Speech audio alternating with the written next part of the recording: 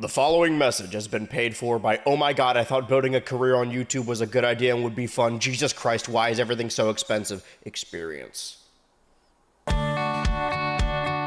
The video you are about to see is not only a continuation from the Total Drama Island online video from earlier this year, but is comprised entirely of videos that were made exclusively originally for the BH Ultra Patreon. That's right, for months now, denizens of the BH Ultra Patreon have been getting exclusively created BH Ultra goodness for as low as $3 a month. But wait a minute, what even is the BH Ultra Patreon? The BH Ultra Patreon is a 3-tiered system, but honestly the $9 tier is just kind of there for moral support. The BH Ultra Patreon is a reservoir for everything BH Ultra, links to VODs, tier lists, a crudely drawn webcomic, as well as a library of uncensored and exclusive content directly from the horse's anus. I've learned a lot about YouTube's bogus copyright protection system this year, but no matter what I do, that barnyard video is always going to be nothing but piercing red. But it's not red over on the Patreon, it's fully uncensored and fully not red. I mean, there's probably red in it, just like the color appears, but it's not that red. The video you're about to watch right now, because we originally planned to just not release anything in November, is comprised of several Patreon exclusives that have come out over several months. And you may be asking, well, if these Patreon exclusives are eventually going to be posted to YouTube, what's even the point of subscribing? Not only are there additional chapters to this story that are not on YouTube yet, but throughout December, we're gonna begin doing film commentary tracks for classic Christmas films like The Santa Claus, The Santa Claus 2, The Santa Claus 3, Grandma Got Run Over by a Reindeer, none of which can be uploaded to YouTube due to the aforementioned copyright system. Not only do you get access to this entire library for only $3, but you also get to participate in what I'm about to mention next. The actual reason I'm doing this forward, aside from, you know, the messaging in the beginning, is a number of months back, I asked the denizens of the BH Ultra Patreon, regardless of their paid tier, to pitch me video ideas that they would like to see me cover in the future, which resulted in this initial bracket. Then every subsequent week after that, we held another group vote and put these video ideas head to head in the bracket format. Unfortunately, a very important decision has yet to be made. 2 video ideas. One is me deciding the most eligible fictional bachelor off of most of the shows that I have seen, and the other is covering Hanna-Barbera's Wacky Races to some degree. And for whatever reason between those two, that vote amounted to a tie. And these bracket matches need to happen each week so that I can finalize the bracket by the end of 2025 and decide which video I'm going to move forward, which is where you come in right now on this video. You don't even need to give me money if you don't want to. Sound off in the comments of this video down below in the comment section, assuming it is still below me. YouTube is updating and makes everything worse all the time. Whether you would rather see the most eligible fictional bachelor or a cat just hit my camera. Did you see it shake? Okay, now he's climbing my leg. Whether you would rather see Wacky Races or the most eligible fictional bachelor. You just have to comment which one. But I will only tally the votes from the first 24 hours of this YouTube video's publication. Not only to reward people who have their notifications on and instantly start the video, but also punish the people who skipped the self-serving ad part. Listen, I know it's long and boring and I've gone on for too long and this is making it longer, but I have to promote somewhere. And this video wasn't even gonna be a video. It's either this or an actual Natter Chamber video, and I don't think anyone wants that. But if you do subscribe now, you have the opportunity to decide a video that BH Ultra starts working on in 2026. Oh, but what is this? The top tier $15 favorite person tier? For years now, the top tier of the BH Ultra Patreon has opened up the BH Ultra Patreon Discord server to any $15 subscriber that is also a legal adult. I don't run a daycare, and sometimes we watch shows with boob and penis. So, you guys ever watch The Boys? I wouldn't recommend watching it with your parents. I won't make that mistake twice. Every week for multiple years now, we have hosted a special watch party every Sunday night. And as of late, we've been watching new episodes of The Chair Company, Ha Ha You Clowns, Smiling Friends as they air. And I've purposefully been avoiding watching episodes of Fiona and Cake and Pluribus so that I can watch them with the group on Sundays. We recently finished Has Been Hotel Season 2, and all that entails. And the denizens of the server have requested we continue slightly older shows like Koala Man and Succession. And honestly, the only reason they chose Koala Man over the other shows is because it has Sarah Snook in it.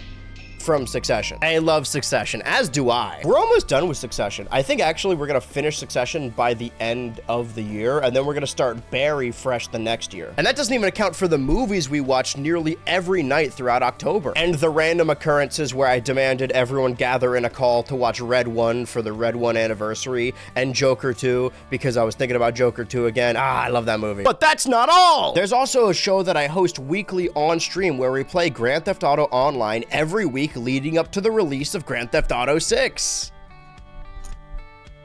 I started the show before the game got delayed, so it's gonna be like 20 episodes longer now. So subscribing to the top tier of the BH Ultra Patreon not only gets you access to the server and the community and watching these shows, but also the opportunity to appear on stream with me. That doesn't even begin to cover the video opportunities. A couple months back, I commissioned a huge collaborative project and allowed some denizens of the BH Ultra Patreon Discord server to create their own sections as an opportunity to show what they got as a video creator inside a BH Ultra video. Some of which just joined the server, and some of which have been proud members since 2023. And since I'm talking about the server, I want to reiterate again that you have to be a legal adult.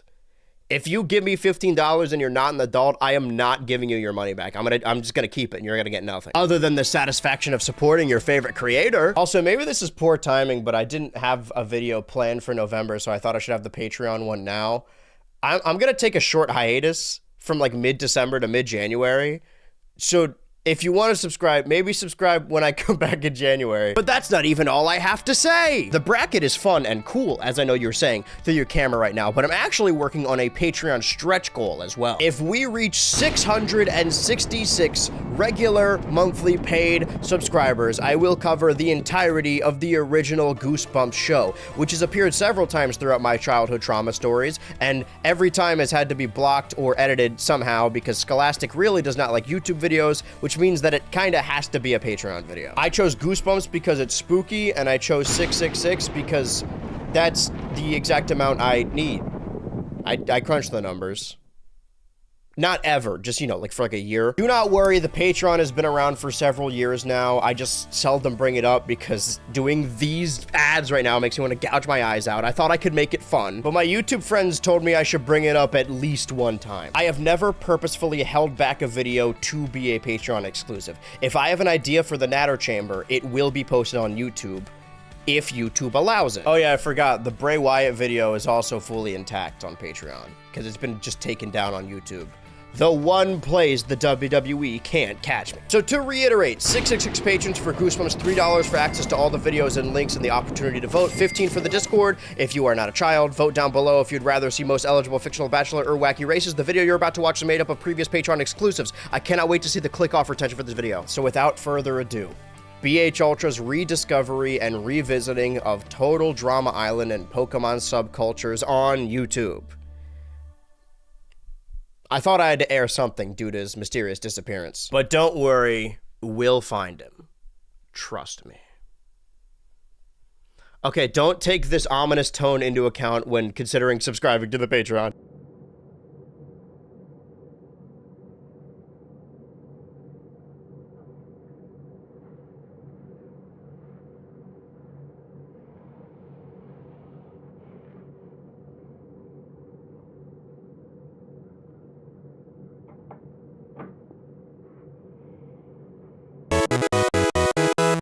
Hello! For the uninitiated, I am BH Ultra, if you didn't know already. If you're seeing this over on Patreon, this is taking place after Night 5 of our weekly Total Pokemon Island watch-through, which I started because I sort of brought it up in the Total Drama Island online video, and I didn't think anyone else would want to see me follow through with the series, and thus I have. And I said I would put it on Patreon, and maybe somewhere else once it's done. If you're seeing this on YouTube, if I decided to put this entire video series on YouTube because I had a month where I didn't have anything else planned, or somebody mysteriously went missing, then this will be the beginning. So if you're watching this on Patreon, this is part 6. If you're watching this on YouTube, this might be the intro, what we've been doing over on the BH Ultra Patreon. By the way, did you know that for a measly only $3 a month, you get access to not only supporting me directly in conversation, but also an exclusive crop of content made only for the BH Ultra Patreon. And also, you get a say in what the upcoming videos are going to be. Only $3? What a steal! Over on Patreon, we've been watching through Total Pokemon Island every week.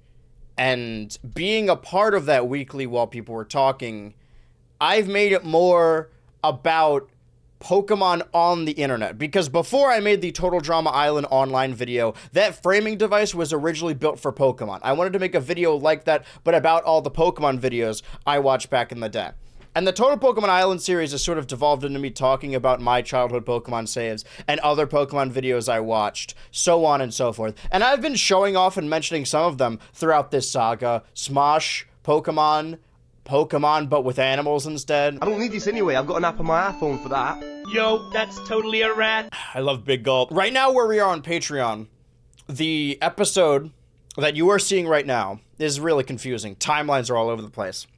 Was supposed to be the finale of Total Pokemon Island. However, I have something planned for that fell through this week that I want to try and swing next week, because I think I can add more drama and intrigue and just interest to that video. So actually, what we're doing today is a little filler, is a little stopgap. I don't want to say filler because filler often means that it's like bad. I promise this is more interesting if you don't care about Total Pokemon Island. What we're gonna do here today is instead, like I was talking about all the Total Drama videos I watched back in the day prior to the year 2010, we're gonna go over all of the Pokemon videos I used to watch back in the day prior to 2010. Not only have I assembled a playlist on YouTube, as you could tell the title is Pokemon Internet Natter because I was writing that last year, I think. But also, we got posts over on Newgrounds, like Death of Diglett from the year 2000. Is this gonna be gory? Because I guess Newgrounds is a little different than YouTube. I also can't turn it down, so yeah, that's blood. Did you guys know that BH Ultra has a Newgrounds account? That's crazy. Anyway, end of Pikachu funny flash animation. I could already see the gore here. See, the thing is, I don't know if this would have been one of the videos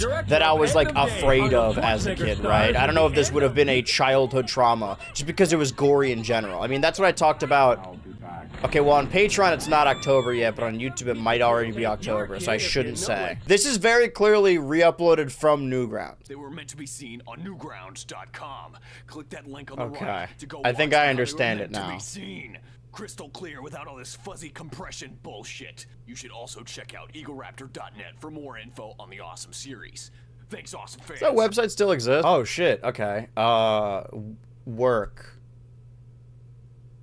Let's put them to work. The one at the very bottom is Poke Awesome 2. However, that has crossed our threshold, and that is later than 2010. I'm specifically... Okay, so... Peeling the curtain back a little bit, the reason I decided to cut it off at 2010 is because I've had a miraculous discovery, and now there's a topic I want to make a video about. Microwave Pikachu doll number 115. Is it a good idea to microwave this? Is it a good idea to microwave this? I'm your host, George. So some context, back in the day, there was a channel on YouTube called Will It Blend, and it was very popular. They got to perform at Playlist Live, YouTube Live? I think it was YouTube Live. And it was all over the front page of YouTube, and because of that, it started a trend of other people wanting to make their own versions of just a bunch of destroying shit. So Jogwheel's thing, this person makes reviews now. Oh boy, what did he have to say about the rise of Skywalker? His final Star Wars project is predictably excellent, incorporating leitmotifs from the original films alongside darker versions of Rey's theme, perhaps the... Jesus Christ. I was kind of hoping there'd be more like microwaving here. Pac-Man attacks.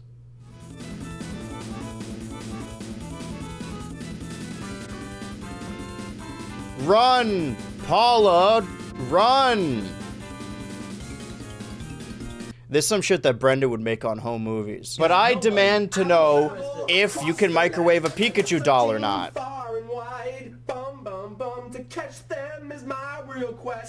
Also, around the 2000s, right? Let's say like 2006, 2007, 2008, 2009. Although we were in Generation 4 at the time, most of the people posting online about Pokemon were teenagers or adults that were just nostalgic for their version of Pokemon, which is totally fine. I mean, there's an interesting phenomena of the people I grew up watching on YouTube talked about like NES games and other shit from the 80s and early 90s that I'm nostalgic for despite never playing that. I've never played a Mega Man in my life. but I know all the music. We have 150 original Pokemon. Yeah, who cares how many there are now? It's like a jillion. 500. Exactly.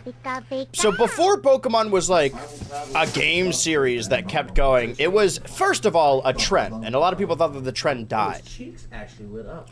To most people, Pokemon Diamond and Pearl was like Skylanders trap team. Does that make any sense at all? This is a lot of damage to do for something we can't really see. Ash Ketchum was a total dork. He hung out with losers and dummies and little furry animals and stuff. blind guy, Brock. I know, right? What was Bitch Brock? slash Misty. Jesus. What was Brock's problem? Why- There was a running joke that Brock was blind because he had no eyes. What the fuck don't I have eyes? Honestly, if you wanted to see it on fire, you could have just lit it on fire. Oh, Jesus. This is nothing compared to like Furby. Pikachu is actually firmer. I'm glad that he's matured and grown up, and now his favorite movie is The Rise of Skywalker. Pikachu, I choose. Oh my god. Back in the day, That's gonna give me when I was collecting web pins, Hi. I had one plush that I had too close to like a heat source, and then when I lifted the plush up, it was warm, and I put it on my face. I'm like, oh, that's warm. So my kid brain, I was like, oh, I want it to be even more warm, like when my mommy gets my sheets out of the dryer and they're so warm. So I placed this Dalmatian plush on top of a light bulb, and I left it there for like an hour, and then I picked it up, and it had a burnt hole into it, and there was burnt residue all over the lamp. And I got in trouble. My thing is, this is episode 115? Best of microwave show. I want the playlist of the entire microwave show. Mercury, light bulb, Furby, Vaseline. I mean, these were getting decent numbers, actually. So far, everything we've watched is something I've found rather than something I remember watching. I just searched up Pokemon and found the oldest videos. Optimus Prime versus Pikachu is another one of those. This is Optimus Prime v. Pikachu. One shall stand, one shall fall. I don't even need to do the voice anymore. Well, who's gonna win? I thought you were made of sterner stuff.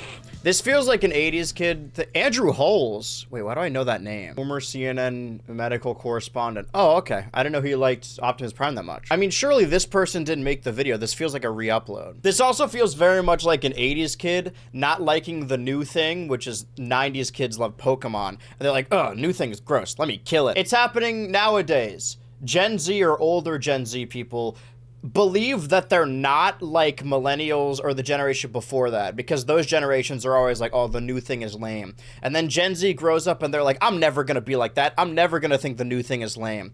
And then they're constantly talking about how Gen Alpha is cooked. Like, man, you're doing this. They're gonna be fine. My Pikachu evolved what a bad trainer gets. What? Pikachu is evolving. I think these are the ones that got me the most when I was a kid. Whether I was scared of them or thought they were funny, I think most of the videos I watched, although I got into the series because of the Pokemon anime, the Diamond and Pearl series that aired on Cartoon Network, I was really into the games, and a lot of the videos I watched were less about, oh, let's act out Pokemon, let's do the anime, let's be Ash. And it was more of ROM hacks in the game, because I didn't know what a ROM hack was. I couldn't discern what was real or fake. Because after I did Diamond and Pearl, I went back a little bit to get the GBA games, because back in the day you can go into GameStop and buy GBA games for like $5 because they were the previous console. It's like going in and buying, I don't know, I was gonna say Wii U games. I don't really know what the price is for that right now. Everything's too expensive. And those games have so much weird shit that you could accidentally stumble across, randomly generated occurrences, fucking Braille. So anything that was shown in one of these YouTube videos easily could have been true to me as a child. This could have happened. I didn't want to be a bad trainer. This looks like a lot like the Beta Raikou tiger thing from Gen 2. This thing.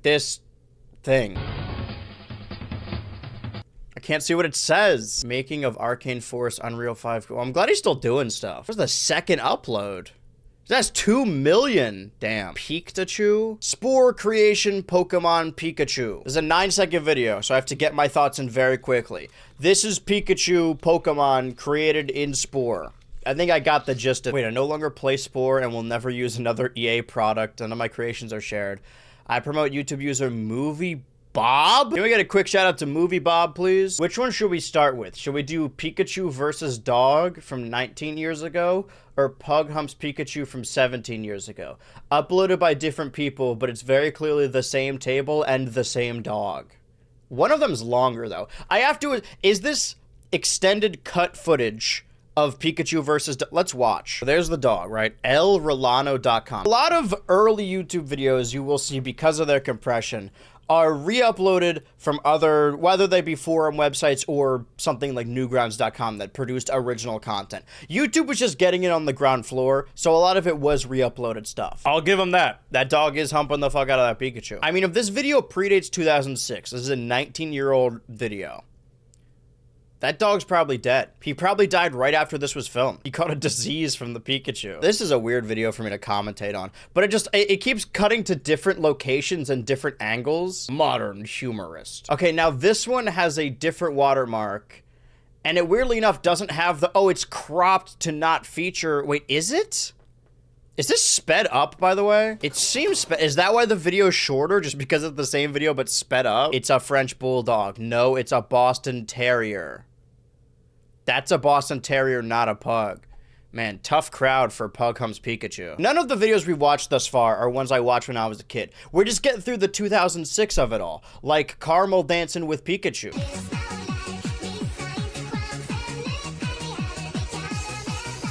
Well, surely... the person who uploaded this could not be the original artist. I don't own this video, so please don't ask me to download it. We're 6 months too late. Don't repost videos that are already on 8 different accounts. Damn, I got the wrong one. Also, this is long version. The video's just slowed down.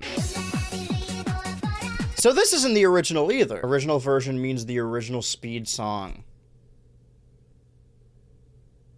There's no music playing. What about my Pikachu voice imitation? Pikachu? That's pretty good. Does Pikachu have blue eyes? I feel like I've seen multiple different drawing. Random time. I feel like I've seen multiple different interpretations of Pikachu drawn in like 2008, 2009, where he has like blue eyes and also that tuft of hair. Take you wonder by wonder. All right, I see where we're going with this. I feel like I remember this one. Saying, "Hey, what happened to Pikachu? This is what I expected from the impression. He's so cute. He's got brown eyes. I'm tired of trying to be cute. I don't have to fucking impress you people, so I'm here. I'm in it. You happy now? I can't pause this, nor can I turn it down. Pikachu versus Link. Wait a minute. I was doing this all wrong. Sorry, the oldest upload is Pikachu versus Dog, and then Pikachu versus Link. I've made an error. So the thumbnail looks nothing like this. Wait, no, it has to, because thumbnails back then were clips, or rather, there we go, were frames from the video. Oh, very bad man. What the fuck was that voice for Brock? Bring it on, tough guy. This is not what Link sounds. I know that, like, I wouldn't say Link has a voice per se, but if he does, it's not that. What? That's a satisfying noise. You know what? Good cartoon, good movie. Overdue library book. Account settled. That was awesome, dude. Not Gary. I've talked about the online musical before. I believe in the previous best and worst musical episodes video, I think. And this is a channel I watched a lot as a kid, and the same thing could be said about Random Encounters with their Pokemon songs. However, these are all post-2010, so I won't watch it. However, that specific incarnation of Gary made me remember I think I talked about Where's Waldo the musical, but I didn't talk about Pokemon the musical. I mean, I haven't seen it in like a decade, probably 14 years. Do I even remember anything about it? For 10 long years, all these fools dismissed me. The Palatine boy couldn't make it to the top. First things first, I'll go visit Misty, cause today's the day my Pokeballs drop. Hey Ash baby, are you ready to jet? I'm the water-themed trainer and you make me so. Let's go pick up our old pal Brock. Oh, he's the Poke trainer with the really big cock. It's super sweet, rock hard Pokefolk. Ash, are you ready for Professor Oak? I've never been so ready for Professor Oak. Oh my god, we're going to Professor Oak. Where's Nurse Joy? Why the commotion? Professor Oak, what the hell was in that potion? I just choked on my own spit. Choose the little critter that you think best fits you. Holy shit, you guys, this is my Pokemon Bar Mitzvah. You know that they did a real live musical to coincide with the anime? The best part of the show is when they end it and go, yeah, triumphantly, and there's no applause. That's fucking rough. Also, we see Jodomon back here. Do we know when this was specifically? It premiered on Broadway at the Radio City Music Hall in September of 2000. I think something that's lost in the games compared to the adventure of the anime, I know they're quite different, is the, like, survival aspect. Like that they're always in sleeping bags and they have to make food for themselves. Not that that would make the game more fun, but I think the reason I liked Team Rocket more as a kid is because they were constantly just hungry and broke. Smosh Pokemon theme music video English version. So the reason this is an upload, even though the profile picture of this uploader is just the Smosh Boys, this is the video that blew Smosh up, shot them into the stratosphere. Because I believe the original version of this video that I think was posted to their website before YouTube, I could be wrong. I'm not up on my Smosh history. That's the same plush that got microwaved. It was because that video got taken down. And then in 2010, I guess in maybe the 5-year anniversary of that original video, they made a parody version talking about how unfair it was that the video got taken down. I don't want to be on the side of a company. You know what? I won't say anything. Instead, I'll just show you who they have to represent Nintendo. Oh shit, there's Nintendo.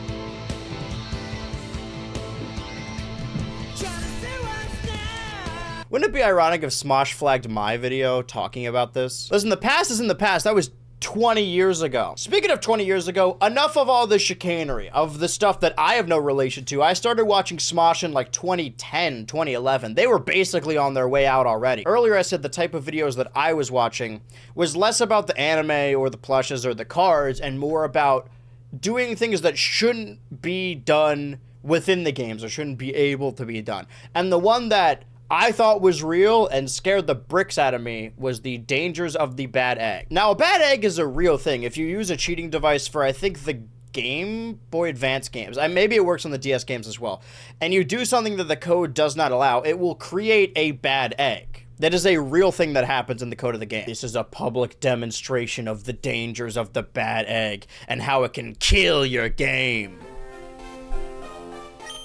This was like a horror movie to me. But the thing here is that this isn't how you get a bad egg. This is how you get the why not egg, I believe? In Ruby or Sapphire. Oh, his name's Nick. Now, the way it will work... This is also... This video is framed like one of those tutorials that you would see just for the actual game. Like, oh, if you want to catch this mon, it'll show you a little bit of footage, and then it'll cut back to Windows Movie Maker in-betweens. Bad egg hatches from regular egg. Also, ominous-ass music. Bad egg will hatch and game will freeze. Bad egg hatch from the egg. See, this is a ROM hack, for sure. Or just a game modification. I guess that is a ROM hack. No! Now! What? Watch.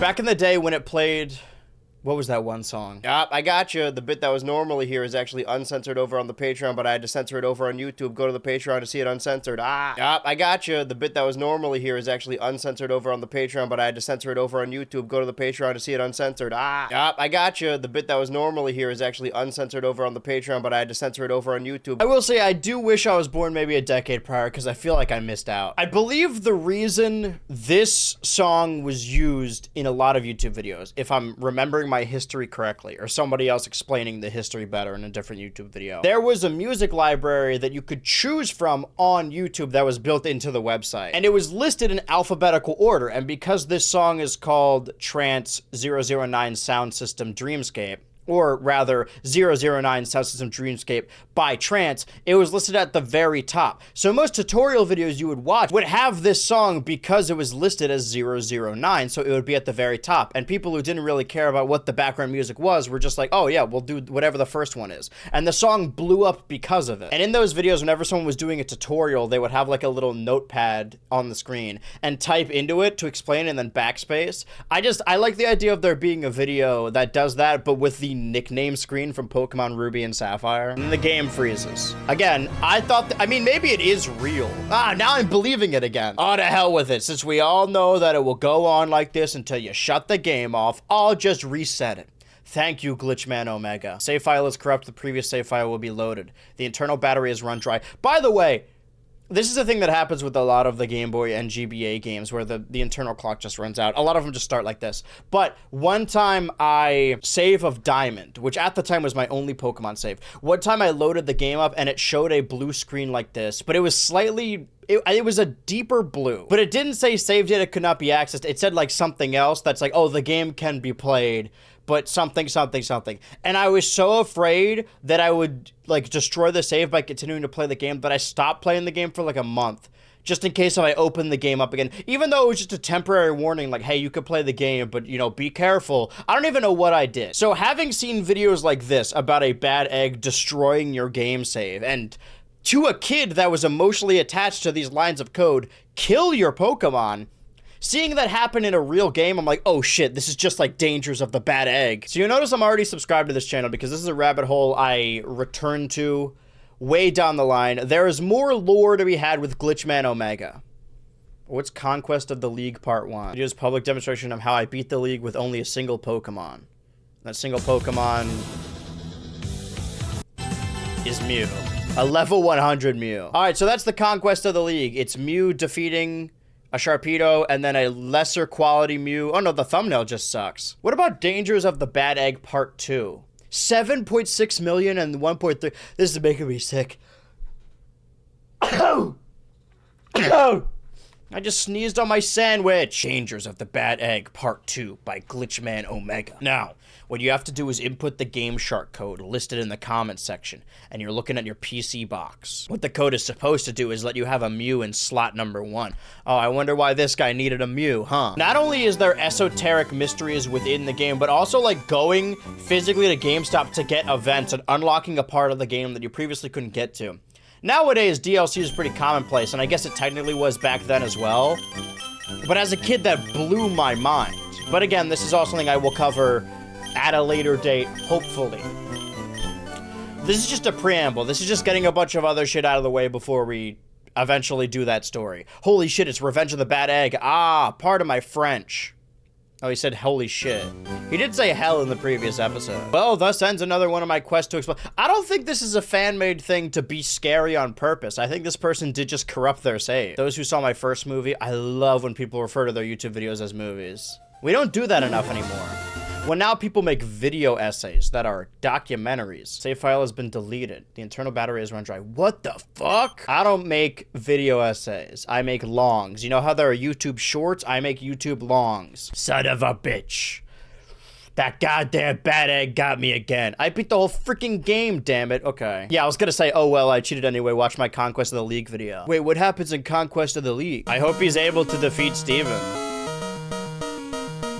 Hold on. This is like multiple mods, right? Because a level 100 Mew still won't have 999 HP. My friend had a physical action figure of this as a kid, and its mouth would open and close.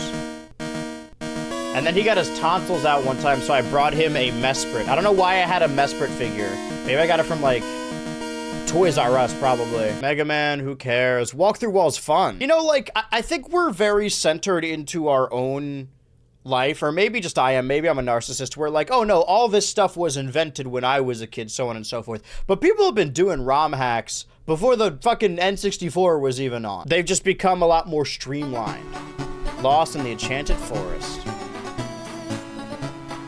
Now I'm Jesus walking on the water. I think by this point, I did have a friend. I mean, I explained it in a previous episode. My friends DJ and TJ each were vehement cheaters. I think I had an actual replay as a kid, or maybe I had like a bootleg one that didn't work because I saw them using it. I'm like, oh, that's so cool. Maybe they let me use it in my Diamond one time, and they're like, but don't save outside. If you do, you'll be trapped forever. And that scared the shit out of me. I mean, they're right. I shouldn't save outside, but like, I mean, like in the void. And the void of Diamond and Pearl is its own can of worms altogether. Glitch City in the advanced generation games?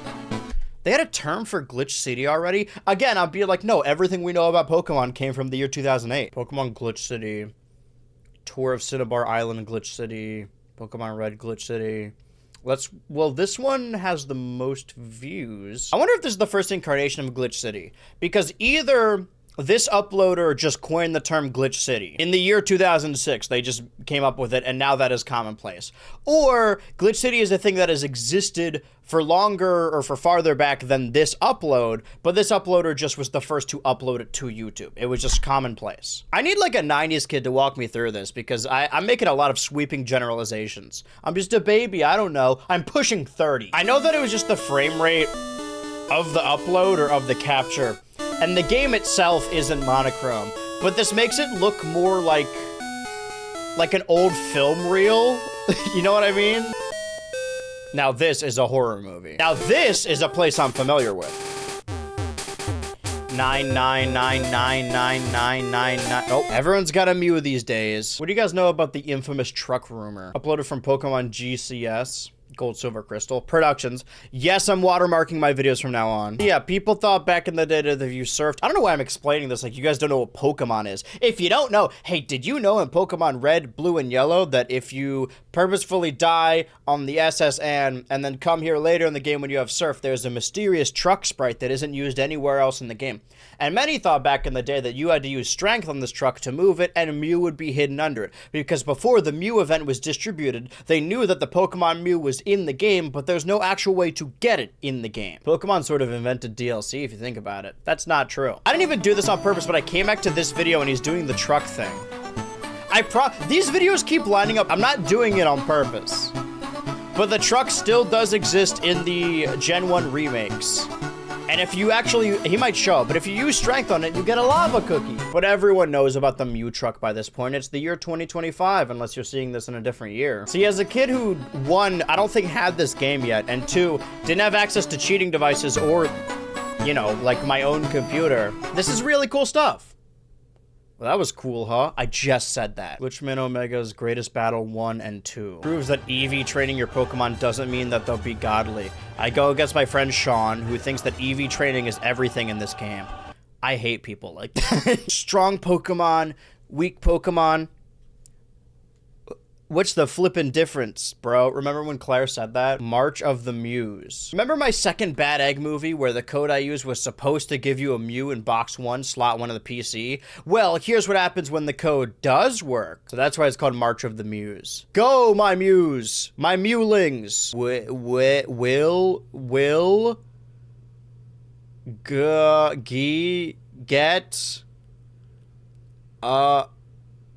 get you. The Mews are gonna get me? Are you happy, you Satan spawn Mews? Well, they have it out for me. And this means that I need to switch over to a different game. Ruby is nearly recompleted, this time legitimately. And I'm working on Fire Red Aura. I like that these videos do follow a plot line a little bit. Has anyone ever made an ARG out of these? Okay, nobody steal that idea, actually. Pokemon Diamond Wi-Fi Battle ready. Okay, hold on. March of the Mews came out 4th of July, 2007. Then the Diamond and Pearl video came out December 4th, 2007. I'm going to assume that this is an American YouTuber. Well, I guess both of those videos would have existed in the era that the game came out anyway. 2007 was a year, huh? What is this song? I see. Now! That's right, people. After several months of doing absolutely nothing, I'm gonna... Oh, wait, this is a call to action to do a Wi-Fi battle with him. A known cheater. This is what I remember. Dangers of the Bad Egg, the movie. It's a 5-minute video. Eventually, he decided to do something about this after his Ruby ROM got erased again, armed with the AR Max and 12 oh. He beat the Mews! Yeah! But at what cost? Is it done playing Queen now? Nope. His save file, his crappy team, and his stuff. No running shoes? No super rod, no nothing. Somehow, he managed to return to one island and examine the aftermath of the epic battle. Somehow, he didn't like what he found.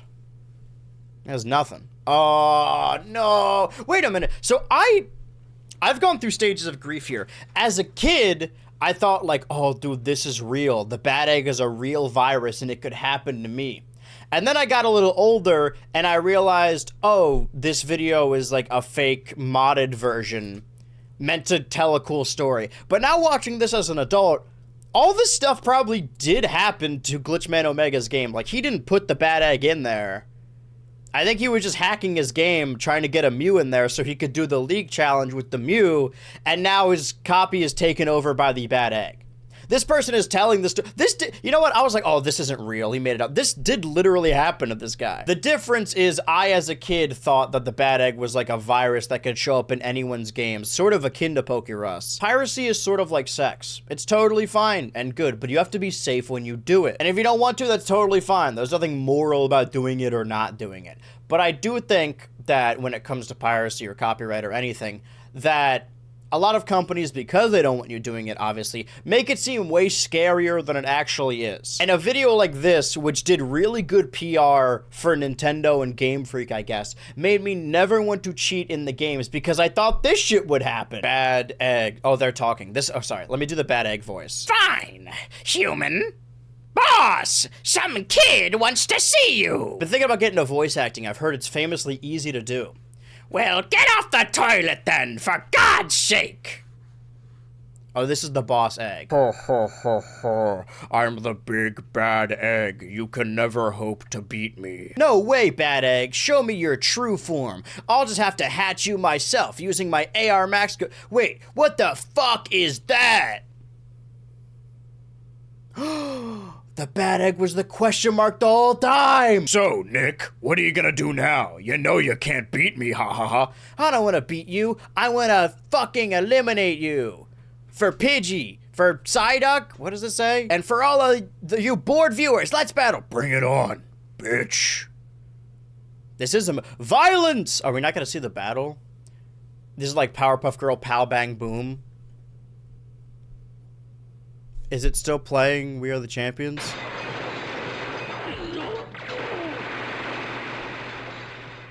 No. Ha! You're almost dead. I've won.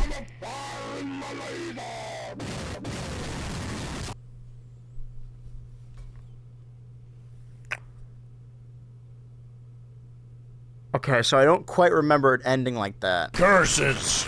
You win. If I'm a Zenny, you got battle chip for high. Yeah! Jumps and thrust fist into the air. Thanks, people, for all of your support. Remember, I'm still accepting challenges, and with summer coming up, I'll be available. Still have level 10 legitimate Mews. Oh, and Diamond and Pearl. At this point in the saga, after finalizing the dangers of the bad egg story with part 1, part 2, and the movie, it's now continued into a new series, or a soft reboot, maybe a backdoor pilot, called Dangers of Pretty Much Everything. This is the pilot episode. Long time ago in a cartridge far, far away, under my bed. Jesus Christ. Episode 5, 6, 7, 8, 6, 7. All right, stop. If you showed this shit to the dude that microwaved Pikachu, he'd tell you this is the best movie ever. God, it's been several months now, and for some reason, I still haven't really done anything yet. I don't care. If I beat the bad eggs and the Mews, what's the point of living if all I can do to entertain myself is beat the elites? Oh, that's right. I already did that in one of my other poorly rated movies. God! Guess I'll just go follow the story so I can get out of this 20x20 town, 20 by 20 town. I like that the storyline here is that this is a all-powerful, all-knowing God that has gotten bored of messing with the world, of NPCs around him. Yeah, can you tell Professor Bitch out there to just leave the Torchic on my desk and come get me in an hour? Yeah, about that, what if I told you that everything you knew was a lie, and that you are fated to relive the same game over and over again? I already know that. Look, I'm not in the mood for a Matrix spoof, okay? Just let me live out my simple, pixelated life for the 10th time. No, I'm serious. Sure, we've spoofed Star Wars and the Matrix so far, but things are about to change for you. If you want them to.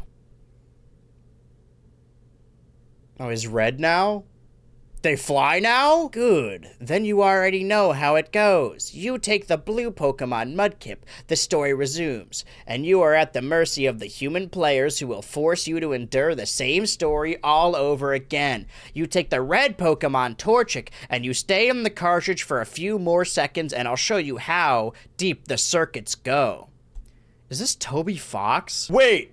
What if I take the green Pokemon, Trico? Your head will explode. All right, just give me the Torchic.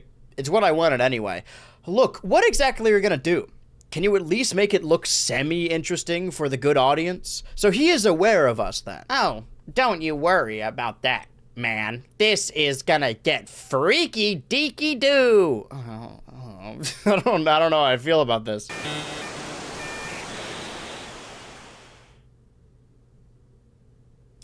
What the fuck did you just do? Where are we? Is it the Inspector Gadget theme? We're all the way back in Pokemon Red version. At least 9 years to be exact. You wanted to escape the mundane? Well, here you go. I'd love to I like to build with brown bricks in Minecraft. Screw you. So what exactly did just happen? Well, if you've seen The Matrix, you should know. If not, then stay tuned for what may be the first internet series, my first internet series. More to come later on. Any suggestions would be grand. Till then, peace out. I haven't seen... Should I watch The Matrix before this? I feel like I'm missing a lot of context. Whoa, this rules. Back up at the Yu-Gi-Oh! Abridged reference at 107. Time for another story time and a potential lost media hunt. I've never been one of the people on the internet that I felt like I had enough clout to be able to send people out and be like, find this thing. This is gonna be my hunt. There are a lot of things I've looked for on the internet, but it was sort of haphazardly, right? But there is one thing that I and friends around me have been looking for years now, and haven't been able to find it. Before I knew what an abridged series was, because there are popular abridged series like Dragon Ball abridged, Yu-Gi-Oh! Abridged. I think I watched like Attack on Titan abridged series when that series first started airing on Adult Swim, maybe? I didn't know what an abridged series was. However, I was already watching the original Indigo League on Google Video by this point. Or maybe I had the DVD. I started watching it on Google Video, and then I got the DVD box set. When I got this as a kid, I think I ordered it online or like asked for it for Christmas or something. I assumed this was like the whole series because look at it. They got multiple discs. This is like, 26 episodes. Also really strange that the 3 Pokemon they decided to showcase on the back are Jigglypuff, Charizard, and Horsey. And then later in my life, let's say 2010, 2011, I got an iPod Touch for the first time. And I've told this story before, I think in that same musical video I brought up before, where I got into My Little Pony Friendship is Magic because I would download anything that was free on the iTunes app on my iPod Touch, anything that was free in general, because I didn't have like 3G, 2G, whatever. I didn't have data because it was an iPod, it wasn't a phone, and my parents didn't want me having internet access all the time. It was just supposed to play music. They didn't know what I could do on that iPod Touch. They didn't know that I'd be on YouTube every hour of every day forever for the foreseeable future. So like at school and on the bus ride to and fro school, I didn't have internet, so if I wanted to watch something, I had to download it. So I primarily downloaded free things. This included all of the Film Cow videos and all of the Clay World and other Robert Benford videos. Both their videos were uploaded to iTunes and I downloaded. I was a fan of both of them at the time. This is also something I talked about, and I believe I've talked about it in several Adult Swim videos. I'm very big fans of both of them still to this day. But the reason I got so deep into it, other than Charlie the Unicorn being my first ever YouTube video, is that I could watch them like clockwork because they were saved to my iPod Touch. Similarly, I think anyone could upload anything to iTunes because these were just YouTubers. Like, I know they're really popular in legacy YouTubers, but YouTubers nevertheless. So I downloaded the first 2 episodes of Friendship is Magic because they were free. Even though that's basically one episode just in 2 parts. All the Film Cow movies and all the Knox Corner movies. I also downloaded episodes of Pokémon. And they were free. And I didn't question why they were free. But when I watched them, I realized it actually wasn't the Pokemon anime. It was instead, what I didn't know at the time was it was an abridged series. An abridged series for most anime is just a dub, re-editing the episode to make it sillier and dubbing over it to make it stupid. Again, iconic ones like Dragon Ball Z and Yu-Gi-Oh! But the thing is about this abridged series is it wasn't called abridged because if it was, I would have known what that word meant, and I've never heard anyone else talk about it, and again, I have not been able to find it. I'm pretty sure this isn't it. Granted, I thought nobody would ever find it, but going into this video, I never thought that anyone else had even heard about Total Pokemon Island. The two only bits I remember from this abridged series is it featured that one song. Ooh, you touch my ta-la-la. Ooh, my ding-ding-dong. Ooh. Which is also how the first episode of Crazy Stick Figure Randomness opens. Oh, you touch my tra-la-la. My ding-ding-dong. The only other bit I remember is that one scene from the first episode of the anime where there's all those cheerleaders and they go, Gary, Gary, he's our man. But it's changed to a joke I didn't even understand as a kid, but now in retrospect, I understand what they were saying. And the line is changed to, Gary, Gary, he's our man. If he can't do it, my dildo can. That's the lyric, but they say it in the girl voice. I didn't even know what that was as a kid. I thought they were saying dodo. That is featured in the abridged series I have hunt down here. And if it's not, then I need your help. That's the only reason I'm thinking about just uploading this to YouTube. I need to cast a wide net. Somebody somewhere knows what I'm talking about and maybe has it downloaded. And at the very least has to be after September 2007 because I had an iPod Touch. I don't remember what iPod Touch I had. Okay, hold on. Gary, he's our man. We're his ex-slaves from Japan. Oh, no, okay, it's different. We're gonna be rich. Okay, I don't think this is it. If anyone out there has any clue, any inkling of what I'm talking about, again, it might not even be titled Pokemon Abridged, but I don't know what I would look up. If anyone has any clue, comment down below. All right, that's enough of one really long side quest. Let's get back to the dangers of pretty much everything episode 2. Pallet Town, minus the grass. The ever-tantalizing grass. Gentlemen, or just Nick, sorry, all right, that's enough of that. Isn't that grand? Now, this had better be good, because I'm still trying to get over the fact that EV training doesn't exist yet, and that it puts me in the same category as people who don't know how to play this game. And I'm still pissed off. I don't know how to EV train. Am I exposing myself by saying I still don't know how to do that? Does this look like the face of someone who cares about the physical and special split? I know type advantages, sometimes, and that is all. The only stat I care about is getting my opponent's HP stat down to 0. This is 5 minutes. Is it just all here?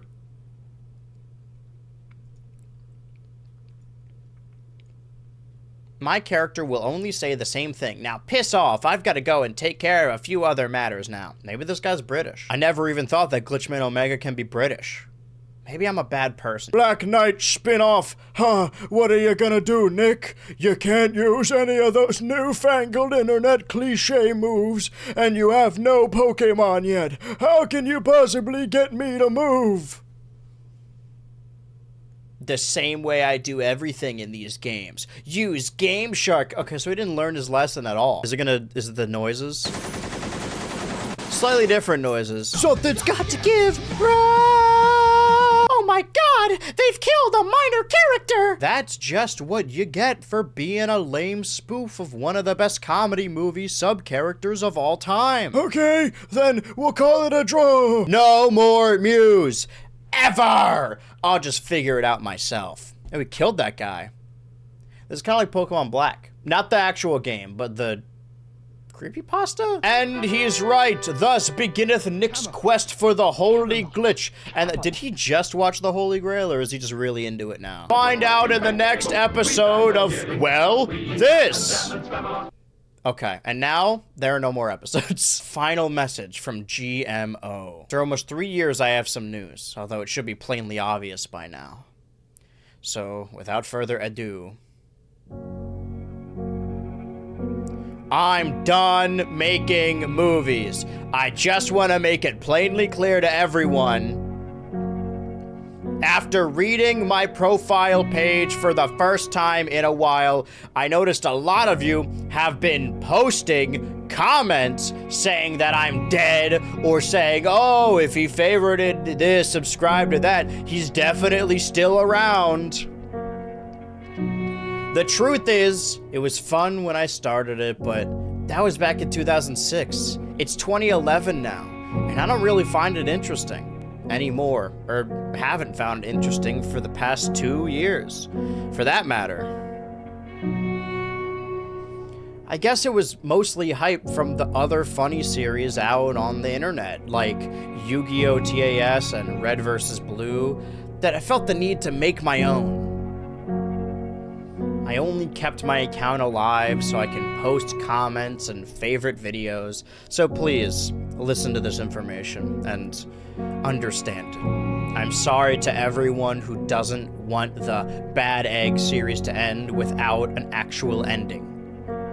However, after my brief contributions to this website, I feel that I've earned at least one favor from you, the fans.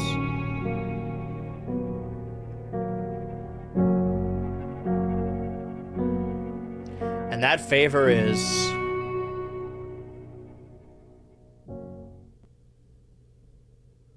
continue my work! That's right, I'm asking you, the fans, to continue the Danger series and take up the mantle of Glitch Man. For me, it's just been a name, not a title.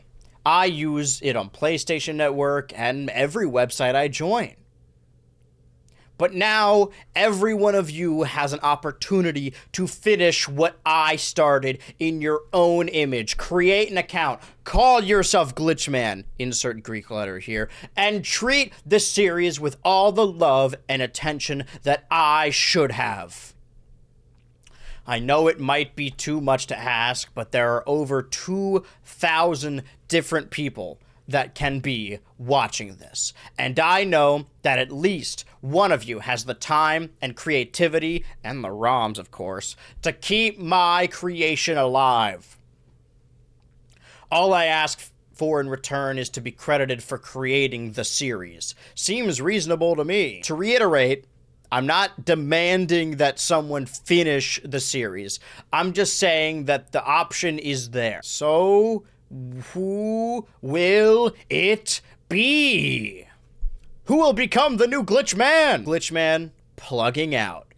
Peace. So I misremembered this. I remembered this as a kid. I do remember him leaving. I guess I was still watching in 2011. I thought he sold the account to someone else, like Fred did. But no, he just axed the account. There's gotta be other glitch men out there. Perhaps a glitch woman? But the thing is, Final Message isn't even the final upload on this channel. It's from 12 years ago. It's Forte and Rockman Fuse Revived. GMO's back, this one time only, to right a terrible wrong. Remove my video YouTube, the very recreation of the video that brought me to your website when it was new. So this is a Smosh and Pokemon situation. Called out everyone and said, go, my viewers. If there were only 2,000 viewers, I had to be one of them. And now you guys are aware of it as well. Dangers of the Bad Egg has 7.6 million. And it was at this moment when Glitchman Omega did a call to action and said, you, Small Andrew, Kid Ultra, watching behind the screen, one day you will make YouTube videos and you will be sired as the new Glitchman. I don't know, Glitchman Alpha? Glitchman Online? I don't think so. This doesn't look right. Glitchman Omega's legacy lives on through this YouTube video you're watching, or Patreon video. Probably more likely Patreon video. So what is Pokemon Parody Episode 1? This one isn't Pokemon, but with animals instead, but it probably is also a Newgrounds re-upload. So it was originally created by Can of Nothing.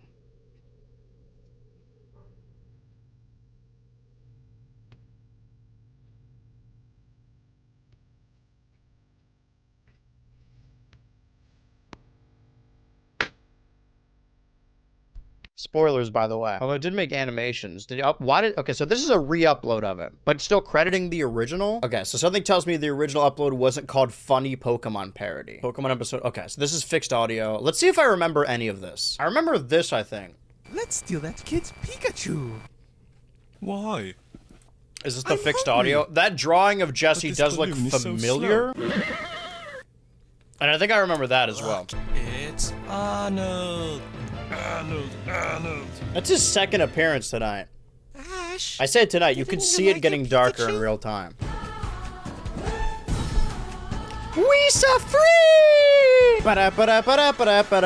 Way more Star Wars than I thought. Man, now I gotta make a Star Wars online video.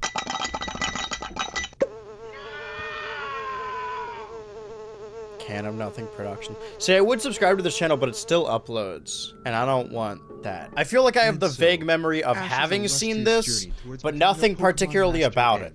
It's no Pokemon, but with animals instead. But there is only one more episode, so I might as well watch it. So this episode is just a black screen.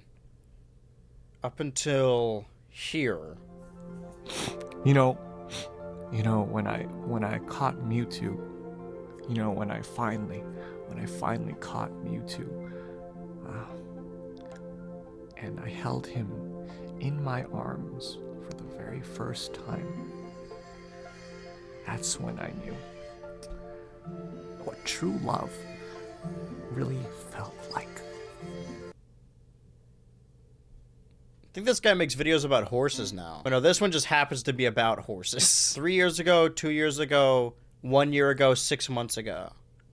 You know what? If he uploads every 6 months, yeah, you know what? Subscribe, ring the bell. Fuck it. What about Pikachu's pregnant? Come on, Pikachu, I know you can do it. Pikachu's pregnant? Okay, well, that's the end of that video. Cool real shadow Pikachu card. Okay, that was it. What is this? Peanut butter jelly time. Peanut butter jelly time. Guys, I didn't hit play. The video's playing itself. I guess I should have circled back to these guys earlier because technically, as far as the channel goes, this is their oldest existing Pokemon video. There have been other re-uploads, but...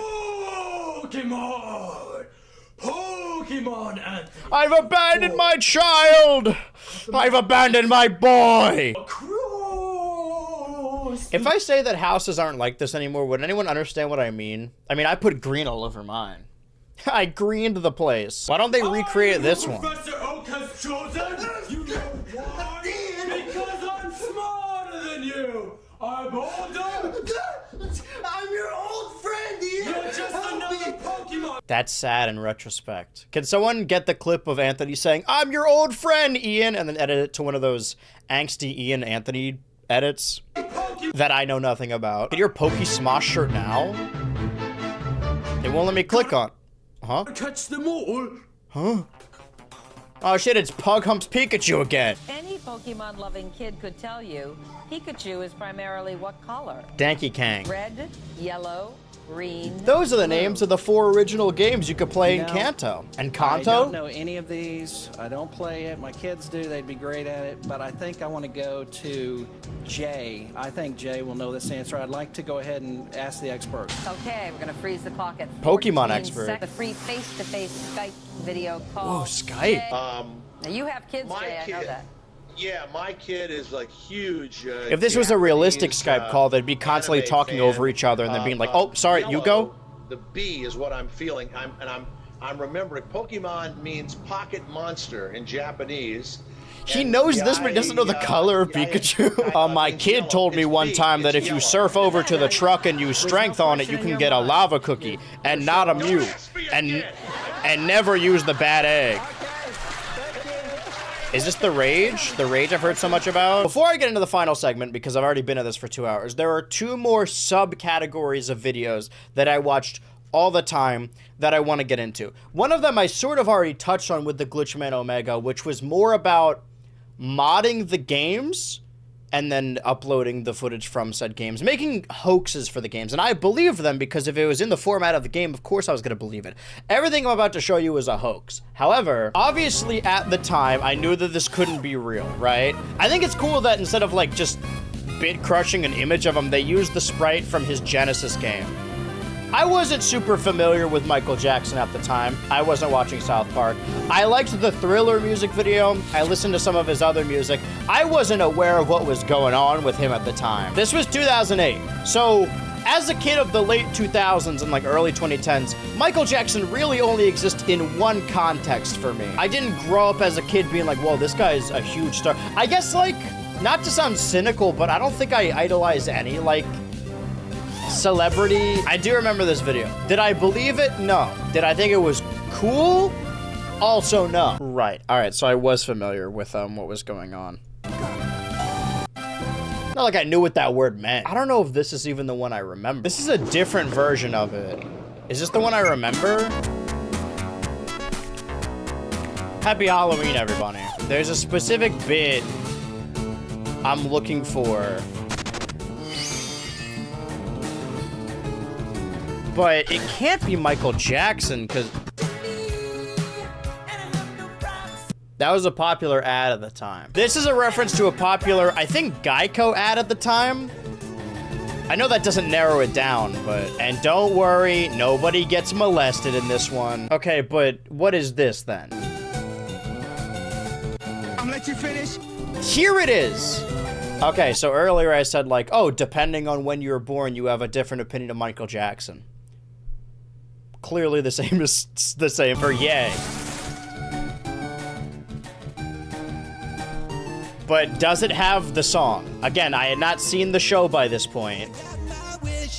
Because you know that I'm a gay fish. That's what I remember. I don't remember why I remembered it. I was like, gay fish can't show up in the Michael Jackson video. That makes no sense. What I'm getting at is the first time I heard gay fish at all was in this Pokemon sprite animation and not in South Park. This is called Mew 3 Capture, and there's Mew 3. Again, when you're a kid, you're just looking up Mew 3 and this shows up. You're like, oh shit, I guess Mew 3's in the game.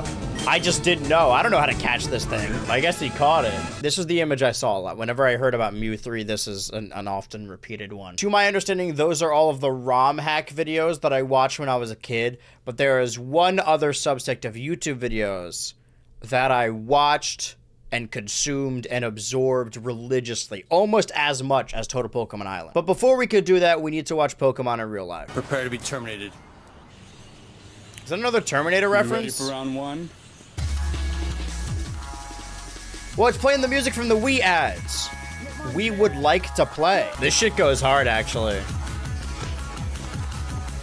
See, it's stuff like this that, like... Jesus Christ. Is this like backyard wrestling? That's also shit I used to watch as a kid. Man, can I make a video about backyard wrestling videos instead? All right, well, you get my point. This one was supposed to be a joke, Pokemon in real life. But in reality, I wanted Pokemon to be real so bad. And I told a story in a previous installment of our watch through of Total Pokemon Island, where I didn't have plushies or toys of Pokemon. So I would go to websites and get images of like Caterpie, Charmander, whatever, and print them out on the family printer, cut them out, and then paste them around, like tape them to trees outside and like throw rocks at them, pretending it was Pokeballs. There is a series of videos that is really just a slideshow of fan-made images and photoshops of Pokemon in real life, and they repeat the same images a lot. Uber cool real-life Pokemon. Okay, that's Poliwrath. See, this is what I'm talking about. Like, these belong to somebody, just a slideshow of them. These ones I don't remember as much. I'll let you know when I see one that I remember. I think I remember seeing this one because it looks like the same upside down as it does right side up. This is how I learned about the Thunderbird. I was really into cryptozoology. This sort of like brought me into the world of cryptozoology, but not like genuinely. I just thought it was cool. I remember seeing this. These all have the same watermark, worth1000.com. Worth1000 opened on January 1st, 2002 and hosted over 340,000 unique images made in theme contests such as Rejected Transformers, Invisible World, and Stupid Protest. In mid-2003, Worth1000 began hosting similar competitions for photography, creative writing, and multimedia. The service was shut down October 1st, 2013. Oh, hold on. I never even thought that these could all be from the same place. This one's from 2009 as well. And you could see the Worth image down there, but it's really blurry. I didn't know these were all from the same place. Some of them don't have watermarks. I remember the Arbok image. Cubone. Okay, now the... Wait. Yeah, now it's cropped out. I remember this Lugia image a ton as well. And this Houndoom image. And Beach. I'm just looking at pictures right now. Wait, hold on. There was an annotation. View the sequel here. What's crazy is I think I've seen the unedited version of that Axolotl. This is fucking horrifying. Vulpix? See, this is what I thought the Detective Pikachu movie was going to look like. This is everything I could have wished for as a kid. I kind of wish Detective Pikachu came out when I was a kid. Cubone, Blastos. Yeah, these are all worth 1,000. Even the Beedrill image is worth 1,000. Okay. This is the kind of shit we would get before AI ruined everything. Photoshop contests. So damn, these are all from the same place. I didn't even know that. So when I was bringing over my worth 1,000 archive to a new computer, I noticed a gap between contents. I tried looking up Crypto Zoo 4 on the Wayback Machine. They had Crypto Zoo. Maybe this website, I don't think I'd ever been to this website. Whoa, hold on. How far can I go on the Wayback Machine before it... There's a contest! Winner gets an Xbox 360 and mirrors... Oh, it's gone. Okay, I really hope these links work. Okay, this is the Rapidash one. or Ponyta. The rest of them are dead links, or they're still loading. But Caterpie, Blastoise, Moltres, Darkrai. So the ones... Damn, that's crazy. I didn't even know. So all these real-life Pokemon came from the same Photoshop contest. Okay, while we're talking about Lost Media, I prioritize the abridged series. However, there was one of these Pokemon in real-life videos that I was watching, holding my iPod Touch in front of my face like this, drooling at the thought of real-life Pokemon. And that video, one of those videos was a screamer. Most of it started like, oh, Pokemon in real life. And then it went, ah! You guys are familiar with screamers, like the Scary Maze game and the relaxing car drive. It was a screamer. I know there's a ton of Lost screamers. I know Lost Media is already, let's go, hold on. r/Lost Media. Pokemon Abridged series. Wait. It's not showing me the visuals for some reason. It's just audio. There is a god. So where are you going? Off to be constantly one step ahead of you. See you, nerd. Me and my highly paid chauffeur. Wait, where's the chauffeur? Is this it? Because where are the cheerleaders? See, my thing is like, if this was it, I feel like there'd be more that would jog my memory, right? There were only 3 or so episodes on iTunes. So it has to be in the first 3. All right, on the off chance I don't find it, because now the clock is ticking again. What about We Trained You, an Eminem spoof about Pokemon by someone named Jay Witz? You miss me? Misty Cerulean, sing the chorus.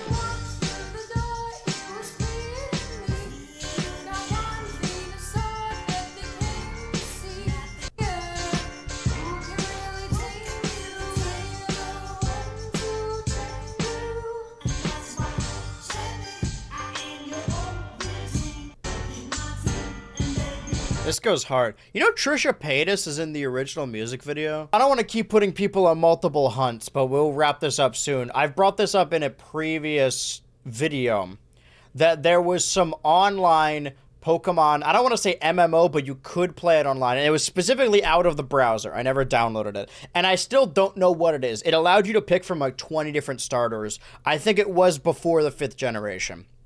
It was like 6th grade when I used it when I was in the computer lab, so I would have been... Oh, God. How old are you in 6th grade?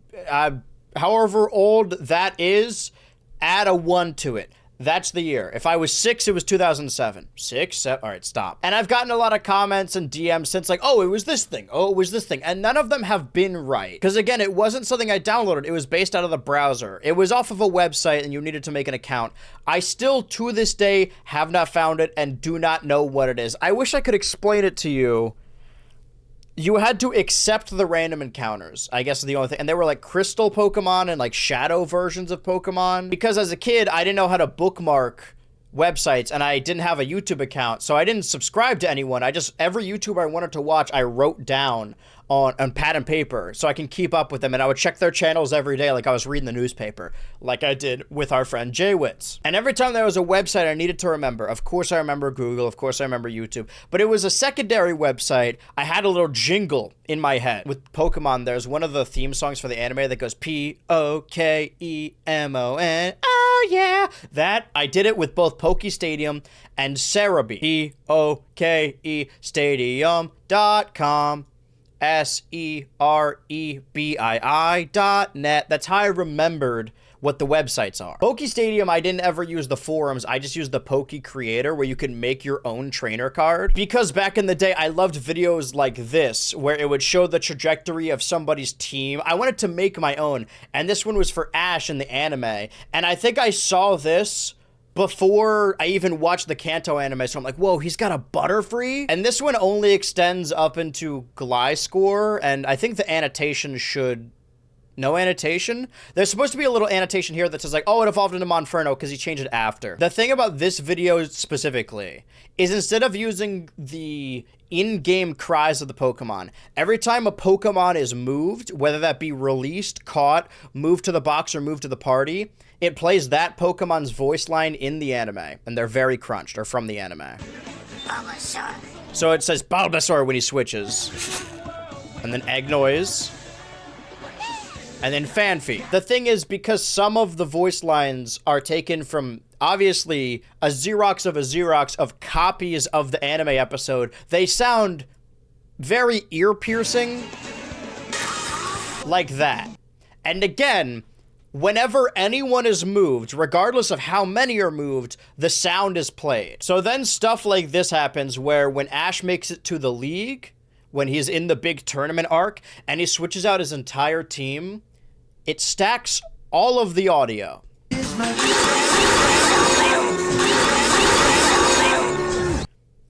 I listened to that as a kid with my headphones on full blast. But yeah, I thought these were cool. I wanted to make them for me and my favorite Let's Players. I talked about it a little bit. I don't want to dedicate too much time to just watching someone else play a game, but I believe I started, as far as Leroy goes, Leroy was my guy. I know everyone's got their Munching Orange or their Super Skarmory or their Giancarlo Pari Mango 11. Or their Chugga Conroy, but I had Leroy. This was my walkthrough guy. I watched him play Pokemon Leaf Green before I even had the game, and it got me excited for it. So much so that I think I had a copy of Leaf Green where I got a Charmander, and then lost that copy, and then when I got Fire Red, I went with Venusaur that I named Just a Plant. I mean, these are a decade and a half old. Over that. So if we finish Total Pokemon Islands, like, in its entirety, just the entire series, the entire genre, and we want to keep doing stuff like this, maybe I'll just watch the entire Leroy squad, and maybe I'll put his team up on a Pokemon card, a Pokemon trainer card. But that's why I use Poke Stadium, so I can make trainer cards. Look at it in all its glory. Cerebi got me up on the news, though. I've mentioned in videos like the hype cycles of Super Smash Brothers that they had Smash blogs or Smash websites that would update you on information. This is a fan-made website made by Joe Merrick, and he's still active on Twitter. And I think he, like, single-handedly runs it. I used to check Cerebi every day. It would say what was happening in the games, in the manga, what the new episode of the anime. Before the DVD release at the end of March, Cartoon Network schedules have revealed today that the 11th movie, Giratina and the Sky Warrior, will air on Cartoon Network in America on Sunday. So yeah, they would have a different Pokemon of the day. It was really fun. The event-only Pokemon list is how I knew about events. Again, my older brother, Caden, I use that as a turn of phrase, turned me on to all of this, put me on to all of this.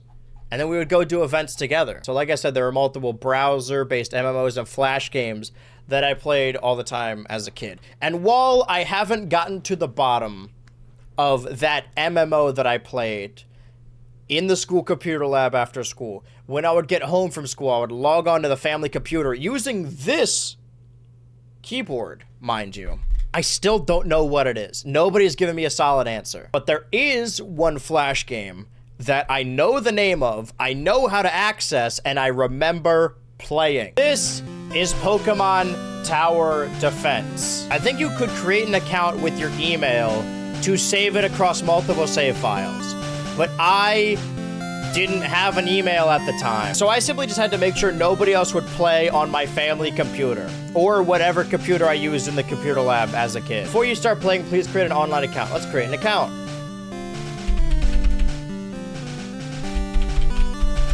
Perfect, let's create an account.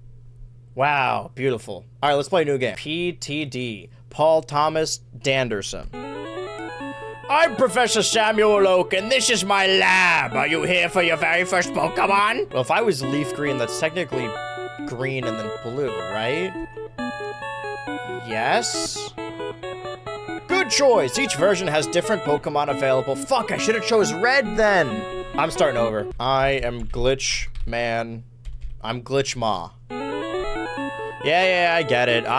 Fuck you, Charmander. So what it's explaining is this is a tower defense game except with Pokemon, and they have, I believe, 2 moves. If you guys are familiar with Balloon's tower defense or any tower defense game, it shoots in the area.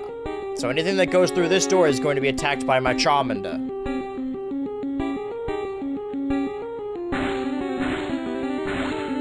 If I speed it up, will it make the game harder? Oh, but they might pick it up. Sure, they'll steal 1 or 2 rare candy. Okay, so in my defense, I didn't think they'd be coming from the left. I can move them in real time. All right, let's slow this back down. Now I see where the difficulty is coming from. Stop that rat! Dude, I suck at this, actually. Oh, I won. Oh, I lost.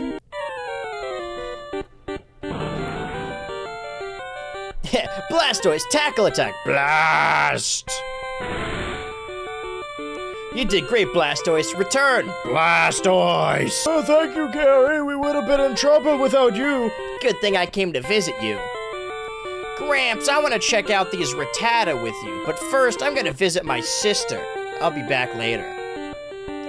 I can't think about that without thinking about Pokemon but with animals instead. Yeah, whatever's ass clown. Saw your sister earlier. She gave me a map. So, smell my fingers. Oh, you're a dick. Okay, Route 1.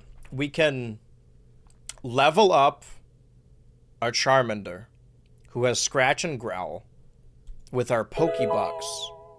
Now he's level 6. So Pokemon Tower Defense, like Total Pokemon Island or anything that doesn't normally have Pokemon, adding Pokemon to it, has the added advantage of being Pokemon, so because of that they get to level up, learn moves, and evolve. This was my Tower Defense game. Yeah, those monkeys with balloons are cool and all, but they can't evolve. We failed. The boss is gonna smash us. He's gonna what? I want to be the very best, like no one ever was. To catch them is my real test. To train them is... Do you hear that? Somebody's coming. We have to hide.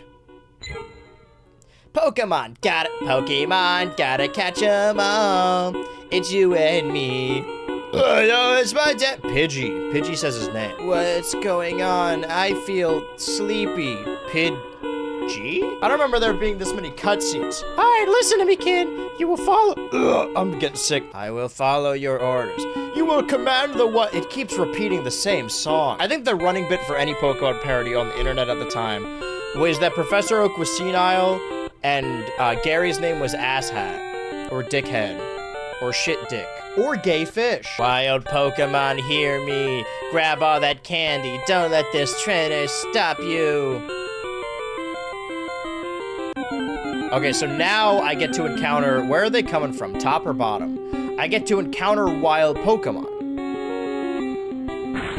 Like this Pidgey and this Rattata. The Pidgey's low enough level, I can put the ball around the Pidgey and catch a Pidgey. And now I can place a Pidgey right here. That Rattata got away, but this Rattata's not going to. Okay, he died.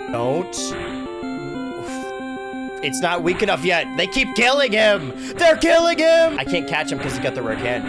Why don't I just drag the screen over? Can I fix this? Thank you. Wait. Fuck. Okay, stop. God damn, they keep killing them. Okay, wait. This rat is mine. I want them to all be more or less the same level. This is my team. All right. Let's level up Rattata. Quick attack.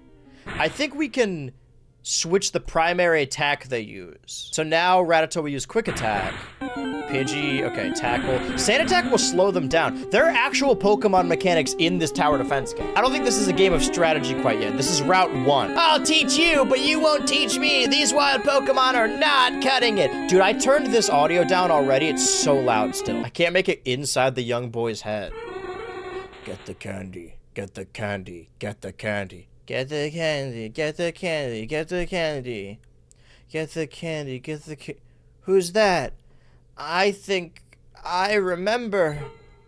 Is that Pidgey? My first Pokemon? Joey, it's me. That's what Pidgey sounds like. Help me, I don't want to fight anymore. Get the candy, get the candy, get the candy. Joey, snap out of it. I can't fight anymore. Save me. I have to break free. I have to save Pidgey. Ah! It's not your fault, trainer. Pidgey will be alright after I heal it. So you say those two are from Team Rocket? Why don't we join forces to well, I already got a Pidgey. I mean, yours can talk, though. Thanks for letting me join you on your journey. We both have big dreams, and I think we can help each other out. But first, I have to find those two... Whenever I think about what they did to me and Pidgey, I just can't control myself. We might not find much here since Gary took over as gym leader. Spoilers, dude. So wait, this takes place in the Johto timeline, which is why Gary has a Blastoise. We know when this game came out? 2011. Oh shit, I'm jumping 2 ahead. Wait, I forgot to ask you something. There are 2 mysterious people running around causing trouble. Have you seen them? I did see a man and a woman dressed in black going north to Route 2. Is that what you mean? Because they were dressed in black. We're not even playing as Joey. Oh, look at Rattata. Rattata! That's not what I said. This time I will help. Go, Rattata. Oh, I don't want the same Pokemon he has. Alright, let me put my Pidgey... You know what? Now that we have multiple Mons, right? And also you could place them if you want them to get more experience. Let's switch Pidgey's move to Sand Attack so they'll slow down. And now, wait.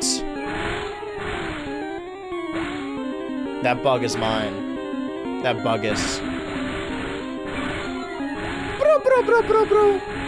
Get him, Weedle, go! Oh, well that guy got away. Oh, those are the, okay, I see. That's the tower we're defending. Okay. Well, they got one rare candy. That's fine. I don't want to spend too much time on this, especially since I'm almost at the 3-hour mark. Maybe at least get to the first gym, or the end of the first level, world, question mark. Damn, these dudes are fucked. It's a strong-ass Rattata. Get him, Charmander. Okay, that one might get away. Did we get him?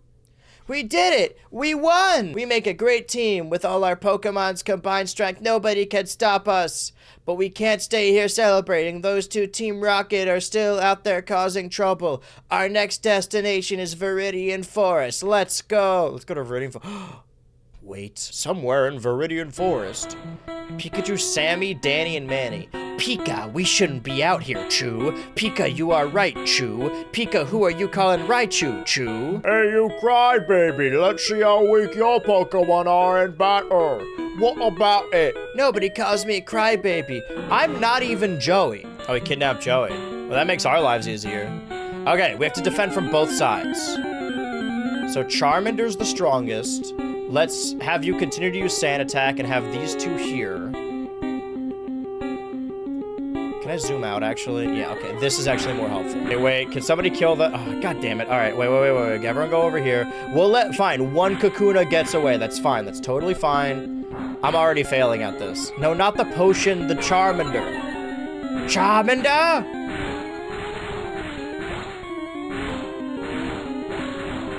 Oh shit, it killed that Caterpie. I was gonna take it. Almost got it, almost got it, almost got it. Everyone stop!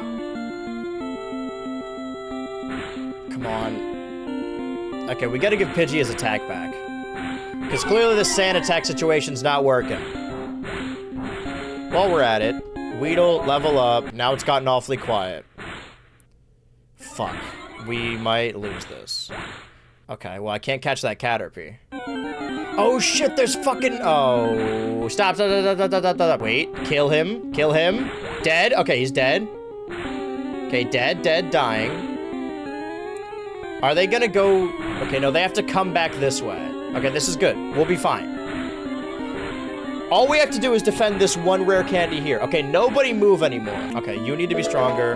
Charmander learn Ember. Okay, Charmander, use Ember. Now, it's super effective. Because there are type advantages. Fuck, I have my money.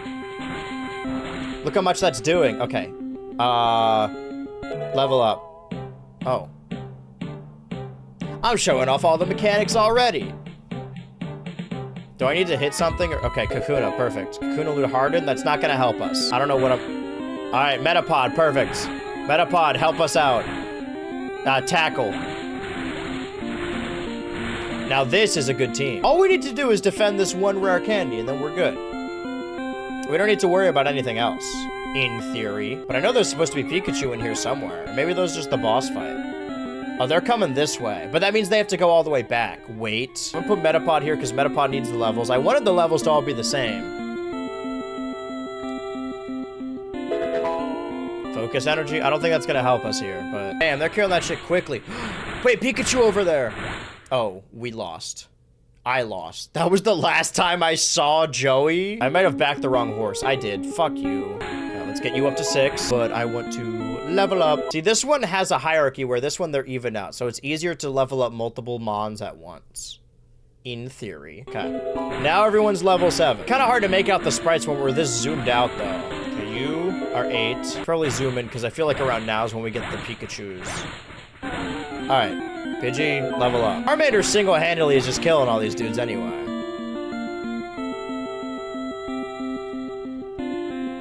But what's more important, my team being evenly leveled or not allowing Joey to die? Maybe I move him down here just in case we see the Pikachus. Well, if it's Pikachu, Ember's not gonna kill it anyway. I gotta be quick on the draw. Oh, I see. Okay, let's keep the B team over there. Now I should zoom out. Yeah, this is working. Okay, I see the Pikachu. I see a Pikachu. Well, that didn't fucking work at all. Wait, stop moving. Did they kill him? He's gonna come back, stop. I can't catch it because it's a boss fight? Oh, I saved Joey. Now we're at the Pewter City Gym. Wait, but I could definitely catch a Pikachu. Hold on. Grinding has never been faster. Because I'm realizing that everything I have is weak to this gym. Alright, so the team could be a little better. Get Kakuna up. Let's get Metapod up as well. Alright, Charmander goes up. You go up. Pidgey learn Gust. That's gonna be helpful. Wait, I just saw a Pikachu. Okay, I shouldn't have been doing this so fast. So Pikachu's a rare spawn here. Not that it's gonna help us in the Pewter Gym, but there we go.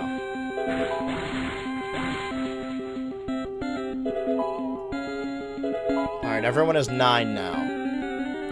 I know that there is a rat mouse here. Some kind of electric creature. Not only are there evolutions and leveling up and different moves in this game, but there's also rare spawns, and I think shinies exist in this game too, if I remember correctly. My clock's ticking, my biological clock. It's almost hit the 3-hour mark. I've already wasted enough time. This is all I did today. Okay, let's get you up to 10. Smoke screen, I don't think we need that quite yet. But if you could evolve and learn a fighting move, that might greatly help us. There's a world, no, never mind, I'm wrong. I was gonna say there's a world where I played this before I played Fire Red, but this came out in 2011, so that's not right. I was about to say, like, oh, I should make this a regular series. I'm noticing now on my Flashpoint app, wait, was that a Pikachu? Wait, stop. I spent a lot of time here today waiting for a Pikachu. The notes on the side say, notes, just a warning, your game will not save. Okay. Why are you, what move are you doing? Use this one. Oh, we saved Joey. You know what? Fuck it. Let's try the Pewter City Gym. Sorry, I was skipping ahead. What's happening?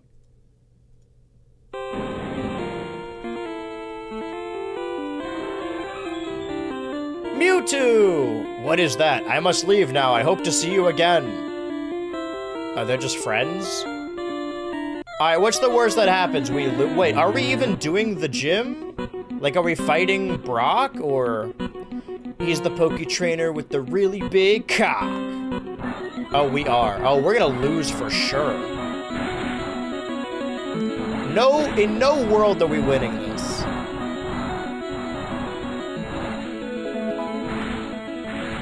We can get some experience out of it, maybe. For a game that we can't save. Okay, if only one of them carries the ball, then that's at least, like, I don't know, a little better, maybe? Like, if we could stop one of them each time. Once it gets past the middle point, then anyone can... Okay, we gotta focus on Pikachu. Put you back over here. Wave 5 of 10. Okay, so we only gotta... Only gotta survive so long. I got a good feeling about this. I think we can win this. We're only going to get stronger. You guys gotta kill that guy. Alright, well, we tried. This will at least distract them for wave 7.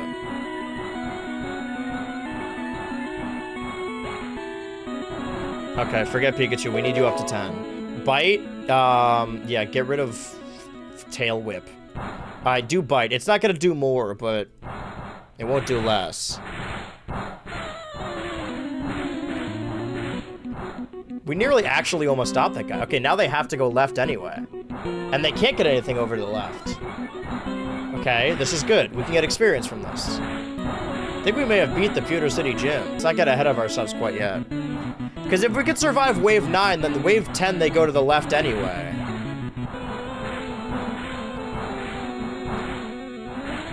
I think we got this. As long as there's one Pokeball still around, I think we're good. Why would we need the potions? We haven't taken any damage in this game yet. All right, let's get Kakuna. Wait a minute. Kakuna level 10. That means...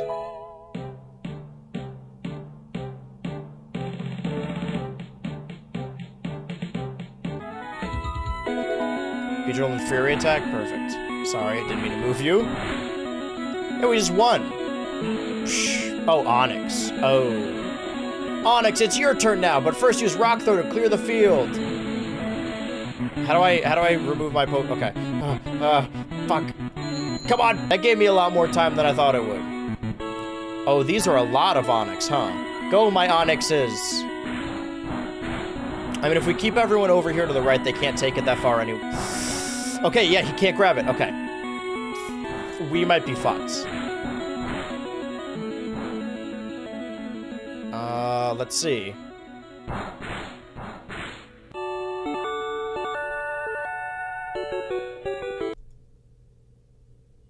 Alright, well, tune back in next Sunday for, hopefully, the finale of Total Pokemon Island.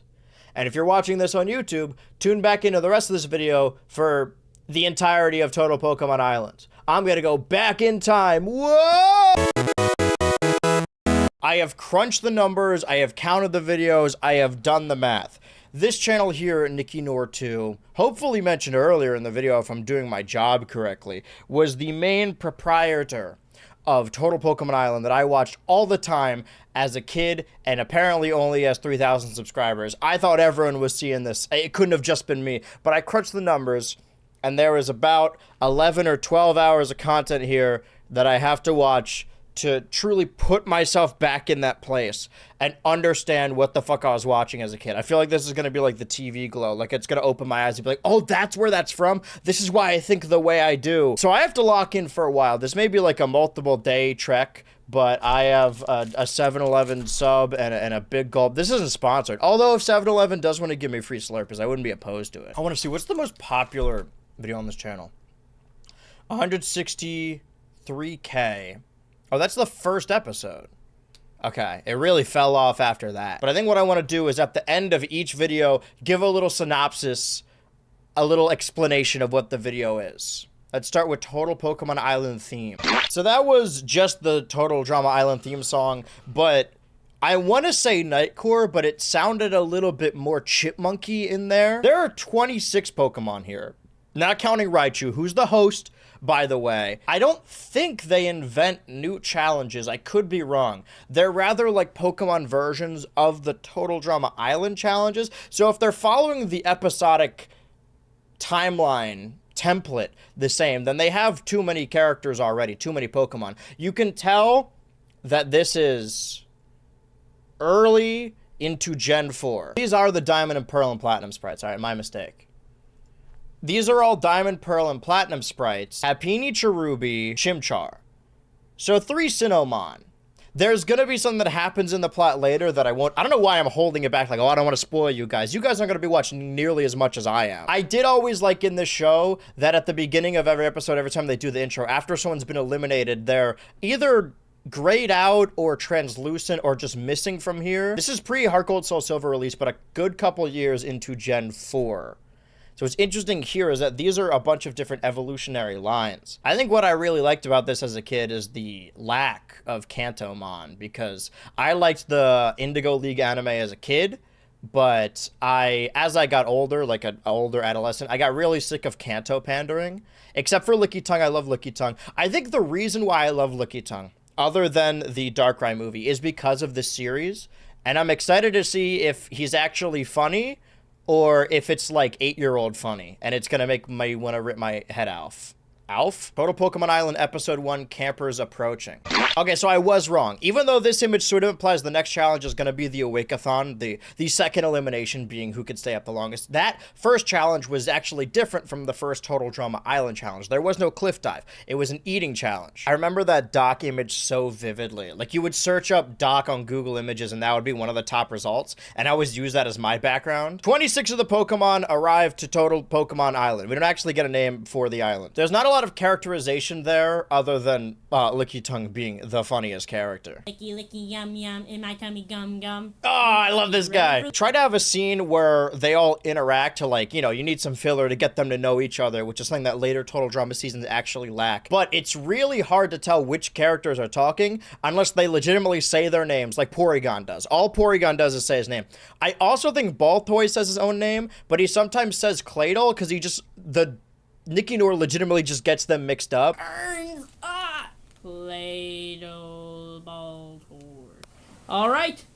That wins. Do you think that was a mistake? Because he got it wrong earlier. Seals? We have 2 teams made. The awesome Apoms. Bulbasaur, Trapinch, Cyndaquil, Happiny, Cherubi, Tailo, Baltoy. This is when he gets the name wrong. Mareep, Eevee, Chinchou, Spheal, Zigzagoon, Trico. I remember really liking Trico, but I don't know if that's because of this or just for liking Trico in general. Because the other team I like way more. The Super Seals? Larvitar, Lickitung, Horsey, Murkrow, Magby, Oddish, Jigglypuff, Chimchar, Misdreavus, Swinub, Porygon, Snorunt, Totodile. This has like 4 or 5 characters that I remember liking from this, or just Mons I like in general. Maybe I didn't like them in the show, I just liked them already, and then when I watched it as a kid, I was like, oh boy, I hope Totodile wins. I'm more of a Super Seal guy myself, if I'm being honest. The challenge is that they all have to eat a very hot lava cookie. It's not really an eating competition in the sense that they have to go through multiple meals, they just all eat a lava cookie, and it goes over the grass type first. Oddish is weak and is the first one to escape from the kitchen.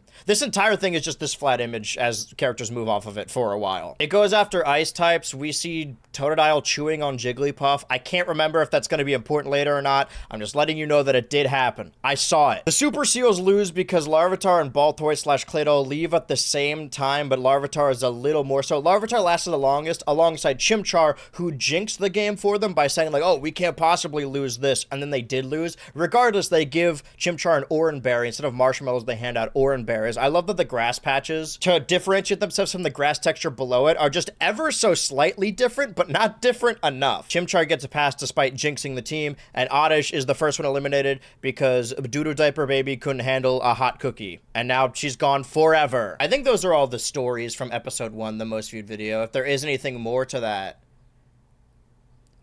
Swinub sounds funny. He's got like a nasal. He talks like this. Okay, so just everyone cheats all the time. Everyone, you forget that they're Pokemon for a second. They're just using their powers. So I did remember it sort of correctly. Oddish is now grayscaled in the intro. I'm going to describe this as dramatically as possible. We begin on the campsite as the awesome Apoms are celebrating their win. For whatever reason, it's now set up that Baltoy and Cherubi are like or Baltoy's obsessed with Cherubi. We didn't see any of that. Bulbasaur is sort of the de facto team leader, and when Tailo and Trico start butting heads, he needs to split them up. They're doing the Awake-a-thon, like Total Drama Islands, and the host describes it as you need to stay up as long as, I don't know. You have to stay up for, I don't know, however long it takes. And like some of it is, oh, I'm tired, I'm gonna leave. This is incredibly similar to the last challenge. I'm now realizing the limitations of PowerPoint. The animation gets, I don't want to say good later, but I like to think the series as a whole gets better. Like Tails gets trolled. But the last 2 challenges have just been characters running from something. This one has special effects though, because Misdreavus uses Hypnosis, Horsey sneezes on all the fire types, and then also Snorunt, which causes Icy Wind to knock out a ton of people. Early on in the episode, Jigglypuff escapes Totodile, so Jigglypuff wants nothing to do with Totodile. He's a real fucking creep. And it does come down to both Baltoy and Larvitar again with some others. Just those are the main ones. Those are the kings of each team. And every king has his queen. That's Cherubi, I guess. Jigglypuff tries to sing to get everyone to fall asleep. For whatever reason, some of the awesome Apom don't fall asleep, and Jigglypuff falls asleep to her own song. But then, later at the elimination ceremony, Jigglypuff gets an Oran Berry, and it comes down to Mareep and Horsey. Oh, Mareep earlier was like, I wasn't sleeping, and then Raichu was like, no, yeah, you were, you just said that. But they vote off Horsey for freezing a couple on her team, but mostly on the other team. But they don't vote off Jigglypuff, who lost them the game.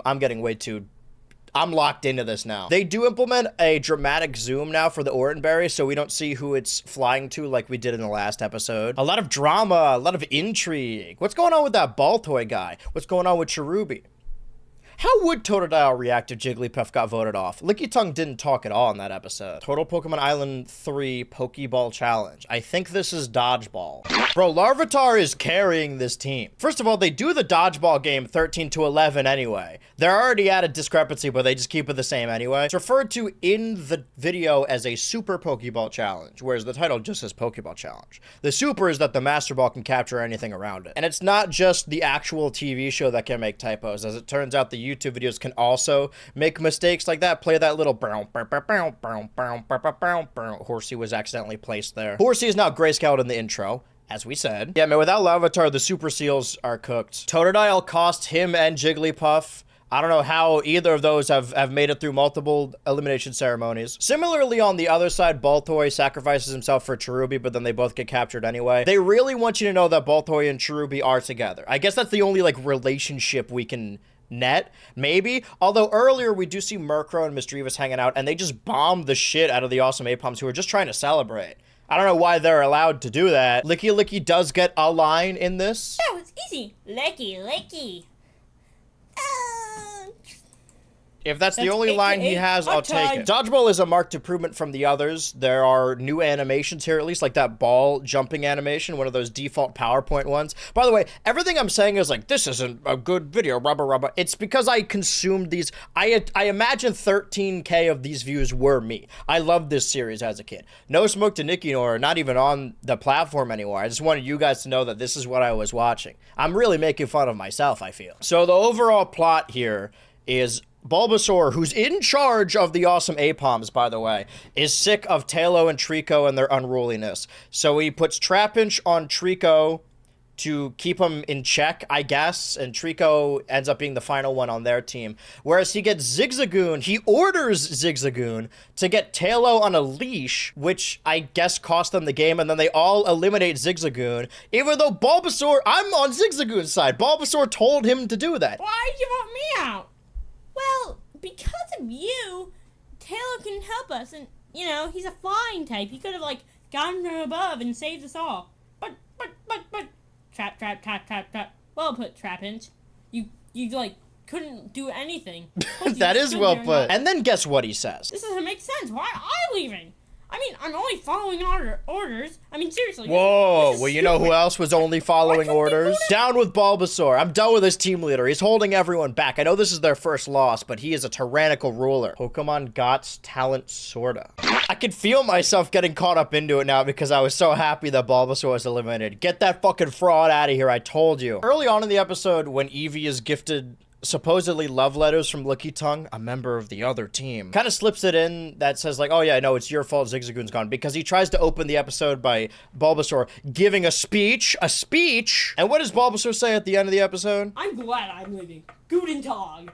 Wait, he's German. Or bye. Whatever. Bye. I don't know that. Speeches, German, just following orders. He's mainly eliminated because the rules of the challenge don't really make sense. I like that it is both a talent show tying to Total Drama, but also more of like a Pokemon contest that is featured within the games, all judged by Chef Golem, a character we have not seen yet, even though we had an eating challenge. A bunch of Pokemon, I think Gen 4 back, had character portraits in Pokemon Mystery Dungeon. And I remember I liked making Raichu and Golem talk because of the show, so I made, like, scripts for myself and kept copy and pasting the Mystery Dungeon character portraits, and I printed them out, and I think it, like, destroyed our family computer. So for a while, I wasn't allowed to do this anymore. I made a lot of these. Not only are there more animations and just a better understanding of PowerPoint, there's also confessionals now, which is a better understanding of Total Drama. That really only exists for Mareep to do a confessional where she's like, okay, nobody likes me, I need to start an alliance.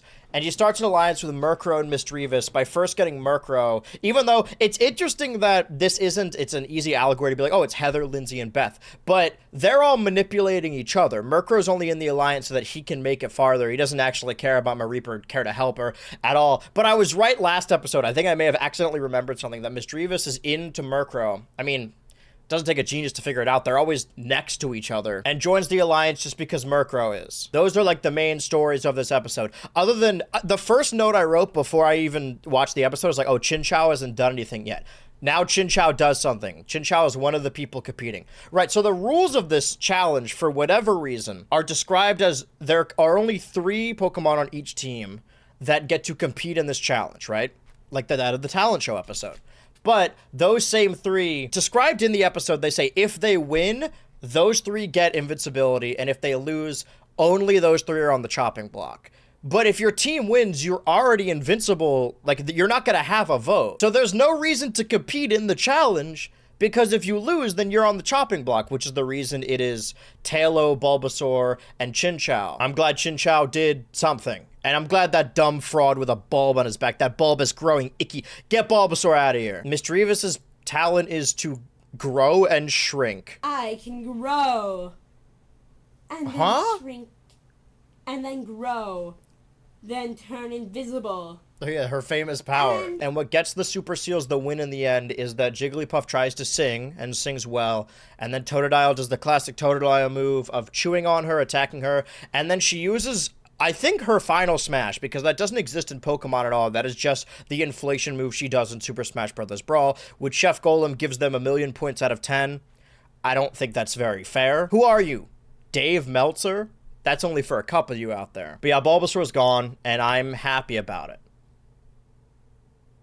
Zigzagoon team vindicated. Larvitar didn't do much of this episode. Licky Tongue's got a plotline though, so I'm happy about that. Okay, so this next video isn't Total Pokemon Island.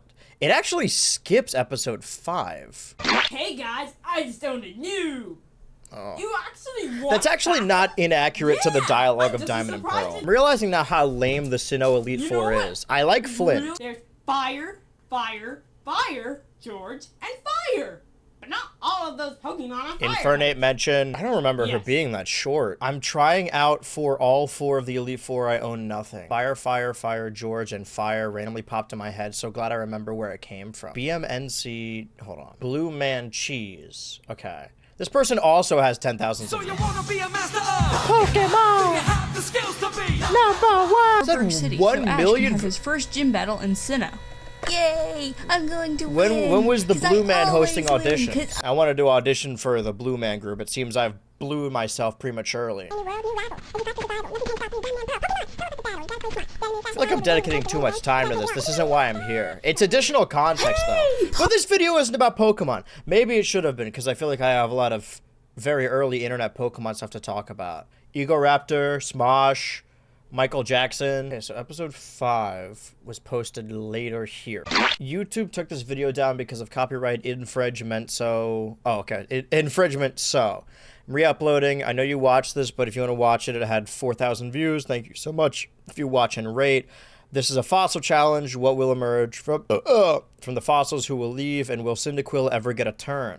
I think I just spoiled the episode. Okay, so Cyndaquil did not get eliminated. Snowrunt did, because she called Magby a slur. Where is Snowrunt? She's never been late before. She should be here. Hey there, Magface.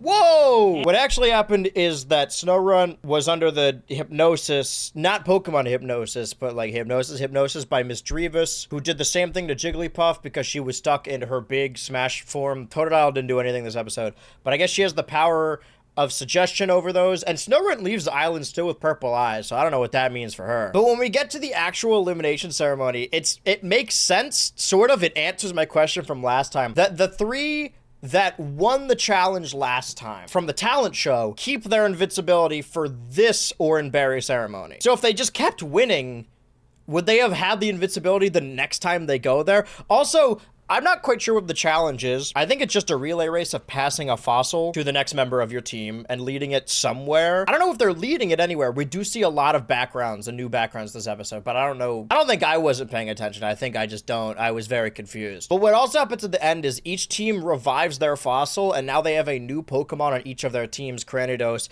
and Lileep. Lileep gets a bye and doesn't get eliminated. Wouldn't it be crazy if they eliminate her immediately? But because Misdreavus and Jigglypuff have invincibility, then yes, Snowrun is out of here. Also, Licky continues to give letters to Eevee, and it seems everyone is aware of it now. They even referenced the fossil joke from a different cartoon. Welcome, campers! Alright, today's challenge. Fossils! Da da da! I'm from Phineas and Ferb! They're adding new Pokemon to their teams, adding additional campers.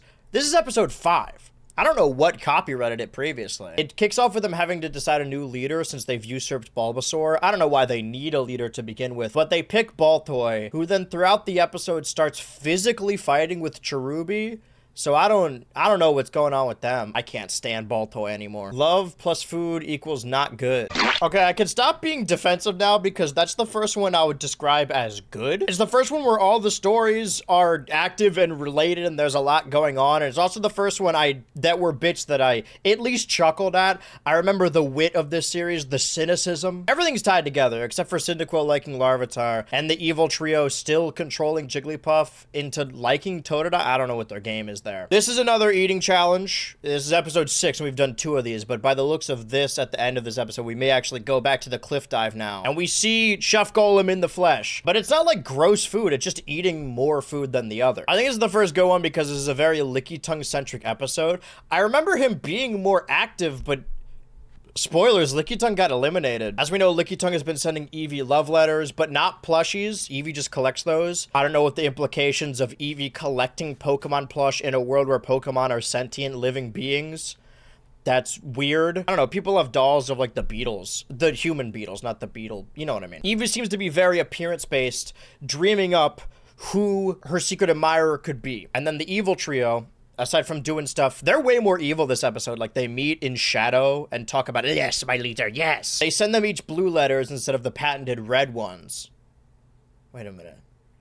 Red one. And that's one of the bits I like. There's a lot of bits I like in this one. My eyes sparkle like eyes. That's the sort of witty writing I remember that imprinted on me. Or maybe it was Chimchar. I love monkeys. Okay. But they didn't manipulate Licky Tongue or Eevee. They just had them meet up. Eevee was the one being a fucking dickhead. Dumped Licky Tongue. Called him fat and ugly to his face. Licky Tongue? Ew, I'm not gonna kiss you. You're ugly and fat and I hate you. No! And then Licky Tongue, who's allergic to chocolate, eats chocolate in the tiebreaker, but doesn't eat as much as Trapinch, who eats it in one gulp. And then he is dumped, called fat, called ugly, made fun of, deathly ill, voted off. Death penalty, death to all of them. I feel like I remember a lot more of Licky Tongue, but that might be a second season thing. Granados has some stuff going on this episode. He's talking about having no friends. In canon, were they just revived, like they were teenage Pokemon, whatever that means, and then they were fossilized and they're like, oh, I'm back, what happened? Or are they babies that were just born? Either way, Granados is a loser. Episode 7, swim or drown or just don't jump. This is the first one that's split into 2 parts. Now, if you don't know, back in the day, I believe if you weren't a YouTube partner, you could not upload a video longer than 11 minutes, which is why most Let's Plays at the time would split them into individual 11-minute parts. These episodes seem to be getting longer, which is why this one is split into 2, as opposed to just uploading it all at once, because these all fell under 11 minutes. Oh boy. All right, now things are getting intense. This is the point where the series gets good, I promise, probably. I was gonna describe that one as having a cold open because it jumps right into it without the intro, but no, there's just no theme song this time. Who am I gonna know who's eliminated? I don't know if this is a new rule or if this is a one-time thing, but at the beginning they set up that Trapinch only says Trapinch name. That used to be Porygon's meme, and then they switched. Trapinch has gone throughout most of this episode, doesn't even participate in the challenge. He digs underground, and Granados translates like, yeah, he's doing something important. When he comes back at the end, Trapinch has evolved into a Vibrava, which is a mechanic of specifically Total Pokemon Island that always excited me. Is not only as the excitement of eliminations from Total Drama, but the excitements of evolution from the Pokemon shows. But because of this, for whatever reason, Vibrava is just given invincibility. I don't know if that's a rule, like if you evolve in a challenge, you get a bye, or if Raichu's bye, I don't know, because it definitely would have been Trapinch voted off. They should have voted off, if not Vibrava, then Granados, because he chickened out from jumping, thus having to wear the Hippowdon mask. Vibrava can speak English now. It doesn't say Trapinch anymore. There's no use for Granados. No, instead we get rid of Trico because of his rivalry with Tailo, but he wasn't wearing the mask. I jest. It actually should have been Eevee. Eevee's all, I feel so bad about the Licky Tongue situation. Feel bad? You should, man. Cyndaquil and Happiny, who are the other girls on the team, want to have like a girls' night, so they go to the egg room with all the eggs and be like, hey, you know, don't let it get you down. Whereas it's her, she was the one that was too mean. Nothing wrong with rejecting someone, but you called him fat and ugly and stupid. We do it swivel style. Swiveling, swiveling, It's fine because you're turning around. Swiveling, swiveling. Make sure you don't explode. I quoted that so many times in 2009. The other main plot of this episode is the evil trio meets and tells Mr. Rivas, hey, you gotta stop hypnotizing people. And then Chimchar walks in on them, and Mr. Rivas hypnotizes Chimchar. But lets us know that the hypnotism only lasts a couple days. So then Jigglypuff goes back to normal inflated Jigglypuff and then gets re-hypnotized. And then Trico notices them, and Mr. Rivas is about to hypnotize Trico, but then they tell her not to. And I just like that scene in general because of what happens. I'm gonna get you, Trico. I mean, Talo. Okay. See? He's so stupid he doesn't even remember who he's talking to. Like, it already corrects in real time. They host an intervention because Mr. Rivas keeps hypnotizing too many Mons. And this is where Totodile overhears and learns that Jigglypuff is possessed. Even though it seems like Magby already knows that, maybe? Maybe Larvitar knows. And then Totodile gets nightshaded, which makes him cooler, I guess, and it emboldens him to save his teammates and save Jigglypuff. He beats up a bunch of Sharpedo. By the way, the challenge is they're jumping into a pit of Sharpedo, but the Sharpedo speak English to each other, and the rest of the Pokemon know them. So in the world of walking, talking, sentient Pokemon, these are just like cannibals. Like they're just murderers. They just kill people. I think that's why I remember liking Totodile. He becomes stronger now and motivated because he knows that Jigglypuff is under the influence of the evil trio of Mareep, Misdreavus, and Murkrow. And I believe Chimchar still is as well. But now we know evolution exists in this game, so anything could happen. To bowl or not to bowl. Couldn't help but notice the thumbnail of part 2. Okay. You'll have to be alone.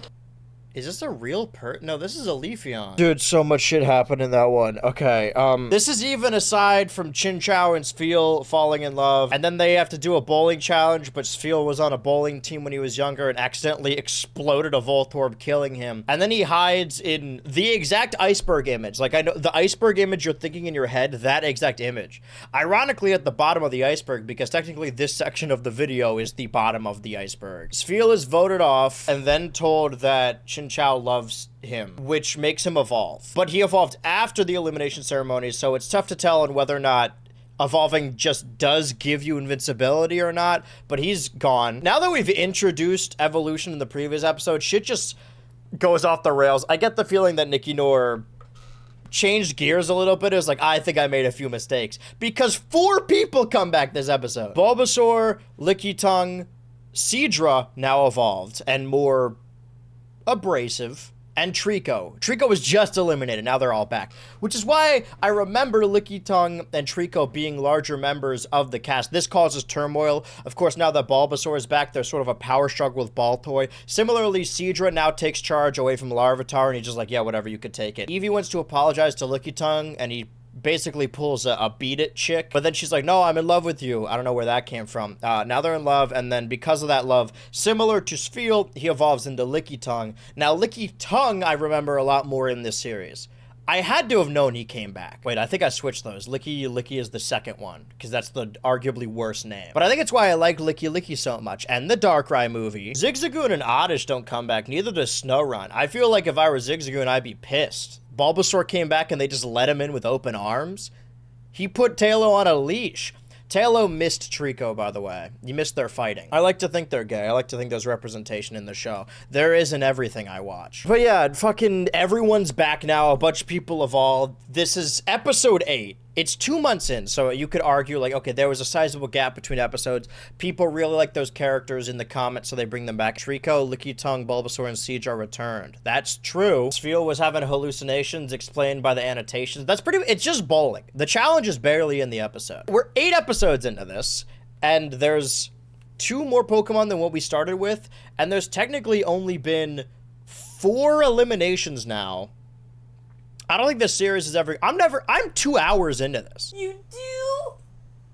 Roar. I guess. That's awesome. The first episode was posted in May, and then that episode was posted July. What is Raido BMNC? Wait, this is BMNC. This is Blue Man again. I, Raido of the Raido Platoon, who is Raido-rific, announced today's mission. He has to put this here because he says Raido a lot. What is this from? We will watch a movie, I don't know. This And then channel they'll is say hi not to available. Wait, why are the videos... Wait. Wait. Hey, Paul.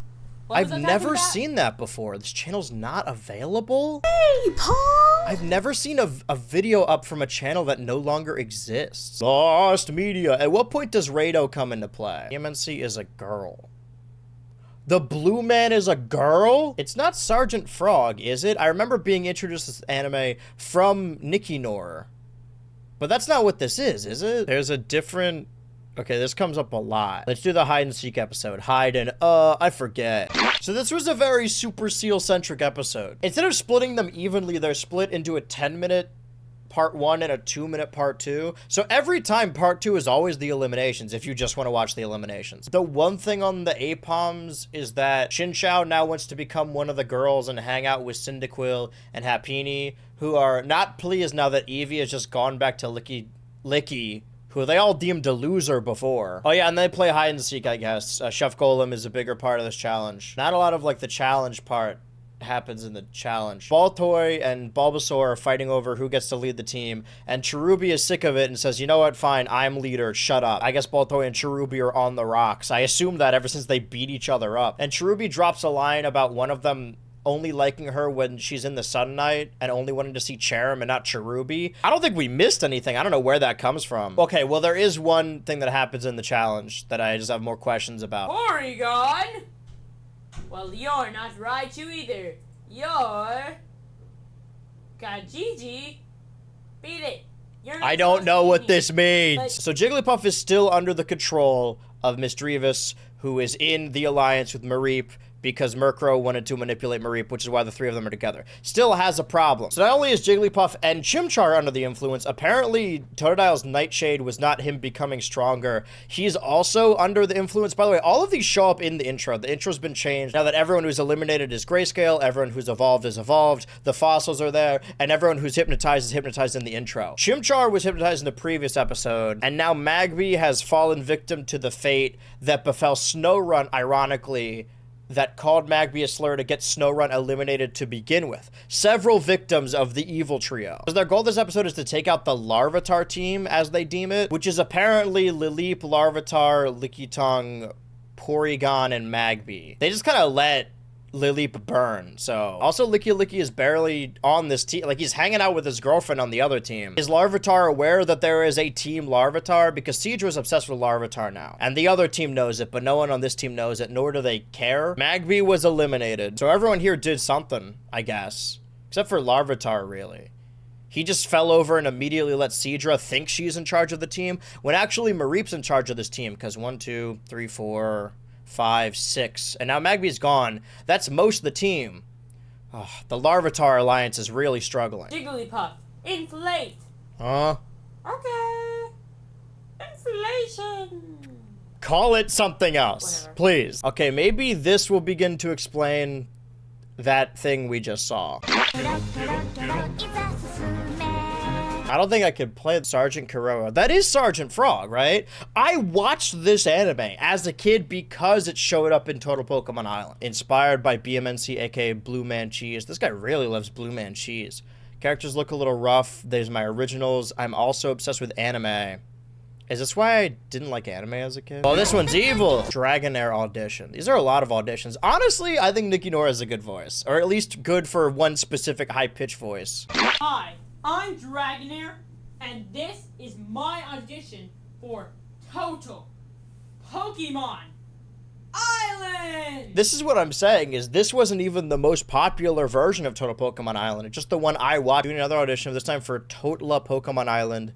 This is for Icy Skyman, so join his TPI, you own nothing. I don't know if this exists anymore. Whoa, Icky dropped some lore. We're actually more of an alcoholic stepdad family, but that's neither here nor there. Alright, Really, I don't is it? think that's really tied to what I was watching. It would be kind of cool. Alright, now I'm getting sold on the idea. I want to do my own Total Pokemon Island, but have all the cast members be YouTubers. I'll write the whole script. Anyone that wants to be part of it, let me know. Can we start this trend back up? Can anyone download Microsoft PowerPoint and make their own? A third video in a row that isn't TPI. AJ's birthday. Okay, so this is playing copyrighted music, so I'm gonna turn off the audio on my recording, but I'm gonna sing over it. I'm gonna make you bend and break. 'cause my eyesight is going. I don't remember the lyrics, actually. One night, yeah, one more time. Thanks for the memories, even though they weren't so great. Episode 10, Pokemon Battle Part 1.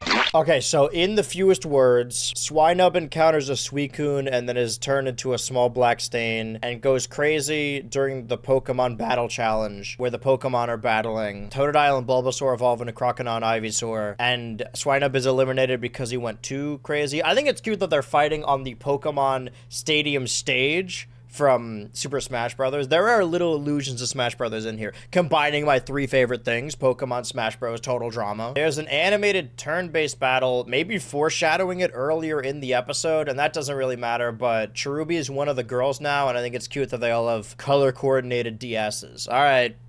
Next episode. TPI Competition 7 finals over. Okay, so this is not what I thought it was gonna be. One of them. Best TPA Maker of the Year. There were way more of these than I thought. let me just They crowned a best TPI runner of the year. Misdreavus 525 is the one I know. The profile pic has since been changed. I remember when Nicky Noor's profile, first of all, it was Nicky Noor 02. Nicky Noor's profile picture was this Raichu spray. Ending on August 4th. So August 4th. Okay, this was uploaded July 25th. Edit. I have gotten 3rd place. Misdreavus 525 as 1. Congratulations. I own nothing. Classic Misdreavus 525, always winning. Okay, hold on. Buizel 45. I know I said I wouldn't go down any more rabbit holes. Well, here's Wob Camps. This was the plush one? Oh, there's one video on this channel.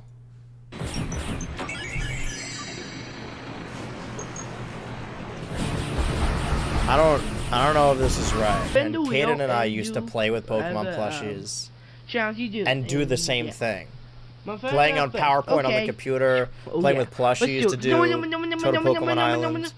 If I started making plush videos, would you guys watch them? Like, I give up on the video essays altogether, and I start doing this. My ignorance on the other TPIs existing does not bode well for when TPIs collide. Normally, in a hyperbolic sense, you would say, like, oh man, that was difficult to watch. But legitimately, there was, and I don't blame him, but audio crackling throughout the whole thing, that on top of it being hard to follow. OMGW. Hi, Avatar. Hi. I remember him saying OMGW. I used to say that. I don't know what it means. What the fuck? So this, like I expected, is a crossover with Misdreavus 525's Total Pokemon Island run. I assume that these were two mutuals who were working in the same field, crossing over with each other. I have no intention to watch all of Misdreavus 525's TPIs to understand the context of this. I'm already doing this. Now that we know that Misdreavus 525 is apparently TPI Runner of the Year, way up on their pedestal looking down on the rest of them. Nicky Noor takes 2 characters that I imagine got eliminated from Misdreavus 525's Total Pokemon Island and does their voices. Like, Misdreavus 525 does not appear in this at all. It might just be a reference. So this is episode 11, and now they have added 2 new Pokemon in Blossom, who is just Izzy, and Wailmer, who is just Licky, I guess. But because they added 1 to each team, this is the Boney Island episode. Happiny picks up an egg. It might be cursed, whatever. And they vote off 2 on the Super Seals, I believe, one of which is Porygon, which was on Team Larvitar, so the Mareep Alliance, because they have so many people influenced, they just have a majority rule now. The other person eliminated was Wailmer, so we didn't even need that to begin with, but now we've added Blossom, even though this run already had an Oddish, but that's gone. So we have finished episode 11, moving on to episode 12, and now we are in the final 22. Which is the amount of campers Total Drama Island started with. It's in the timeline July 26, 2009, and this started in May 2009. So we're 2 months in. We could say basically now the show is started. I need to go to the bathroom, and when I come back from the bathroom, it may be a different time of day. Or maybe just a different day altogether. Either the sun sets fast in the summer, or I was in there for several hours. You decide. Either the sun sets fast in the summer, or I was in there for several hours. You decide. Subtle pond. That's not how you spell subtle.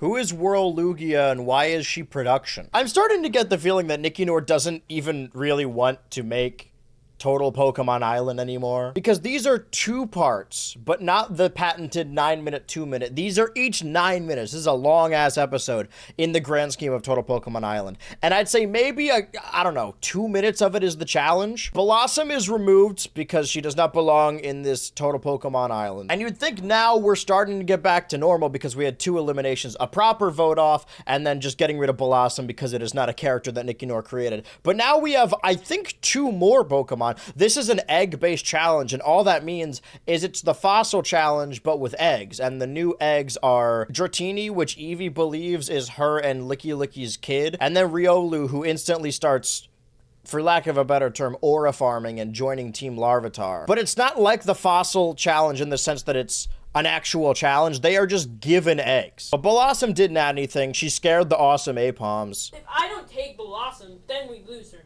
And, hello, she's like the Izzy of TPA. We kinda need her. That's what I'm saying. Also, this is only something I realized after looking back over the footage, but Mareep was supposed to be on the awesome Apoms. I don't know at what point she switched teams, or who she switched with, or why the show never acknowledged it. All I can say about this episode is that the alliance boils over. The evil trio have successfully gotten rid of Porygon and Magby, so they set their sights on Larvitar, or at least Miss Drevis sets her sights on Larvitar. But instead of them using their strategy and a Total Pokemon Island challenge to eliminate them, they want to kill them, and everyone's just fighting with Pokemon moves the whole time. This sounds like a strange thing to complain about because it's Total Pokemon Island. I should have expected Pokemon. But where's the total? Where's the island? Misdreavus threatens Larvitar. The alliance is revealed to the rest of the Super Seals. And now that they have hatched a Riolu egg, I don't even know who won this challenge. Larvitar is about to be, I guess, murdered by the evil trio in the forest. Raichu doesn't care. But is then rescued by Licky Licky, the new Riolu, and a back sprite of Lileep. I was impressed to see that. This doesn't stop Lileep from getting lit on fire. Time for me to finish you off with all my energy.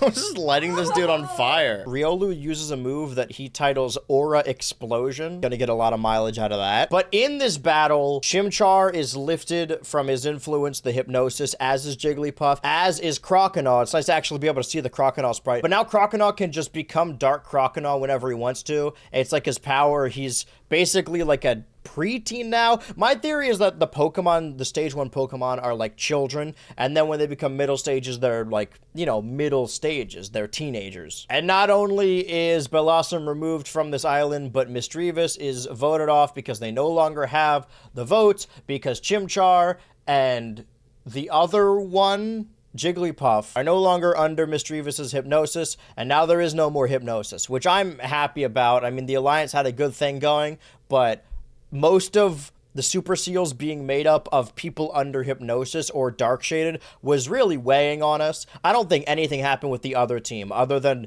Eevee has a baby now. Sure, 2 people were eliminated, but also 2 new Pokemon were added. So we're still in the final 22, and we're on episode 13. I think at this point we gotta start voting 2 people off every episode. Episode 13, it's your fear or the boot.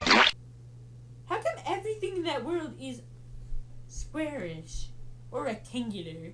That's so weird. Alright, so Cranidos got voted off. This is the Fear Factor episode. Everyone must face their fear. Evidently, a lot of these fears are related to saying things out loud or battling, because those are probably the easiest things to convey over PowerPoint. Cranidos was afraid of jumping off the cliff, which he didn't do in the previous episode. Taylor was afraid of walking. I thought that was funny. They lit Lileep on fire again because she's afraid of being lit on fire.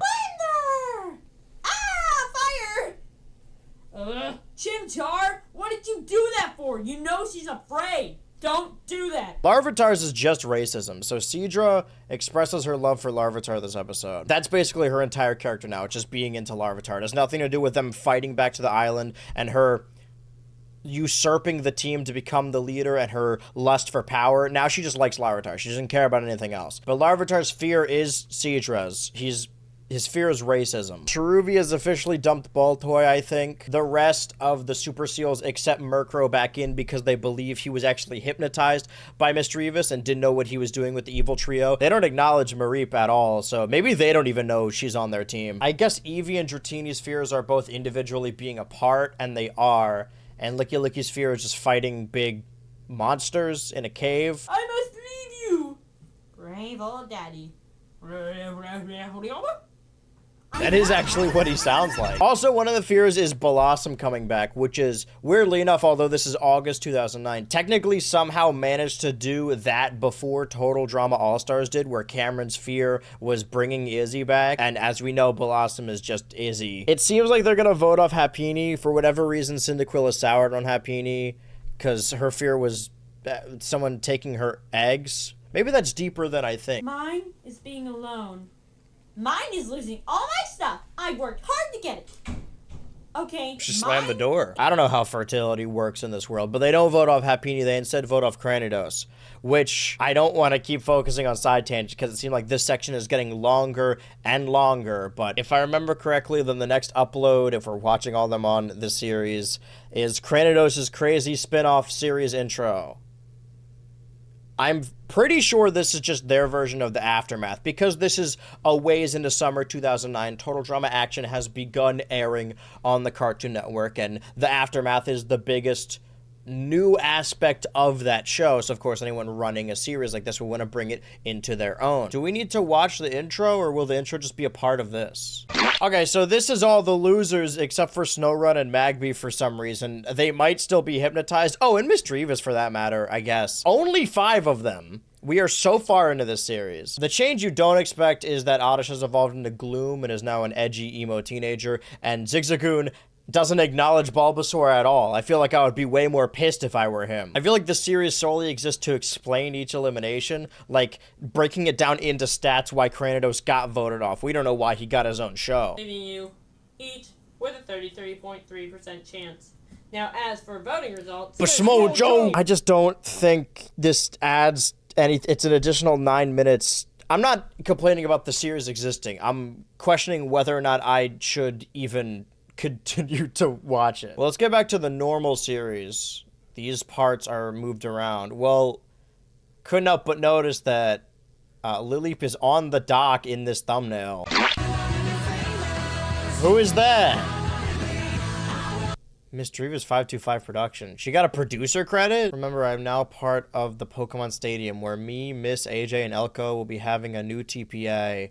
The other one on there canceled, but we have another. Check. Wait, what? Okay. This is one video from 15 years ago. Slam, work it back, filter that, baby.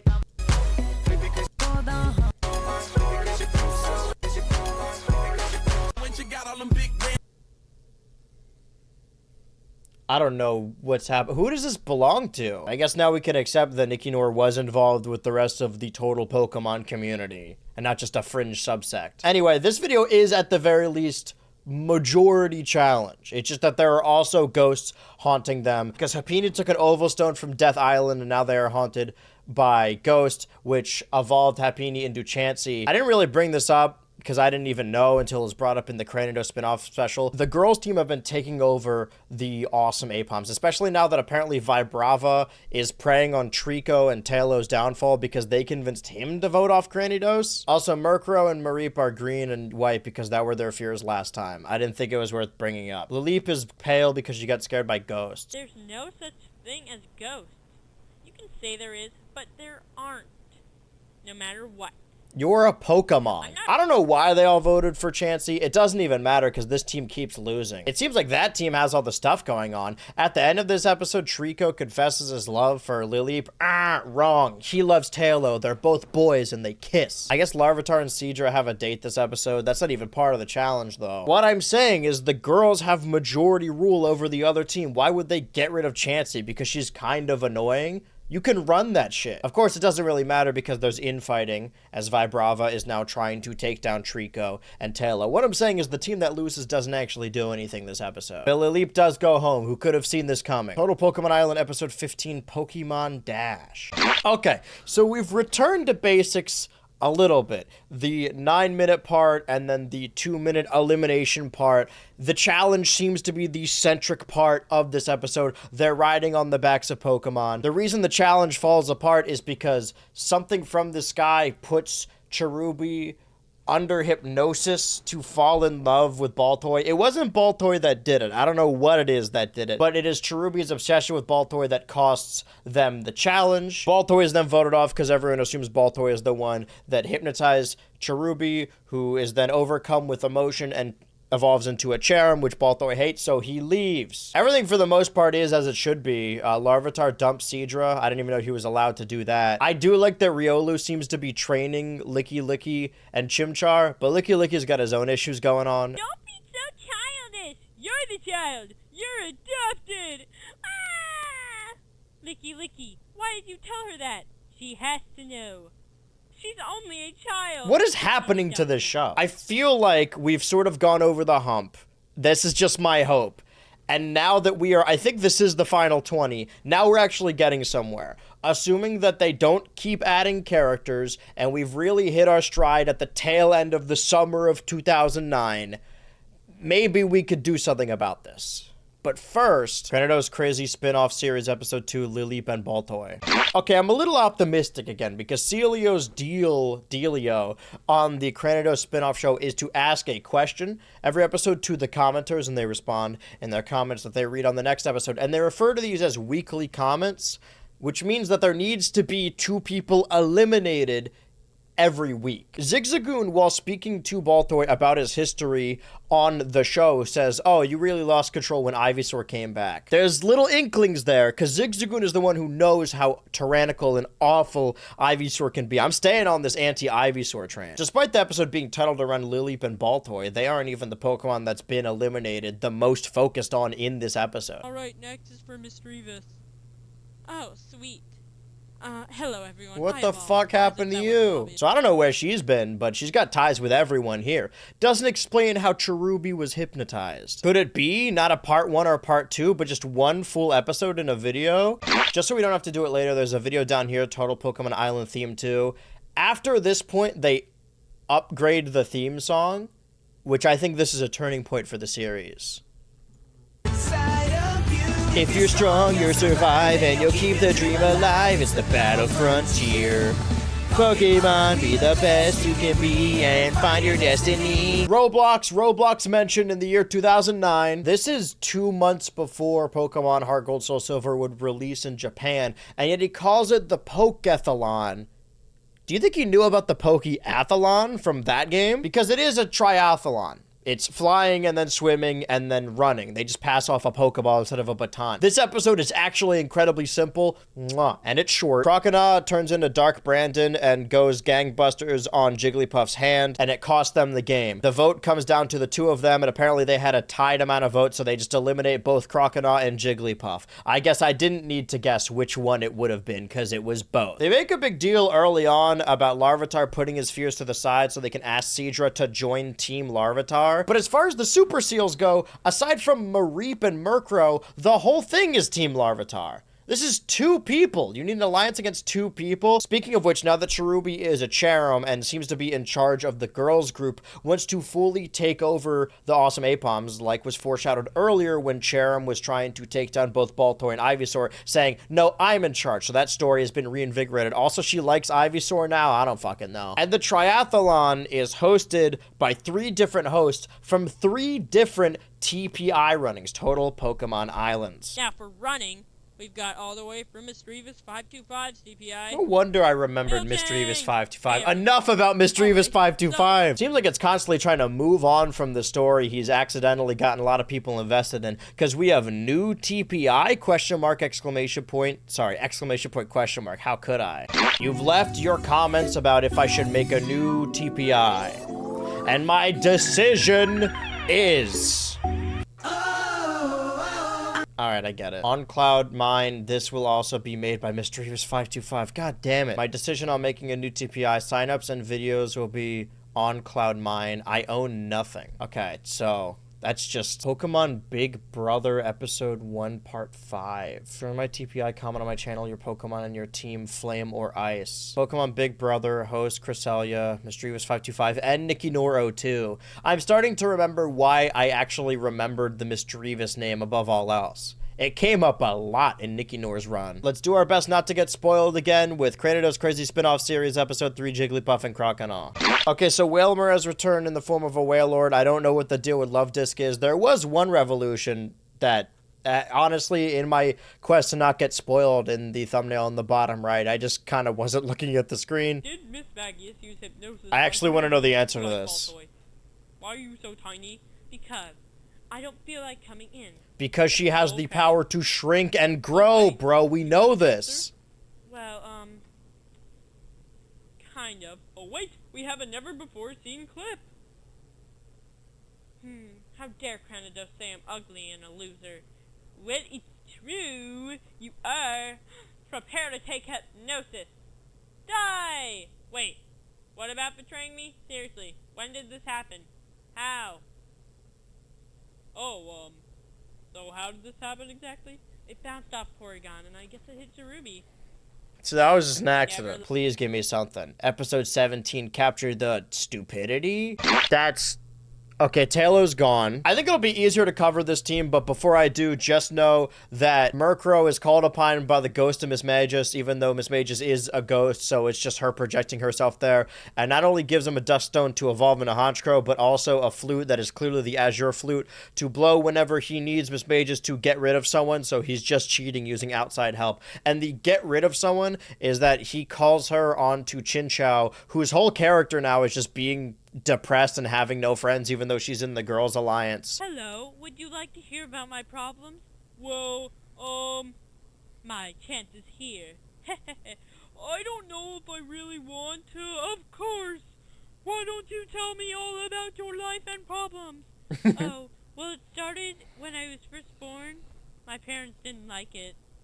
Interesting, tell me more! So the game is Capture the Flag. Also, Vibrava has a pet Bidoof now. I don't know how intelligent the Bidoof is supposed to be. I don't know if you can keep a child as a pet. There's a lot of extra Pokemon that aren't on the show in this episode. There's even a background gag with Venomoth that isn't even really focused on it, just kind of going on in the back. I like that, using the visual medium. There's multiple rounds, but the reason they lose the second round is because Ivysaur tries to land a Solar Beam, but I think Chinchou put a cloud, a dark cloud, over Cherim so that rain would rain dance down on her and keep her trap shut, but the entire time the cloud is hovering above her, it has a watermark in the bottom right of it the whole time. Raichu announces that there's a new rule, I don't know if it's just this episode or just moving forward, that as long as there are teams, if your team loses, you can vote on which member of the team you want to have invincibility, and Cherim convinced the rest of the Girls Alliance to give Ivysaur invincibility,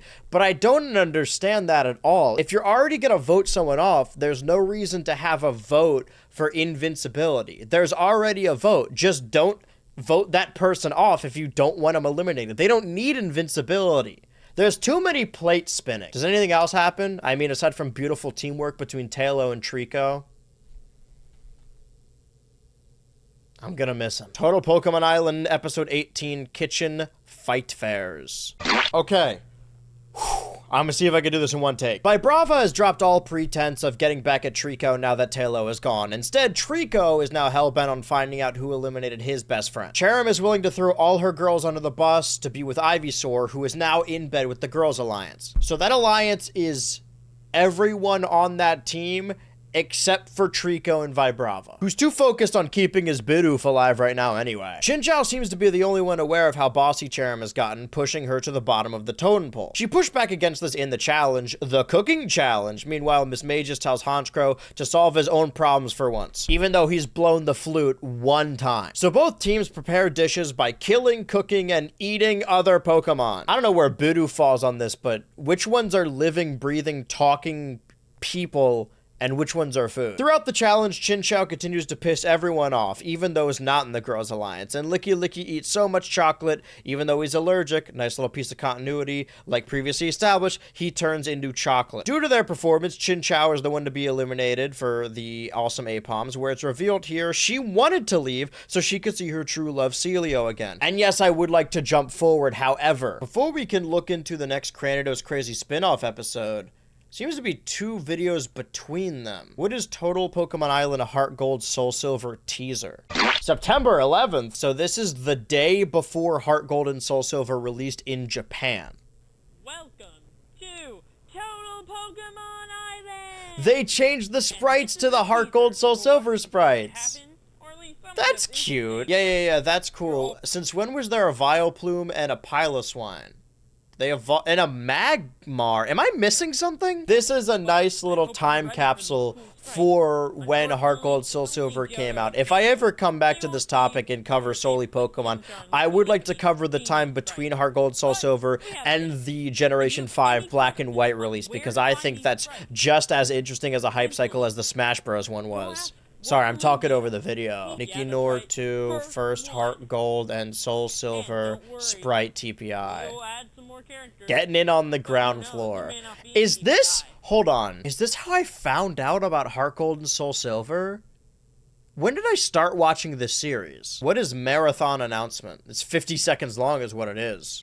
Boys and girls of every age. Okay, so now we're in October. That's good to know. Marathon includes Cranidos spin-off episode 4, TPI episode 19, TPI episode 20, spin-off show episode 5, TPI episode 21. What makes this a marathon? But this marathon can only be completed if you comment on episode 4 and other episodes for questions. Lastly, here is some more costumes for Cranidos Crazy Spin-Off Special Halloween Happiness.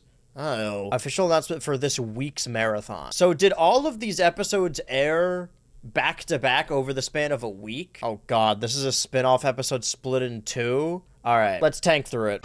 So this was uploaded a day after, and these are the new Heart Gold Soul Silver sprites. Some explanations. Vileplume, Piloswine, and Frostlass and Magmar all evolved off-screen, and Vileplume's characterization, it's Izzy again. It's just what Blossom was, who came from a different Total Pokemon Island series, and ironically enough... Oh wait, we got another question for Magmar, from Mystery 525. Of fucking course. Apparently Magmar and Frostlass are in love. They just say that. That happened off screen. The main appeals of watching something like the Aftermath show is seeing Cranidos and Tailo fight, because technically their friends got each other eliminated, and Chinchou gets to be with Celio again. That's really all I have to say about the spin-off series.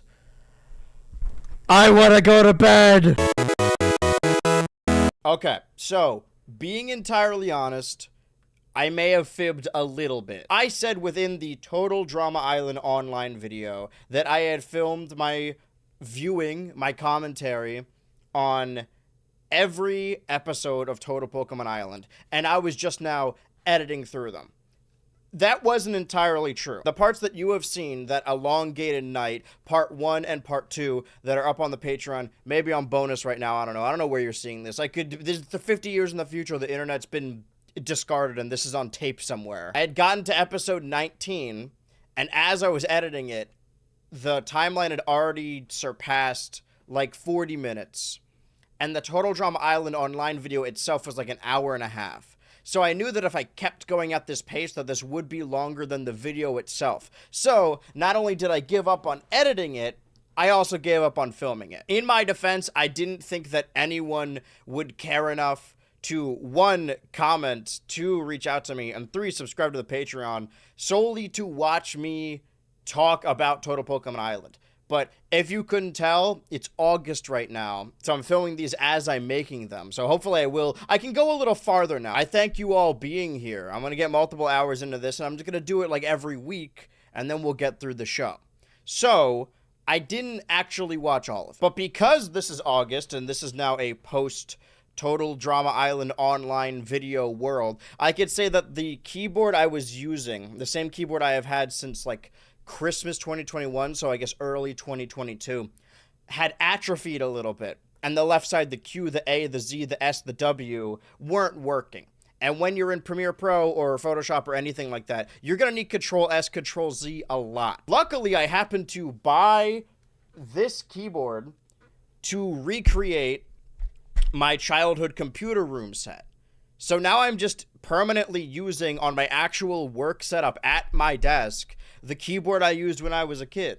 It's very dusty. This room gets so dusty so quick. Also, I didn't get a 7-Eleven sub this time. I got a sub from Subway. This isn't a sponsorship, but I wish it was, because previously I'm like, oh, if this food place wants to give me money, I'll talk about their food. If they want to pay me in subs, that's totally fine. Subway, you should sponsor me. I go to Subway all the time, still to this day. They know me. They know my name there. Subway, look me in the eyes when I say this. You need to sponsor me. I want to be the next Jared. Also, since I had a little bit more time in between, and by that I mean like a solid month, I'm not super up on what happened. I did rewatch my own Patreon videos, but we also have this. The little proto BH Ultra Total Drama character chart for what we can gather. I use the Heart Gold sprites because I imagine we're going to switch over to the Heart Gold sprites in the coming episodes. So over on the Awesome APOMs, we have the Girls Alliance, led now by Cherubi, who is in charge of second in command, Chansey, and then Cyndaquil, and Eevee. However, Cherubi, now leading the Girls Alliance and leading the team, has brought Ivysaur into the team, because although she was previously entangled with Baltoy, they have since split, and ever since Ivysaur has come back, she has been infatuated with him, because he defended her when it came to choosing the team captain. Ivysaur has no desire to be the team captain. I mean, he's the reason the likes of Zigzagoon got voted off, and yet I'm still upset about it. There was an egg challenge where they hatched eggs, so now Eevee has a child with Licky Licky, who has evolved into a Licky Licky. I'm not going to mix up the names this time. I know it's Licky Licky. And their daughter is Dratini, who seems to know she's adopted, doesn't care, but is just using both of her parents. Like, I don't know if in the show she just like, yeah, okay, they're my parents, or if she actually, because like, nobody is her parents. Whoever laid the egg is her parents. These two were just like, happened to adopt her. Am I saying that adoption isn't real parentage? Where do I get off? Normally at home. I don't have the sprite for it, but Vibrava has a pet Bidoof, and Trico is trying to find out who got his boyfriend Tailo eliminated, which it was Vibrava, because Trico and Tailo got Vibrava's friend Cranidos eliminated, who is now in charge of the Aftermath Cranidos spin-off show. Is Chansey still cursed? I know they gave the Oval Stone back, but she still used it to evolve. She has eggs, and Cyndaquil has plushies. Or Eevee has plushies. It's been a while for me. On the other team, the Super Seals. Of course, Licky Licky seems more concerned with parenting this Dratini with his girlfriend, even though he was now under the tutelage and training of Riolu, which is another egg that was hatched, as is Chimchar. Chimchar was hypnotized for a large portion of his tenure on Total Pokemon Island, but now he's breaking out and being his own man and shooting fire at mostly Lilip, who is now gone. Riolu is training both of these to be fighters to Aura Farm. Meanwhile, he is sort of under the tutelage of Larvitar. These guys right here are Team Larvitar. Seadra fought her way back to the island, I guess also getting Licky Licky and Ivysaur and Trico back to the island. I guess none of those guys have been eliminated. That was a good decision to bring them back then. And initially, Seadra's plan was to usurp Larvitar like Cherubi did with Baltoy and take the team back over. But now she just seems infatuated with Larvitar, and her entire character now is just being in love with Larvitar, even though Larvitar is afraid of Seadra's specifically. They also want to bring Honchkrow into the Larvitar Alliance, Team Larvitar, because they are unaware that he was knowingly working with Misdreavus, now Miss Magus, who appears to him as a ghost whenever he calls the Azure Flute. And Mareep is also there. I guess everyone on this team just hates Mareep. Larvitar is in charge, and also probably the best challenger. Alright, where were we? Episode 19, Exploration Island. Okay, so that does change some things. The hierarchy in the Total Pokemon Island universe is about to change. Allegedly, this is wrong. It's come to my attention that Licky Licky actually isn't in the Larvitar Alliance on Team Larvitar. Sorry, when it's good guys, it's a team. When it's bad guys, it's an alliance. The four of them are all meeting and they're like, oh, we should ask Licky Licky to join our crew. Where I was under the assumption that he was already training with Riolu anyway. There's a lot of confessionals this episode, like more so than there usually are, which I appreciate because now we understand some motivation. Riolu believes he has a life debt to Larvitar and doesn't really care for Chimchar. But Team Larvitar doesn't accost Licky Licky at all this episode, but the M Alliance that's just now, I guess there's only one M, just Mareep and Honchkrow, asked Licky Licky if he wants to join their alliance, meaning those two are still together, even though Honchkrow's in, like, on probation. Even though accidentally he is what wins them the challenge in the end, and the three of them collect the pearl. This is an exploration challenge, so it's another go and get a thing. But this go and get a thing introduces 2 more Pokemon. Well, I don't know if I'd say 2 more. 2 guides that will help each individual team hunt down their ancient artifact that they need to bring back to win. An Eevee and a Piplup named Neon and Crispy. And they have slightly different voices, but not super different from Nicanor. In the description, it says like, oh, cameos from Neon and Crispy. And the audio quality never changes, so I have to assume that these are either Nicanor's friends or siblings, and they're all sitting around the computer and they're like, oh, your videos are doing pretty well. Can we get in on this? So I imagine what happened is he's like, okay, which Pokemon do you want to be? And one of them, Neon, said, oh, an Eevee.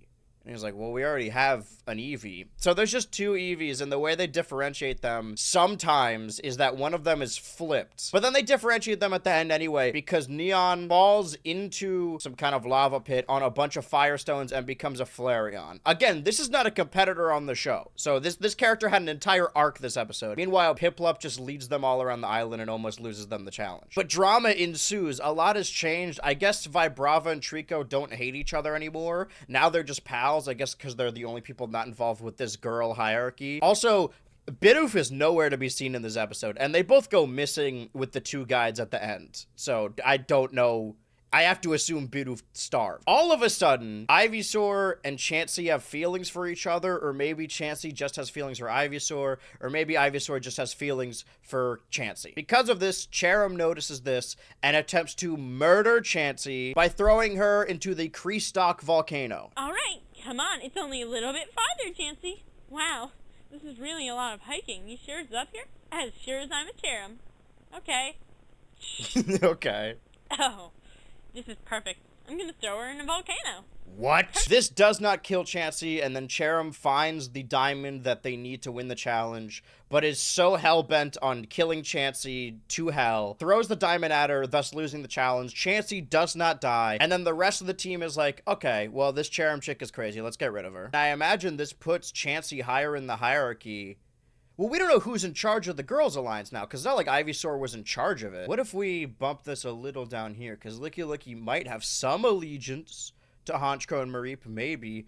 Also, if Trico and Vibrava were missing, so much so that they weren't even present at the Oranberry ceremony, did they not get a vote? Also, they didn't do the gimmick this time around where, like, oh, you can vote on who you want to have invincibility during the ceremony. So maybe that was just a one-time thing, and maybe I freaked out over nothing. Now we have the final 14, assuming they do not add Piplup and Flareon as permanent members of the cast. Dude, I was just not paying attention. Okay, sorry, no. Chansey got eliminated, Cherim didn't. Andrew, put this in the addendum. How did I miss? Okay, I think I already auto-completed in my brain, and I was like, well, surely they're gonna vote off Cherim. She tried to murder Chansey. I guess nothing makes sense in this world. So remember, we're still in the marathon from Marathon Announcement leading up to Halloween, which ends at episode 21, or the next Cranidos Crazy spin-off series. By the way, it didn't make it into the video part of it last time, but the titles of Cranidos Crazy spin-off series episodes have the eliminated campers. So if I scroll down too far, I'm gonna spoil myself. And sometimes, like, YouTube is pretty smart with the algorithm. It'll show you the next upload in the series after you finish one. So there's a chance when I get to the part 2 of, I guess, another eating challenge. Oh, wait. Okay, I guess they're gonna merge the teams. Total Pokemon Island episode 20, Eat or Be Defeated. Alright, well, that does certainly change our board. Why didn't they just vote off Cherim last time? All of our characters are in play. Trico and Vibrava have returned. Just in case you were wondering about Neon and Crispy, they say in the show that they just died off screen. So they're just dead for good. That Flareon didn't matter, it's gone. I'm glad he went through his arc before he died. If it goes without saying, the teams have been merged. This is the eating challenge, like they did in Total Drama Island, where they separate the sexes into separate cabins, even though this isn't a battle of the sexes. It's just everyone for themselves. But the thing about that is that merger happens when there's 10 of them left, and also there's 5 girls and 5 boys. The numbers are a little disproportionate here. Because there's 14, it's 6 and 8. One, it made me realize that some of these sprites, these are all Heart Gold sprites here, but not all of the character sprites used in Total Pokemon Island are Heart Gold sprites. Specifically, Licky and Honchkrow are not. It makes sense. I can't imagine they could have gotten all the sprites from the source of the game, since the game had just come out like a month prior in Japan. But it also made me realize that despite this being very clearly inspired by Total Drama Island, I mean, that's what it is, there's actually not really been any gross out in this series. Like, surprisingly, Licky Licky does not win this challenge. Ridiculous, I know. It's their third eating challenge. And the food isn't even that gross. It's just like burgers and stuff. One of them, they try and make it gross, and they're like, oh, a bag of Doritos dipped in my toilet, but it's still a closed bag. Just open the bag. The Doritos don't have toilet on them. I'm showing my cards here as someone who would eat a bag of Doritos out of the toilet. I ate a cookie cake because I found it in the trash one time. That Licky Licky makes a note to be like, oh god, I'm gonna be sick. And I'm like, oh, this is the part of the episode where they all puke on each other. But then I thought about it. I was like, no, that hasn't happened at all in this series. I guess there's no puke, no farts. Nobody's gonna blush while holding their skirt down and farting. Larvitar refers to Team Larvitar as an alliance. So it isn't just a team. It is an alliance. I was wrong. Licky Licky has no allegiance beyond his family. Mareep and Honchkrow are together. In the middle of the eating challenge, Mareep and Honchkrow leave to go to their shadowy forest, and they say like, oh, we gotta make sure Larvitar loses. And our Larvitar does lose, but he doesn't get eliminated. And then Honchkrow calls on Miss Magus, and she's immediately like, no. Why even give him the flute? I think that Trico and Vibrava are friends. I was wrong. I corrected myself. Chansey was voted off last time. I don't know how, because everyone on this team is clearly mad at Cherim for trying to kill Chansey, and they just vote off Cherim this time anyway, so we don't even need to calculate Cherim at all. Ivysaur is with these guys on the boys' side of things, but doesn't really have any allegiance. There is no real girls' alliance anymore, because obviously the family's going on over here. Cyndaquil has very quickly aligned herself with Larvitar. They had a throwaway line earlier when they were in the egg room about, like, Eevee's potential secret admirer, and Cyndaquil was like, oh, Larvitar, and I'm like, oh, that's never gonna come back. It did. She's immediately with this team. Team Larvitar. Riolu has a life debt.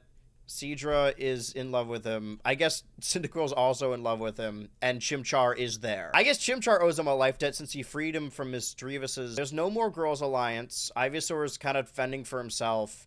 Trico and Vibrava are just friends. Bidoof, I have to assume, died off screen, just like Neon and Crispy. That slight with danger, that date with darkness, their near-death experience bonded them closer together. Trico won the challenge. I'll just put these two with Ivysaur for now, since they are boys that were on the same team, so they have to be close to each other now that they're in the Super Seal boys cabin. If we're trying to do the Total Drama Island version of the eating challenge, where like, oh, Heather's the big bad of the team, and then we have new girls going over there, and the battle lines are drawn, we sort of have two Heathers in both Cherim and Mareep, so they get rid of one of them. Now I have to assume that Mareep is the only big bad left. Maybe Dratini's planning something. Maybe Seadra is a little fucked up, but overall, Mareep seems to be the only, like, big villain, trying to take down Larvitar and thus splintering Team Larvitar, but I guess they can't hypnotize people anymore, so the numbers aren't gonna help. The best they can do is get this family. This is me saying off of I don't even know what happens in the next episode. This is legitimately just my theory. We've gotten past the merge. There are no more teams. We're in the final 13, assuming that every episode moving forward has an elimination. We are on track to something. I always like the shows after the merge more anyway, so let's see if Total Pokemon Island can keep up the same steam. Also, Chef Golem hosts this episode because it's an eating challenge, and he has little nicknames for all the characters. Alright, Weirdo, or a monkey, and play you out. Alright. Or a monkey? The marathon continues with Cranidos Crazy Spin-Off Series Episode 5, Chansey and Cherim. Quick explanation for what you're looking at right now. Cranidos has, he says, a girlfriend in Lopunny who is from, surprise, surprise, Miss Drevis 525's Total Pokemon Action. I don't know what the real-life relationship between Nickinoor and Miss Drevis 525 was, but to this, it seems seemingly one-sided. Because, again, Lopunny is voiced by Nickinoor. Zigzagoon has been suspended for swearing. Okay, that's all the not important stuff. What is important is we get to brass tacks, because the characters in the episode that are on the Aftermath that were just eliminated are Chansey and Cherim, and they explain the discrepancy that even confused me. Oh yeah, Trico and Vibrava, they were not there. Here's the thing, how is this possible? If Cherim had 5 votes and Chansey had 1, that's what I'm saying! They explain it over multiple clips. Now, voting. Oh wait, Cherim, how did you win the last round? I cheated! Oh. I switched the votes. It was amazing. Okay. Yeah, but that doesn't matter. She got eliminated anyway. So Cherim just cheated, but it got eliminated anyway, so I guess they needed a way to get Chansey off the show, and now they're both here, where seemingly everyone on the Aftermath hates her. I mean, we know Cherim hates Chansey, Kratos hates Chansey because she had to ride him earlier in that ride challenge where he made a cameo. I don't think I even mentioned that because I thought it wasn't going to be important. Everything is important in Total Pokemon Island. We do have extended footage of Crispy and Neon's elongated deaths on screen. I guess that they couldn't show on in-canon TV because it was pretty gruesome. I'm creating a lot of fan canons for clearly real-life children, but granted, I was a child at the time, and I don't want to just keep using clips when it comes to the spin-off series, but I had one epiphany that legitimately is all I've been thinking about while watching the show. I wasn't even paying attention to anything else. Dad! I like that. Oh, Betty. That's Betty. I'll murder you all while you're asleep.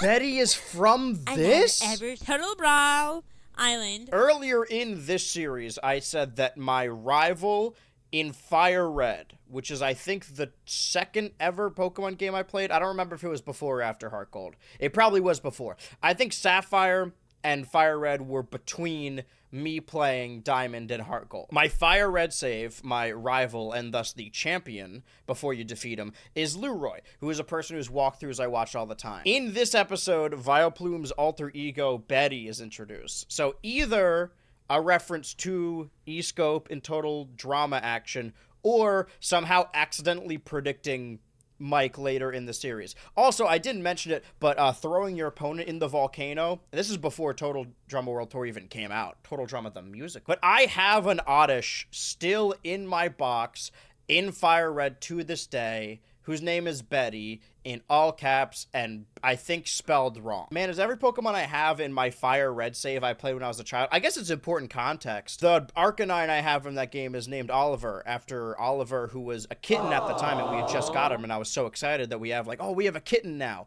And then Oliver passed in 2022. His ashes are in my ring, by the way. If you've ever wondered what's in this ring, it's his little paw print and his ashes. The lighting doesn't really help. And I love that cat. And he is immortalized through that Arcanine. I have a Vaporeon named Mermaid in that game, and it's spelled wrong. I probably picked that because of my allegiance to H2O Just Add Water. So really, this Fire Red game is the most important context to anything I've ever done. That didn't tell us anything about our actual competitors. We're still in the Halloween Marathon, so let's jump into Total Pokemon Island Episode 21, Scavenger Done. How many fucking Pokemon live on this island? And that was the end of the marathon, presumably. Before we even get over to the character chart, the challenge is a scavenger hunt. Each camper Pokemon needs to find an item, and a lot of them are held items or evolution items. And they're blocked by the likes of an Onix, a Xatu, a Miltank. Unclear whether or not it's the same Miltank from Miss Drevis' series. A Noctowl Skarmory, a Lapras. I don't think it's the same Lapras that carries them off the island. Maybe it is a Yanma, a Hitmonchan. But those ones are just like out and about on the island. They weren't brought in like Neon and Crispy were. Also, there's like a side running gag plot where there's an Electabuzz here that was brought in by the producers to take Raichu's job because he's too mean. So he was brought onto the island, and he's just defeated, so he's gone. Again, like I said, a lot of Pokemon. There's also a Magmar that guards the Magmarizer. I don't really know the Challenger Magmar's voice that well. I mean, there's only so many voices this guy could do. So I don't know if that's also the same Magmar from this series or not, if they brought him back solely for this challenge. I'm starting to think that maybe, as of late, he only recently got access to a lot of sprites he didn't have access to before, because like I said, there's a lot of tertiary mon, and also 4 evolutions in this episode. Dratini uses the Dragon Scale, which is the item she had to collect anyway to evolve into a Dragonair. And Eevee is so happy, and also it's sunny outside, even though they're stuck inside a Gyarados. Their plot is they get swallowed by a Gyarados, and they're like in his gastric acid. I don't even know how they get out. She evolves into an Espeon. Larvitar, still leading the fray of his team, evolves into a Pupitar. And I remember him being a Pupitar way more, so I don't know what's gonna happen later. And Mareep accidentally evolves into a Flaffy when trying to use the ultimate weapon MacGuffin. These 3 rocks, the Heat Rock, the Icy Rock, and the Smooth Rock, when put together, create the Rock of Power. That looks like a Soul Rock. That's it's a supposed trans to look Soul like Rock. it. Whoever wields this I guess item they're can genderless. control all power. Shout out Trans Soul Rock. Of course. Which is also another sprite.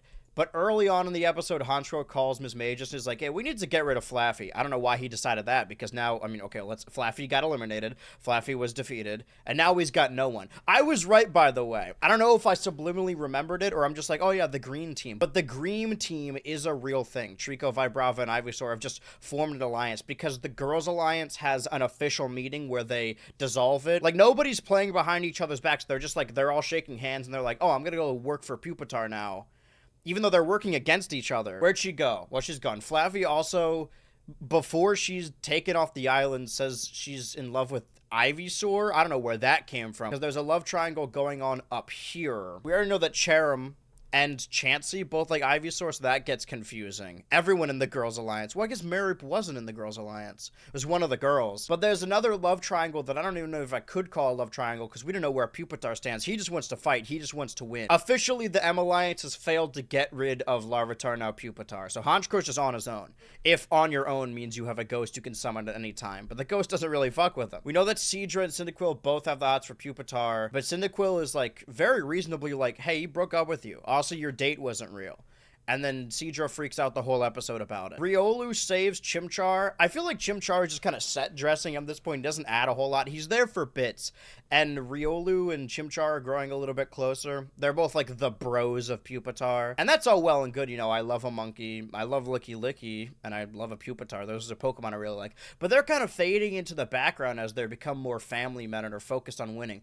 I think I'm kind of fully behind the green team right now. Honchkrow's kind of fucked here. Unless he somehow turns someone from this team. Let's all get him in the teams of 3. All divisibles of 3. Normally, this would be the part where we jump into the next episode of Total Pokemon Island, but seemingly there is a marathon ending announcement. Waited till 11 just to figure out that no one would come. This really is a spiritual successor to the Total Drama Island online video, because this song came up so much. Everyone, thank you for an amazing marathon week. And I'll be doing another one as soon as I hit 300 subs. Could you imagine? Sorry, when I was watching this, it was below 300 subs. So I was one of 300 people. That can't be right. Soon, a new series will be premiering, possibly in November, and this new series will be something awesome, with all my friends in it. And here it is. Subscribe. Is it still playing the same? Okay. So this is the Pokemon Kaleido region. This is just the intro for that, right? Which will play at the beginning of the actual... Alright, that's very loud. Wait, Neon and... Is Crispy one of these guys? Because this guy was a Flareon and then he died. I don't know if you know this. I think the first time they're going to have distinct voices. Because, like I said, me and my basic brother would watch these videos religiously, would gather around his family's computer at his place and watch these. And when this series started coming out is when we really got into sprite redraws, like in MS Paint or Photoshop, because of this series. This is likely before I played Heart Gold, and the main character, Nikki, his partner Pokemon is a Totodile. So either it was the Totodile in Total Pokemon Island or the Totodile in this that convinced me to get a Totodile when I played Heart Gold, and I still have that for Alligator to this day. I made these on my own. Like, not only did I make Total Pokemon Island in PowerPoint, but because I had PowerPoint and I was learning how to do it, this series came out, and then I started doing my own region. I had my own self-insert character with his own team of Pokemon, and they would go through and fight the gym leaders. But then I just got May from the anime series because I was watching Pokemon Advanced on Google Video at the time, and I shipped her with my character, who wasn't even me. I wasn't really good at redrawing the sprites, but I knew where to get the trainer sprites. The people who travel with Ash are very early gym leaders, so the character I created for my region was... I just used the Faulkner sprite, and then I said, like, oh, this is Faulkner's loser brother, Hulkner, and he doesn't even use flying types. I just really liked this design. I'm like, you know what? I fuck with Faulkner. This had to have been after Heart Gold, Soul Silver, right? Like, I would have played it by this point. It had... Well, no, because that was 2010. So this would be the part of the video normally where I'm like, all right, we have this little side thing. Let's move on. Let's go. Let's skip all these videos and go to the next episode of Total Pokemon Island. And when I was doing this for the Natter Chamber video, I fully intended to do that. But now that we've watched every video on this channel up to this point, and I'm simply just doing this as a bonus... Does it need to be tied to Total Pokemon Island anymore? I feel like it's important context to understanding me and this channel. Pokemon Kaleido Region Episode 1, The Totally Great Start. Da, da, da, da. The totally great start. Da, da, da, da, da. I'm gonna have a great time watching this, genuinely. What is Whoa, it? Don't hold on a tell me second. you Who's forgot this? Again. Professor Cherrywood. Oh my goodness, I it's think today? the idea of I better get having going. a region Wait, sweetie, that is the you're spilling your combination of pajamas. the 4 I knew that. existing regions, and you can pick Silly from the boy. 4 generations of starters. All right, Mom, I'm all dressed and And thus ready the to 12 go. starters that I already guess exist this is were not only a goodbye. thing in this Not series, forever. but You'll also, see me I think I again. mentioned this in a previous video, maybe And the don't worry, Indiana I'm Jones sure I'll one, see something you where I on talked about TV, Flash other games, things like that. of Pokemon Flash Have games fun. and like Okay, browser-based and be safe. MMOs I at the promise. time that I used to play with my friends when I would get home, and also when I had to stay after school in the computer lab, and I still haven't found the exact one I was looking I for. wonder what type But they of started Pokemon like I should that. get. They give you a selection of 12 Well, there's so starters, many. and then like Pikachu, Maybe I Eevee, should get a Weedle, Charmander. anything I with mean, they 3 are stages fire you could types, pick as and your they're starter. red, and they're kind of orange too, but they're lizards. Plus their name is Charmander. That Charmander looks or so maybe I naked. should meet Chris. He's another trainer like you. Getting He's his so first cool. Poke- But if I Now, could see, the somehow water edit that starter sprite will be in the lake, to be in the Chris middle of the Dreamer, forest. I think it'll really craft bring the whole thing will full be circle. all This is something I can only talk about now that Some the can be Total a bit Drama video is dangerous, but officially released, you won't that I see titled many. it Don't Forget You're Here Forever, what which is starter are obviously you a gonna Simpsons get? A reference, but also a Charmander? reference to how I can't get Chikorita? away from No. Total Drama Island. I got multiple comments in that video type? being like, oh my god, Really don't none of your forget business. I'm gonna Deltarune get a reference, water or and then I grass only type. tweeted Or about maybe a this. If bug you want more type, info that's on me, not you a should starter. follow my Twitter, Oh, well, even though I say alright. some pretty A cool depraved Pokemon. things over there. That when I was capturing where'd Chris Super go? Smash Bros. Brawl Oh, well. footage for the More for Total Drama me. Island online video, the thumbnail of that footage was the Alright. slash, the I wonder little what my Nike first swoosh from the starter Brawl will be. logo, Maybe- but it looks like the same I slash guess one sprite wants from to be cool Deltarune. looking. It has to be strong. Just has to saying, be there's nice constant and, connections. It's here weird you to go. see the dichotomy of like the sprites that they used Uh, in Total right. Pokemon Island, and it's now Well, it's just a mindless can't guy get that that. can only say his own name. I remember the Kaleido region that he had a well. Totodile that was It's a constantly water biting type. him. I don't remember it being the same thing for Island as well. Dun, dun, dun, dun. Nikki caught a Totodile. And I like the da-na-da-da-na. Oh, it didn't do it that time. I like the, by the I'm way, back. I like the fucking Oh, otter good back for there that you. doesn't move. I Oh, like so the back. idea of having 6 Oh, trainers that's that all so great. adventure Let's see together where and your they all have Pokemon their are. own 6 Okay. Pokemon, and every time they Come catch on one out. or evolve or get a Toto. badge or something, a little animation Totodile, plays. that's amazing. I want to make one of these. Dun, dun, dun, dun, dun. Chris caught a Torchic. So, if Maybe it was just the I'm era here. where I was watching Go, Torchic. the only Thank anime goodness, I would Chris, ever you watch, came to my which were safety. like All right, Torchic, let's get rid of this toy-based thing. monster Blaziken. collector ones.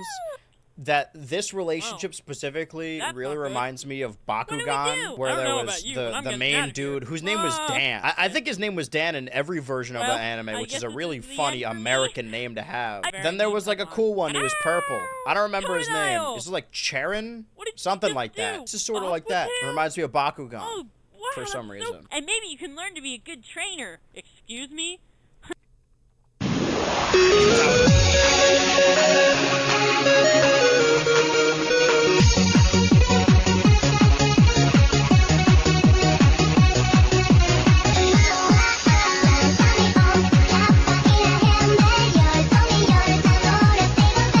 The marathon concluded with a new series, but we don't have that new episode yet. We don't have that Halloween episode. What we have is how to make a TPA Part 1 and Part 2. I think this is going to give us important context. This is how I learned how to do it. And this is how you too can learn how to do it. How to make a TPI. Hello, I am Nikki Nor2. You're probably wondering, what is this video about? Read the title. Okay, Damn. in here. See These are all the AJ's files birthday of party animation. everything. Who are the Crystal Chasers? So, oh, so mine. it doesn't play Okay, the so, intro what I would do is I at go the to beginning of each the pics with file, all of them in it. which explains why the intro is so much louder than the episode. Now, and for instance, type in island. Island. And a lot of things come up. I think I Now, used that one, Island just Snapshot. because I'm not going to spend all day looking That for little something, click- I'm gonna take oh. this is where I get my sprites. I will send you I'll put the link in the description. GTSplus.net. Okay, so I don't know. I just want Sound support a secure legendary. connection. So I'd go down and let's see. That's okay. By the way, in my region, my just load. whatever region I did with my new original character, Hulkner, Okay, I so remember once I it had comes a up, scene where Ho gonna move beat it down Lugia, and even make though it like bigger. water is clearly stronger than fire. I don't want to make it too big. Because I ended up getting otherwise, Heart Gold you know, I won't be able to see because I thought anything. Hoa looked cooler. Now, That's actually for not my what chef, happened. I think I said it before, but I like There playing you go, Pokemon there games you with are. friends Get the concurrently. picture. And when I got Heart Gold, it was in the same breath I was Okay. with my childhood friend, and depending we on how both many- got them at If you want GameStop, and 2 he teams, chose Soul I'd Silver, suggest and I was like, somewhere well, we from can't both get 20 Soul or, Silver. you That'd be know, ridiculous. 30. I got Heart If you're Gold, wanting and now I thir- love Hoa. 3 teams, Seems like all the at Pokemon that most, are the you'd most probably important want to me 30 were unless you want always like my 15. second I'm not choice. really here to Because when I judge. chose Chimchar Now, as a what I'm kid, gonna my do is first I'm ever going Pokemon, to, like I said with all the Infernape AMVs take a couple earlier, because Pokemon, Infernape was the so first starter what and I also like to first do is Pokemon I take got to level first 100. That I actually wanted to pick Turtwig, please but I didn't know how to read, so I try didn't know not that once to, you you hovered know, over them, you could use back out. overused Pokemon. So I just That had a is really- Chimchar. Hello, Ditto. You are now joining your friend Timmy. Damn, he's just Charmander. knocking out the Licky and Cranido's voice for Ditto, free. get ranked. Alright, so we have 2 And- campers. Not only did I and use then the Faulkner hosts, as I'm gonna my keep them right character, there. not with the So it would animated be sprite. something I like think it this. was this sprite because it was really short. But I also, one of the traveling companions was this short Impressive, nerd character, isn't it? and I just pretended it was Max because I Geodude obviously has had the never May looked so sprite. Like I good. said, I was watching the Advanced Anyways, League at the time. How do you spell chalk? It's kind of like a corkboard. Kindred Spirits. Don't make one exactly like Owen or exactly like Duncan or anyone, okay? It's It's not weird to fun hear him watch. say the real voices. Third rule? Also, Licky No, is I'm not even exactly happy like with this, Owen. That's but his thing. I don't care if you have an Let accent your or voice be anything, heard. it's Sound off in important. the comments down below. Don't use What's the your same what was voice your for first every Pokemon? single Don't character. forget to like Don't this go like Patreon this. post Okay, and let's tell just your friends to quickly subscribe. Hi, I'm Charmander. Hi, I'm Ditto. I'm Geodude. I'm Cacnea. Don't do that. It's really I know this is a hard child, to tell but who's this really talking. is the It's pod like, calling the wait, kettle who's black. talking? I asked Elko for using a TPI. He allowed me. Don't just say like. Okay, I don't that's know. If explaining you're our gonna make timeline a little bit. So anything, we like, know that he wasn't the copy first, something for from someone sure. else. Me and Myth kind of like came up with that idea. I did first, but that's not the point. I don't know Ask what we're us. saying It'd anymore. Be much better. Also, There's some kind of try to make TPI your elite own I'm not aware of. TPI. It doesn't even have to be Pokemon. You can make it Neopets or Digimon or Yu-Gi-Oh for all I care. A lot of people did make them Okay, Yu-Gi-Oh don't do cards. Yu-Gi-Oh. I would hate that. In fact, don't even try to like. Yeah, just don't do Yu-Gi-Oh. I take This is that a back. really Do negative anything video. you want This is a except for tutorial? I'm just playing with sprites at some point. I got bored watching that and just wanted to go to the sprite resource. Now we have the official Halloween special, but before we can get into that, we have the 300 sub marathon plus contest. Another marathon? Yo, this is what we heard before. Turning in a submission-based Total Pokemon Island competition. The judges are me, Mr. Evis525, Elko Raider, remember, lost media, but this was apparently the first person to do this, according to him. Swiftion Mega, and even the Ruins of Poly, maybe. What? Wait. No, Elko Raider's still around. And there's a new channel. Hold on. Wait. 3 days ago? No, it's fine, but I might cancel the contest because the judges aren't always around.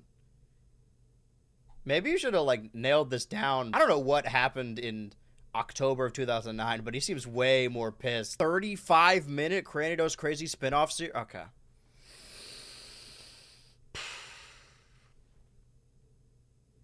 Alright, sure. Cranidos Crazy spin-off series Halloween Horrors Part 1. Okay, so, to my understanding, either the ice spirits that only Celio can see cursed all of the Pokemon when they were in costume because they all got dressed up for Halloween to turn into their costumes like that of Halloween Town 2 from the Childhood Trauma video and Buffy the Vampire Slayer from all of my videos, really. I couldn't make heads or tails of whether the ice spirits were warning Celio, because he's the only person who could see them, still, of this coming evil, or if they did it. But then at the end of this, they revealed that they did do it. I don't even know if I should I think you guys need to see it for yourself. Oh, don't worry. Jinx and I thought of a great idea for Christmas. Come on out. This is the worst idea ever.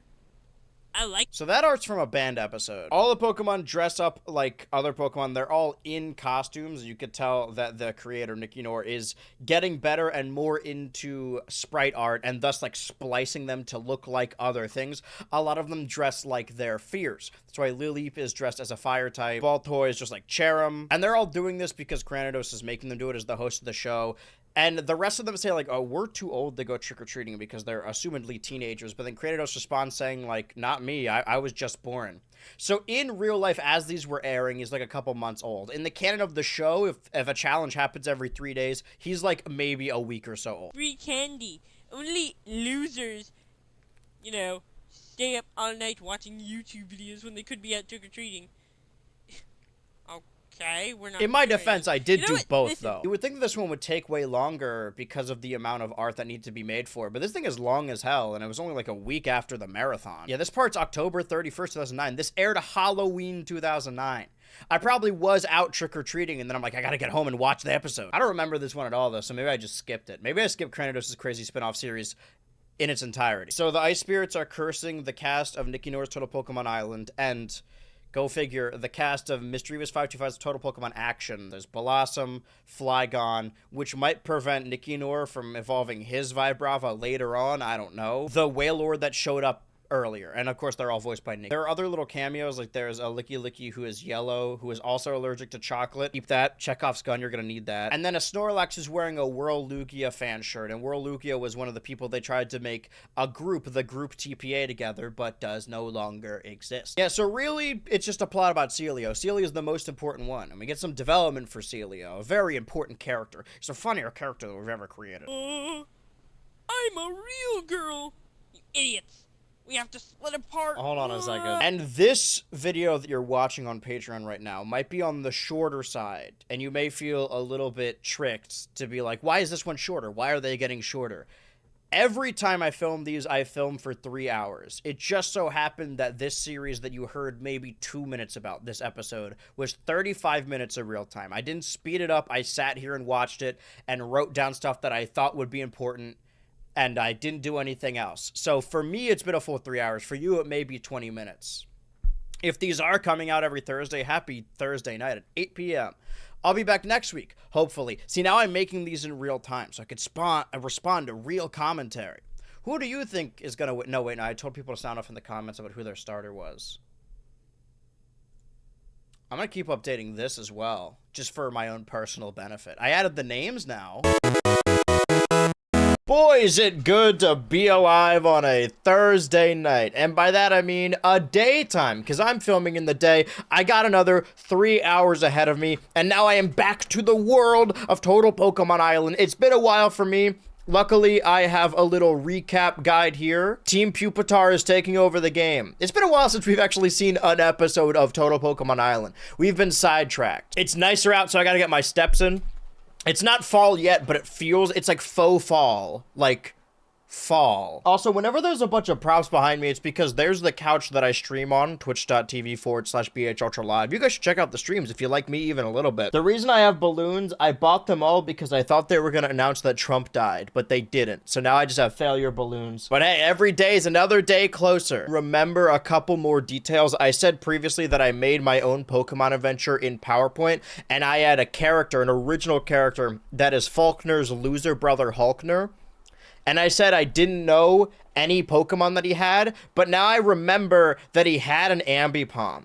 Because I was really into Apom at the time. And Apom is still one of my favorite Pokemon, if not my favorite Pokemon. The shiny Apom I caught while streaming Legends Arceus while doing that playthrough is an emote in my server. And he was my main lead in my Heart Gold Nuzlocke that's still ongoing before he died tragically. What I'm getting at is I was watching the Diamond and Pearl anime as a kid, and I was really into Apom and thus Ambipom because when you're a kid, the next evolution is the coolest thing. I didn't develop my disdain for Ambipom yet, but I can't remember if I genuinely dislike Ambipom or if I let the internet convince me I dislike Ambipom. Because everyone always talks about how ugly Ambipom is, and you're right, it is ugly. Hulkner had an Ambipom, that's the only Pokemon I remember him having. Can we just start off with Total Pokemon Island episode 22, Lost in Massacre? This says part 2, part 1's down here, but I don't want to scroll down because the Kranidos spin-off series always spoils who gets eliminated.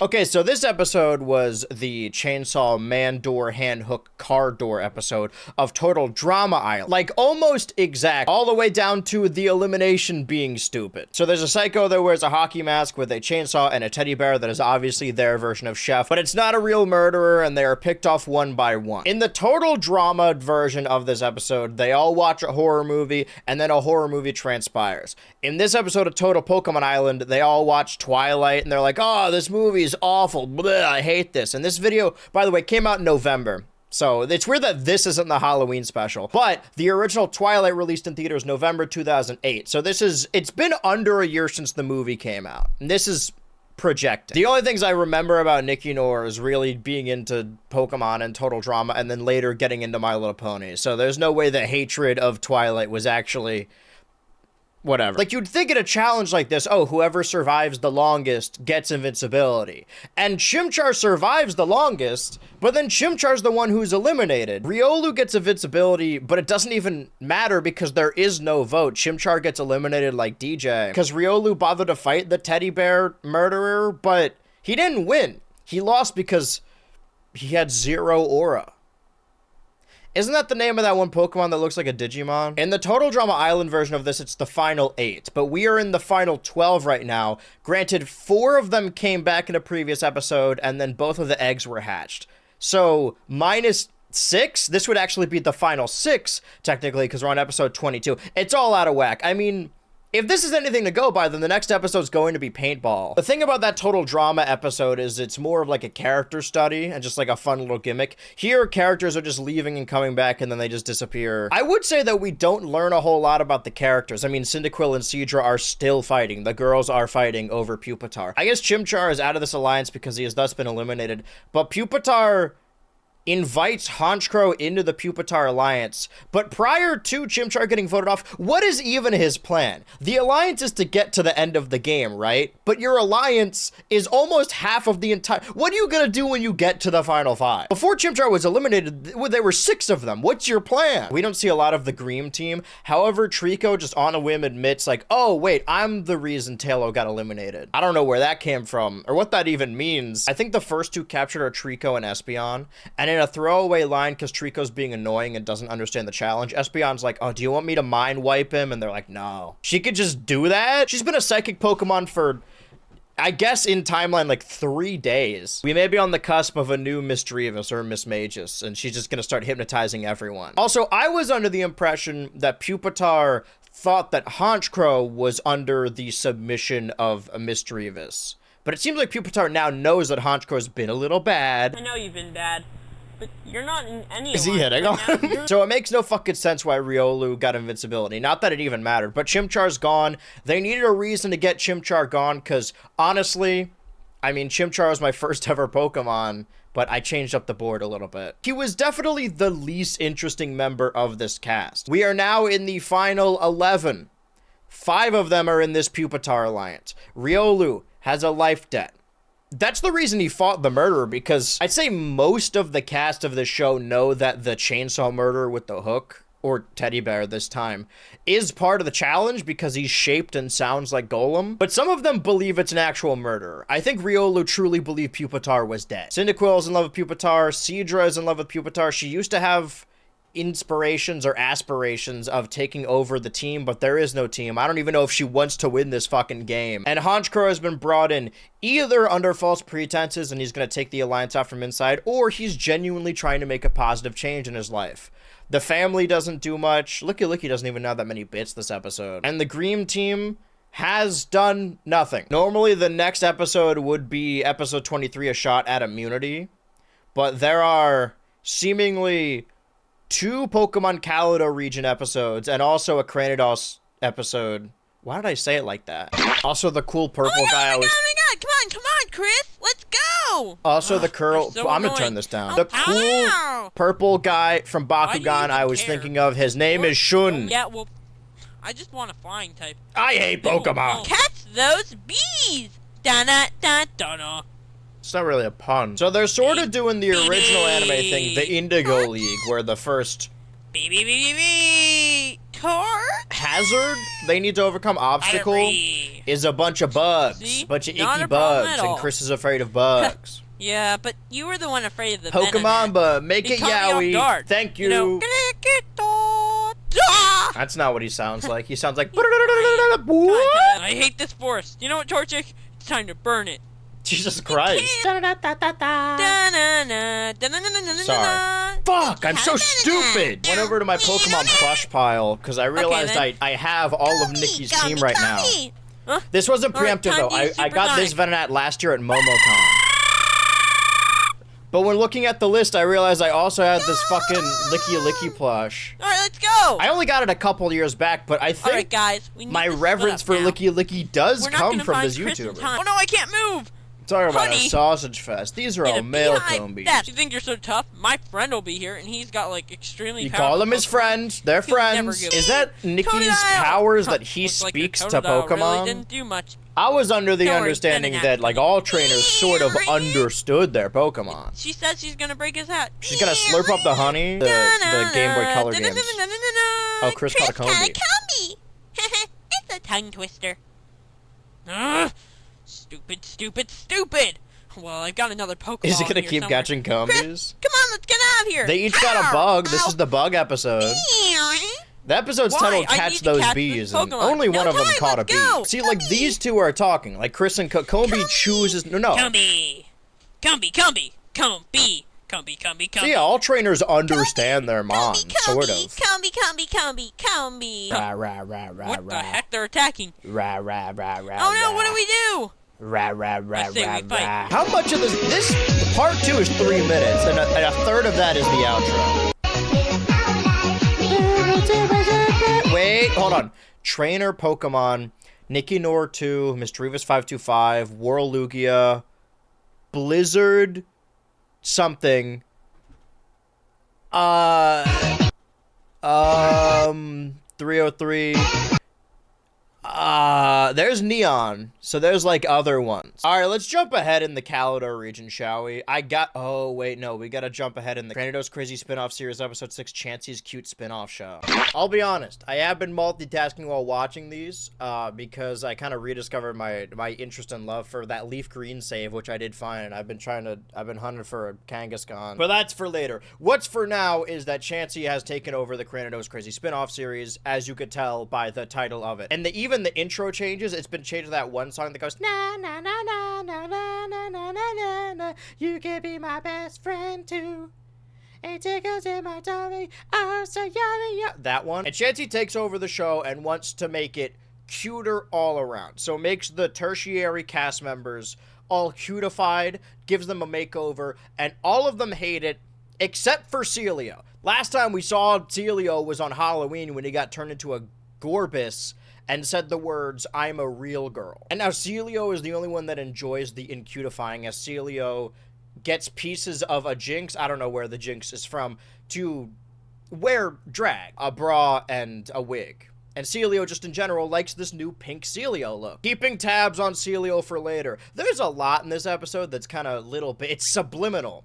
Zigzagoon is an egg. Chansey took over the show by locking Granados in a closet. And also there's Porygon's entire deal. Messing up my transition. Transition? Overload! Trans overload? Anyway. But above all else, it was above Chansey, who used to just be Granados and Cherim hate, but now seemingly everyone hates Chansey, except for Celio. See, this is why I think that there's something brewing in the undercurrent of this show. I think this is the kind of YouTuber, or maybe the YouTuber you watch, where you start to figure some stuff out. Also, you know, spoilers, but every time I go back to the channel, it sorts it by newest first.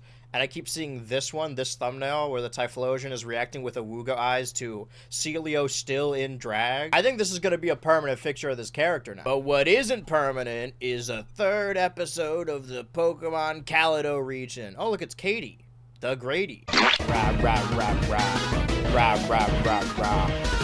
Not only did I use Totodile for my Heart Gold playthrough as a kid, Ash's Heart Gold playthrough, but also the aforementioned Nuzlocke I've been doing on stream I talked about. It was my starter. His name's Spongetism. And then he died. Why? Okay, Nikki, first off, wait. get over it. Second off, you saved it. Kangaskhan! They don't just give these out to anybody. I want a Pokemon that's cool, strong, and pretty scary. No, that is just gonna say pretty. He's pretty. I also like how Katie's custom sprite isn't even really that different from Leaf's sprite. It's just a black shirt. Anyway, slowly over time, because I gave away all my Pokemon cards as a kid, I've been trying to find all the ones I used to have at like conventions, collections, and stuff, and I'm about here. And I don't think I have the card for it, but I distinctly remember having a Poochyena card. I'm Katie. As a kid. Some of these aren't from when I was a kid. Some of them are just cards I have. I should get a binder. For the cards, not for my first Poochyena card when I was a kid. It looked like he got run over by a truck. I don't know why he's like pancake shaped in that one, but that was what I think my first actual card was the two Nidorans together. I love when they do this in both this and the real show where they just release all of them. I think the closest we ever got to that, like the camp, the sandwiches and the curry in the new generations are like okay, but I think I prefer in Legends Arceus where you could like physically throw them all out. Katie caught a Bulbasaur and a Poochyena. And I hope the same is for Legends ZA. This is all happening right before Legends ZA, and I think that's why I'm getting more excited for it. I never really cared about Megas, but I fuck with Sableye. I feel like the farther we get into the series, the more characters we meet, they're gonna have larger teams, and then we're gonna have we're gonna need a screen saying, oh, they caught these 4. We just said, oh, these are like 2 Nickies, they're exactly the same, but Chris is very obviously attracted to this one. So what does that say about him, that he likes the version of Nikki that's a girl? What does that say about him and Nikki? He's spreading his ideology of them constantly having them outside. Granted, these are the Heart Gold sprites, so this is so loud. A big part of I'm turning it down. Blow my brains out. Jesus Christ, that was the mechanic in Heart Gold, is that your mon would follow behind you. And in all honesty, the later games that try and replicate that and have your 3D model carrying behind you, it isn't exactly the same. Like, I get that the sizes are uniform, but I kind of like when the sprites were condensed. I think what everyone is missing, or what they're learning they're missing, is just the sprites. I have got my jammies on, I've got my jammies on, I have got my jammies on the damn floor. The only one I have of this guy is really fucking small. I've got an idea. Eureka! And then Calido is the passion project, because these episodes are longer. I win, you leave. If you win, you stay. Chris, you can't be serious. Trying to excommunicate Katie. Excommunicate. It's meaning Chris versus nice Katie. Let's see what they bring out first. Epic Lloyd versus nice Peter. Bulbasaur, I choose you. Okay, well, obviously Torchic. You know what? He's right. Torchic is unable to battle. Katie wins round 1. Because of Razor Leaf? Fair. Turn, Torchic. Bro, I think your Torchic might fucking suck if I lost to that thing. I choose you. Combi! This way, I'll have a flying advantage. This guy's not winning this battle. Sorry, I'm not looking at my phone. I'm going through the cards. Katie, you're just so annoying. I hate you so much right now. I wish you could just leave. I wish you would die. I want her to die. Just fuck with the Andrade card. Is this gonna become like a romance drama? So you know what? I am gonna leave. How about that? Chris, you don't need to be such and now I'm your rival. No, I'm really sorry. I didn't mean to. Chris I don't know pushed everyone away because he was so afraid of anyone getting close to him. Nikki, you're such a great friend, and you're so funny, and you're my bestest friend ever. You knew this dude for like a day. Oh, they've been added to the intro now? Oh, is it different every time? No. Well, we haven't met AJ yet. I guess all of their mons get added eventually. Alright, let's see if I can read these. Okay, well, the trainer sprites were done by Nikki and Misdreavus, and then Unknown. Misdreavus, Walugia, Blizzard. I imagine that says Mamoswine. Episode 23, A Shot for Immunity. So it seems he's actually replicating the real show really well by having a bunch of eliminations in a row that are stupid. The intro itself, it may have been like this before, but is now separated into the alliances, like when they all appear. It seems Honchkro's allegiance is in earnest, like legitimately trying to turn his life around. I don't know if he forgot that Honchkro wasn't actually hypnotized and he just was genuinely a bad guy. Maybe, I think the show forgot. Maybe Honchkro just convinced himself he wasn't. And we haven't seen that Misdreavus horn in a while. That's in the back pocket. It's a smoking gun. Speaking of smoking guns, this is the paintball challenge. I actually think I do prefer a free-for-all paintball as opposed to a team-based paintball. I've been rewatching Community. I like the idea of having these team-based challenges after the merge, though. Some of them are Pokemon-based challenges that they just make up, and some of them are challenges from the original show. Anyway, my point being, the images they're using for the paintball guns, the PNGs, these are just like real sniper rifles. This is heavy artillery. If we're talking about smoking guns, stuff that may or may not be important later, Ivysaur says he's afraid of heights, and you may think, wait a minute, wasn't there a fear challenge earlier in the show? Wouldn't this have come up? But this retcon has explained that Ivysaur lied about his fear, which I don't even remember what it was. So that way he wouldn't lose that challenge. Even though they're separated into their alliances, the Green Team, the family, the Team Pupitar, whoever wins this gets invincibility, just for themselves, because it is a post-merge episode. But Riolu's invincibility that he got in the previous challenge that I said, hey, wait, this doesn't make any sense. It actually applies to this challenge, so Riolu is preemptively invincible, so other than helping his alliance, he really has no reason to compete at all. I don't know why the hypothetical host of this show would do that. And Riolu wins this challenge anyway. Does he have double invincibility? Can he use it again next week? I also like, and I think it's important in this, the little character sheet they show in the Raichu backrooms where he's hosting the show, and every time someone gets shot, their little mystery dungeon portrait show up, and I think maybe that is where I saw the mystery dungeon portraits for the first time, because I use those images a lot. Like I said in the previous episode, I printed them out and destroyed our family computer, and they're all the different colors they got painted. When Pupitar gets shot, he just becomes the color of Larvitar. It's a shame I didn't do this plush themed episode earlier. I don't know why I didn't elect to do this, because he's not a Larvitar anymore. But this is really the only opportunity I have to show this off. I guess I should probably show this too before Trico evolves, because it could happen at any moment. You never know. Never want to say it's too late. Everyone else kind of exists for bits. What I was saying is the Ivysaur fear doesn't come up at all. Maybe it's set up for later. The main story is that Seadra is finally done with Cyndaquil, and she said, I need to take out Cyndaquil, and then everyone on Team Pupitar is like, you are crazy, we need to stop you. Except for Honchkrow, who's fighting in the air with the Green Team. I think Pupitar's feelings weren't known before, or didn't know about Cyndaquil's feelings, but now they're reciprocated. As we know, Seadra kind of forced the whole date thing under threat of violence. That Seadra just become the villain of this team, I guess fully excommunicated from Team Pupitar, just starts shooting paintballs at them. I think out of her schnoz, which is fun. Seadra goes lone wolf, and then they lose. Again, Riolu gets invincibility, and it comes down to, I don't even know why they did this. It comes down to Seadra and Licky Licky, and Seadra in a confessional says, oh, I tried to convince everyone on our team to vote for Licky Licky so that they wouldn't vote for me. One, I don't even know why these would agree to vote with her at all.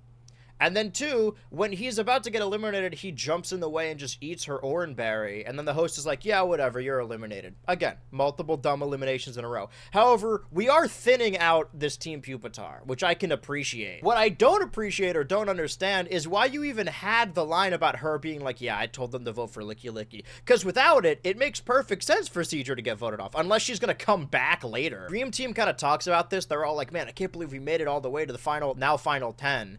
And Vibrava's like, you guys were brought back, like, in the first half of the show. I've been here the whole time. My Bidoof is dead, though. He doesn't say that. He doesn't mention the Bidoof at all. It's a shame they lose, because Ivysaur and Trico do a really good job, and Vibrava. I see them! That's Ivysaur! Nah, that's just a plant. I'm sorry about this. It happened again. I'm not doing this on purpose. Yeah, I promise I I'm not. When I played Fire Red, I may have called it Legion earlier. No, my Fire Red save. I know I've been showing off my Fire Red save a lot. I've gone over multiple characters. Not only did I have an Oddish named Betty, but my starter, the Bulbasaur I chose for that game, the Venusaur I still have in that save this day, is named in all caps just a plant. Are all the names from this thing? It can't be, because I had an executor named Coconut Head. And that has to be a reference to Ned's Declassified. I don't know if I spelled Coconut Head like that because there was a character limit or because I was a child and didn't know how to spell anything. I mean, there's really no excuse for Betty other than the aforementioned child excuse. I didn't think out of all the teams that we would have mostly the Fire Red one. I mean, there's only 2 missing. I did use a Sceptile for my Sapphire team. I clearly liked Trico. I don't remember why I named him Mudkip. I just know that I did. Where are we now? Total Pokemon Island episode 24, Wilderness Destroyers. I see him holding a charm here. And Seadra did say something about the lucky charm. Maybe I should have brought that up, but honestly, it didn't seem that important at the time. Bidoof lives! Bidoof returns! Okay, so the challenges are mixed around a little bit, but they have the right idea. This is normally the final 9 challenge, but this one starts with the final 8. It's the Wilderness Survival Challenge, and by that I mean where they're hunting down the animals. In Total Drama Island, the human campers are hunting animals in the wild, in the forest, on the island to allegedly cook and eat. It's sort of implied in the episode. But the thing is, when your contestants in this show are Pokemon, and they're hunting other Pokemon, some of which have their same level of intelligence. Like, the Bidoof is a pet for some reason, and Vibrava's arc, I guess, this episode, is that he doesn't really trust Trico or Ivysaur. And they're saying you should let Bidoof go just in case you're eliminated, then he'll be able to adjust. And then he does let him go, and then the Pokemon he has to capture is that same Bidoof. It doesn't really go anywhere, but just like sowing seeds of doubt. Similar to Seeds of Doubt, Team Pupitar has really fallen apart, because Pupitar is his lucky charm, and now he's head over heels for Cyndaquil, kind of abandoning Riolu and Honchkrow, and he vehemently wants Licky out to avenge Seadra, I guess. And Cyndaquil says, by the way, Pupitar's in the wrong, but Cyndaquil says, well, but Seadra tried to kill us. Did she? I'm pretty sure she was just hitting them with pain. Going into this challenge, Riolu has invincibility again, so he keeps stacking invincibility, so much so that he's not even allowed to compete in this one, so he can't keep being invincible. But then both Ivysaur and Cyndaquil win the challenge, so 3 people have immunity. Pupitar sends Riolu out to convince Licky to get the wrong Pokemon, and Trico clocks this cheating immediately, and Riolu's sort of ashamed. It seems like there are, like I said, seeds of doubt in all the alliances. And now the family's separated. Yeah, I didn't quite get to that part yet, but yeah, Licky has been eliminated. You'd think I'd be more sad about this, but I don't think I care for Family Man Licky. He's got a funny moment where he brings a Dialga instead. Cyndaquil wins alongside Ivysaur despite not being the first person to bring back a Pokemon. Again, they're all hunting Pokemon, and Dragonair is a fake date with a Arbok with human-level intelligence, same intelligence as them. And then one of them needs to hunt down a Piplup. I believe it's Trico. Is it the same Piplup? If I were Trico, I know I'm dumb, but I'd be a little weirded out if I had to hunt down a low-level, low-intelligence Piplup when I just went into the woods a couple weeks back and saw my Piplup friend die in front of me. So is this Piplup crispy? Because that guy, like, died. The reason Cyndaquil and Ivysaur wins is that Ivysaur is the first person to bring back their Pokemon, but Cyndaquil brings back the Tauros from Misdreavus 525's Total Pokemon Island, and I was ready to throw my hands up and be like, oh, it's Misdreavus again. But then I got a little lore nugget. Okay, so it's Misdreavus again. Get here? That's not important. Why are you here? You're supposed to be on, like, Total Pokemon the Musical. Listen here. I just want to check out some stuff, actually have songs in their version? You're just a little bit because before we knew the name Total Drama World Tour, some believed it was going to be called Total Drama the Musical, the 3rd season, because that's how the Celebrity Manhunt ends. So yeah, the family is just Espeon and Dragonair. The Dream Team, Vibrava doesn't really trust these two, although Ivysaur has been winning. Riolu no longer has the stacked invincibility, but it seems like Pupitar's main priority right now is Cyndaquil, even though he keeps accidentally offending her. And then Honchkrow and Riolu are also there. Riolu, by the way, didn't want to eliminate Licky because he still viewed him as a friend. And now, although Riolu seemingly has a life debt to Pupitar, his 2 friends, both Licky and Chimchar, are gone. He was training both of them.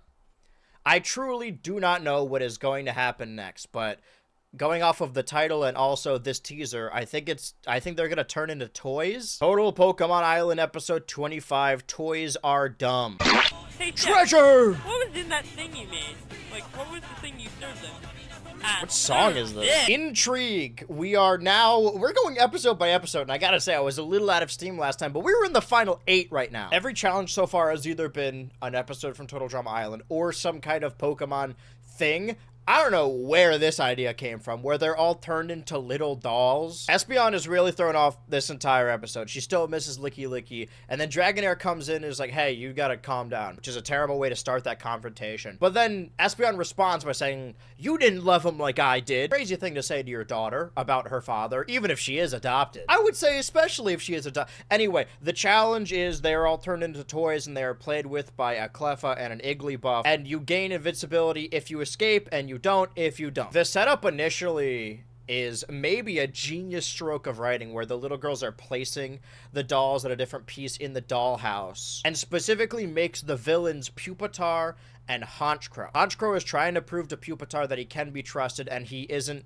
still a member of that M Alliance. He can actually be good, and he genuinely believes this. Meanwhile, Pupitar is starting to lose his way a little bit, doing underhanded tactics. Like, they took out Licky Licky. That man's a father. It's a little too early for me to be around daddies. I used to Hey, have a speak for husband, yourself, not me. and he was chunky.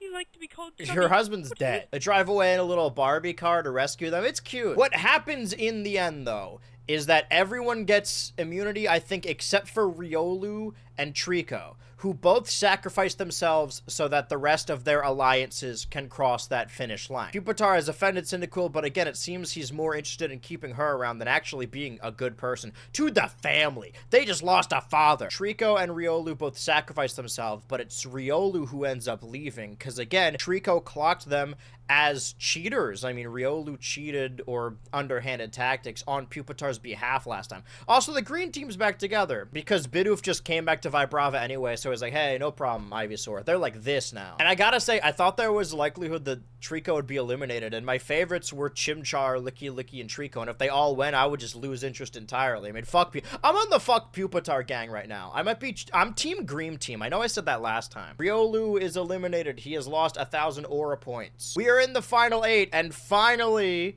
the Pupitar Alliance is on the same level as the Green Team Alliance. A 3-people alliance makes way more sense than like a 6-person one. And while it did go up to a vote, if I had to theorize about these characters, I would say Riolu may have voted for himself. He may have lost some honor, some aura points. He may have been disappointed in himself that in his quest to help Pupitar, his surrogate father, that he turned his back on his close friends. And maybe Riolu leaving, he can do a little soul searching. Do we immediately go into the treasure one? Yeah, it immediately goes episode 26, episode 27, and then Kaleido. So hold on. Episode 26 of Total Drama Island is the finale.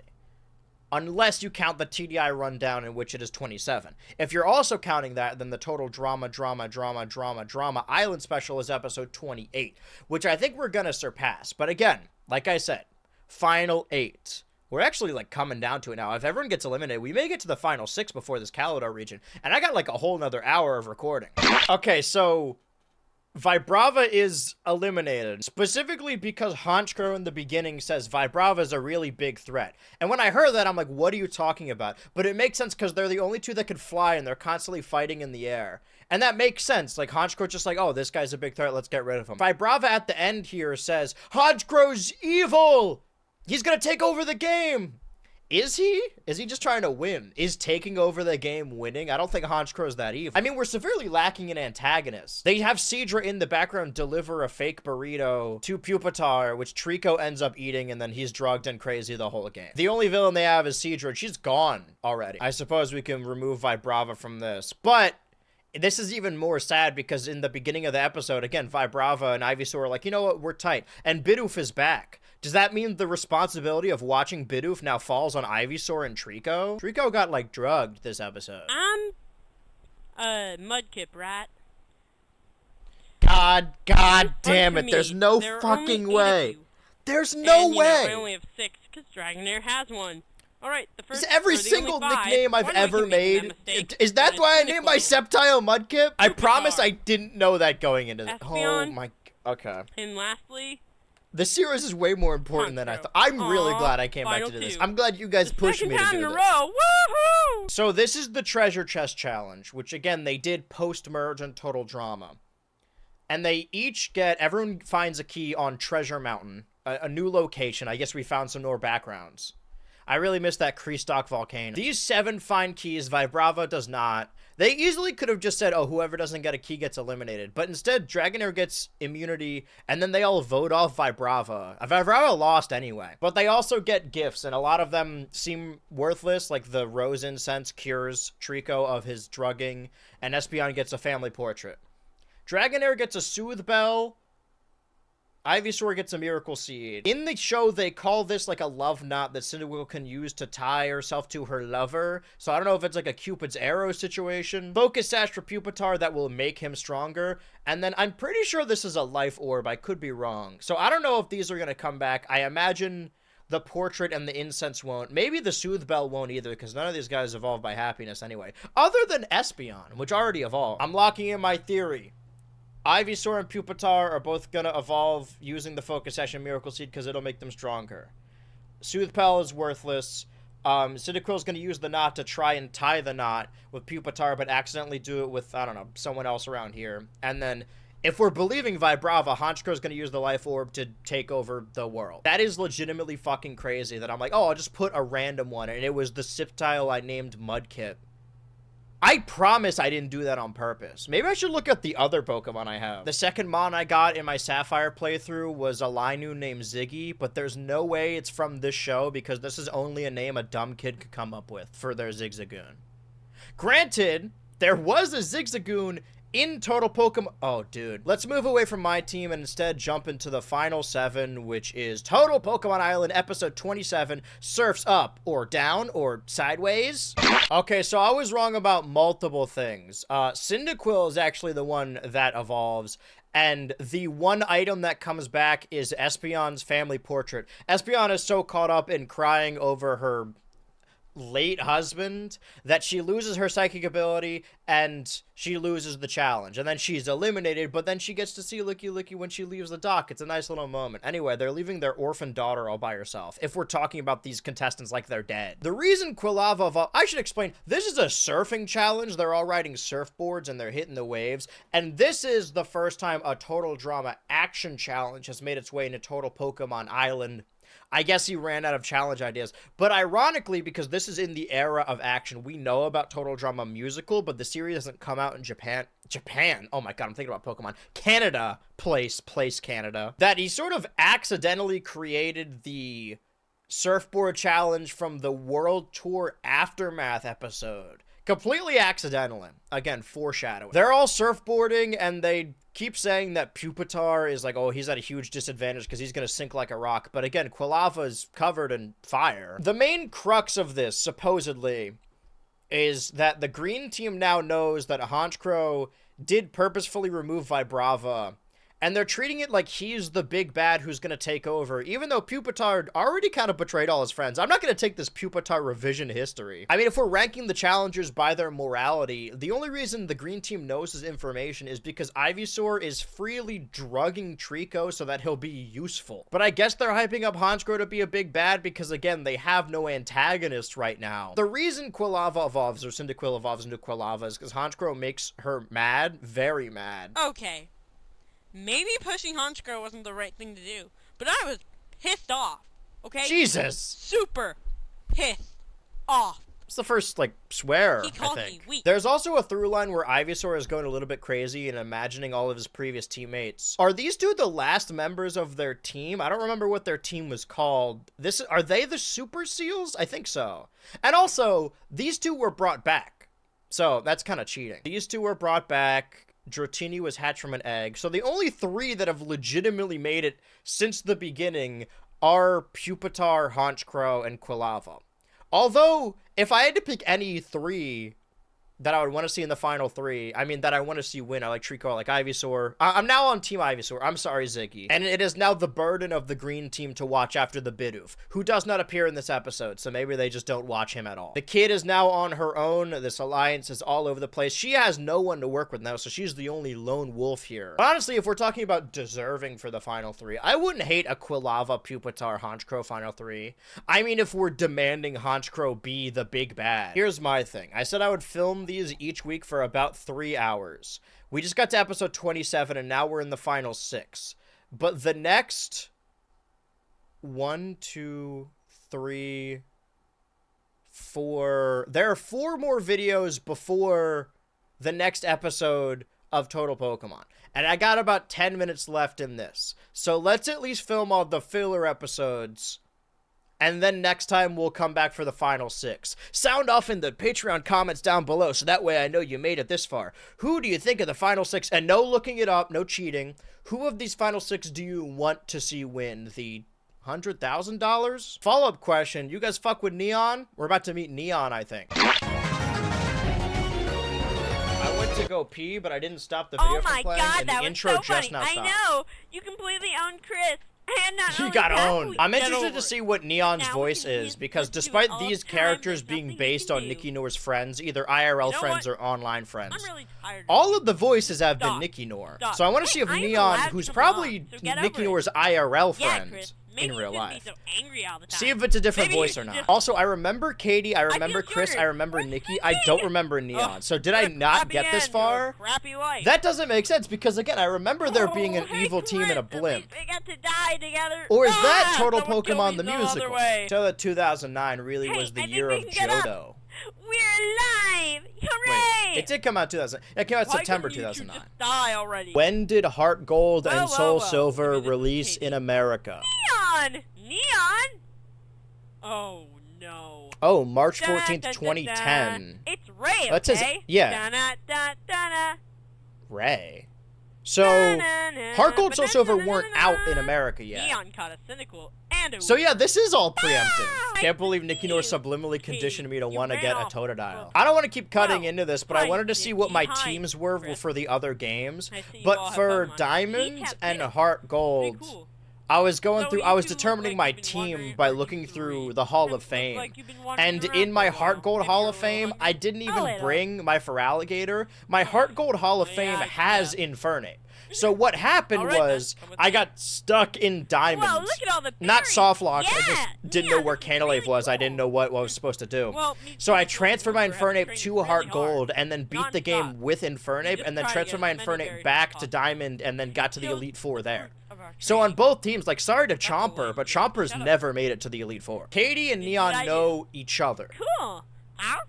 I don't remember it advancing this rapidly. I mean, I guess we need to introduce all the characters pretty quickly. I suppose that's the downside of having 6 characters, or having, like, 15-minute episodes. I'm gonna stand up, not because I'm not watching, but because my ass is sweating, because I've been sitting here for...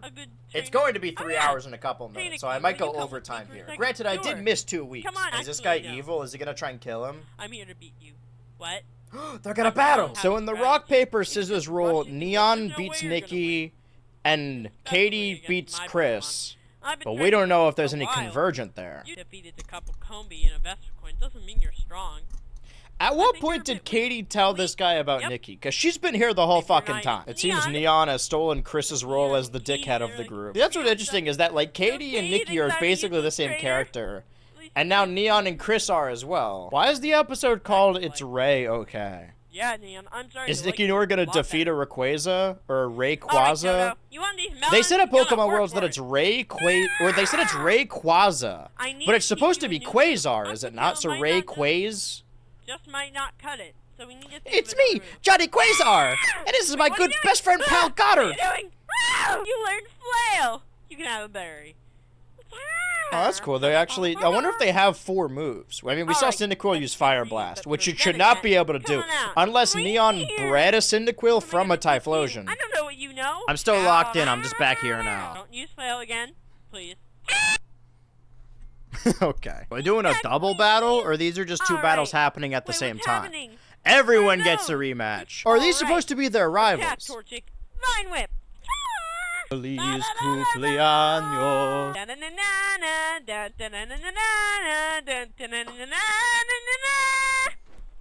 Never do that again. Okay. Yeah. How do I know that jingle? Well, that was Is that really Smash good Bros? Well, that's that's Mario's victory jingle, his victory theme from Smash Bros, right? Great. We're all friends now. When are they gonna add total drama to Super Smash Bros. Brawl? Come on. If I made an online video going over the YouTube videos from the era of Total Drama, and this is sort of a spiritual successor, but about Pokemon, I should definitely make one about Smash Bros. Once I'm finished with my, other Smash Bros. Videos. I was not listening to what happened. We have surpassed 3 hours, and I don't want to stay here any longer. Primal Dialga's Rage trailer. Alright, family. It's time to go visit my mother. She's been worried sick about us. Oh, I've never been to a god's house. Did I mention the part that when Licky Licky brought a Dialga that he said that they're related? And then they see it in the family reunion? I think I left that bit out, but it is important. Boy! Oh, right, you're not used to me.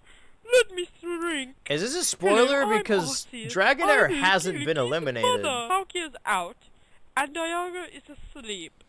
Do you think Nikki knew about that one cutscene in Heart Gold where if you bring Arceus Would you like any pie? to the ruins of Alph that you get an egg for one of the creation trio? Sorry, this is the creation trio. My mistake. The world is corrupt. This being shall awake. I feel. I feel This guy does like Mystery Dungeon. I don't want to make this whole thing about me, but earlier I was talking about my leagues, like each game that I got into the Hall of Fame. And looking at my Diamond Hall of Fame, it's like, sure, I got Infernape in there, but it's also Yuxi, Azelf, Heatran, and Dialga. It was my first game, alright? I didn't know that it was uncouth to just use the strongest legendary you find. Start. Dun dun dun dun dun dun dun dun dun dun. But maybe there is hope with the heroes of time. Licky Licky. Espeon. Dragonair. Okay, I didn't... No fucking shot. No fucking way. Hand to God, I promise you I did not watch this before. Did I name anything as a kid? Surely I named Mermaid. It's spelled wrong. Okay, so this means that I definitely played Sapphire for the first time after this. This is legitimately, I don't know how to, this is shaking my worldview. Everything I ever nicknamed was from this show. All right, give me another one. Trico, Mudkip. Sorry, go back real quick. When did Riolu evolve? Follow-up question. When did Chimchar evolve? Primal Dialga's Raid. This is my movie premiering in 2010. It'll be hilarious. And this is Toy End my marathon week. Dude, the marathon's already over. Alright, so question. Without being spoiled, does this movie ever come out? Yes. Is this legitimately a 50-minute? Oh, God. Well, that means we got to get to it at some point. But to end off today, time for Cranidos Crazy Spin-Off Series, Episode 7, 300 Subs Marathon Losers. This is a 3-parter. Okay, so by 300 Subs Marathon Losers, that means the last couple episodes we saw were the 300 Sub Marathon, and that's why there's so many interviews. There hasn't been a spin-off series in a while, so they use this as an opportunity to interview Monferno, Lucario, Seadra, Licky Licky, Espeon, Vibrava. And of course, off-screen, Chimchar evolved into Monferno, Riolu evolved into Lucario, I guess Baltoy evolved into Claydol, and then on screen, this episode starts with Porygon bringing in a package, a box, opens up and gets an upgrade, and everyone's like, that's clearly a virus, you shouldn't put that in you. And then he transforms or evolves into a Porygon 2, and he's been talking crazy. And that lasts for, like, the first 3 minutes of the episode, and he's like, beep, beep, dop, dop, dop. And then, I guess, Nikki probably got annoyed with doing the voice, so he's like, oh, actually, flip the upgrade upside down. So now Porygon 2 is totally fine.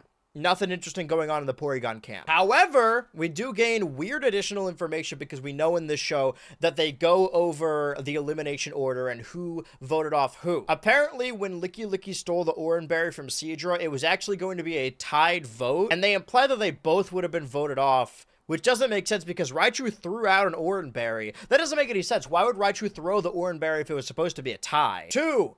Honchkrow, apparently behind the Pupitar Alliance's back, voted off Riolu. Does seem like they are setting him up to be the big bad. Ooh, he's got some kind of underhanded plan. Miss May just doesn't bring him up at all, so I imagine she's just done with the whole flute thing. Also, it's revealed, interestingly though, that Dragonair voted off her mother, Espeon. Maybe it's a good thing. She was sick of her being sad, so she sent him away to their dad, or her dad, her wife. And in another sad, unfortunate note, Celio has defaulted back to boy moding.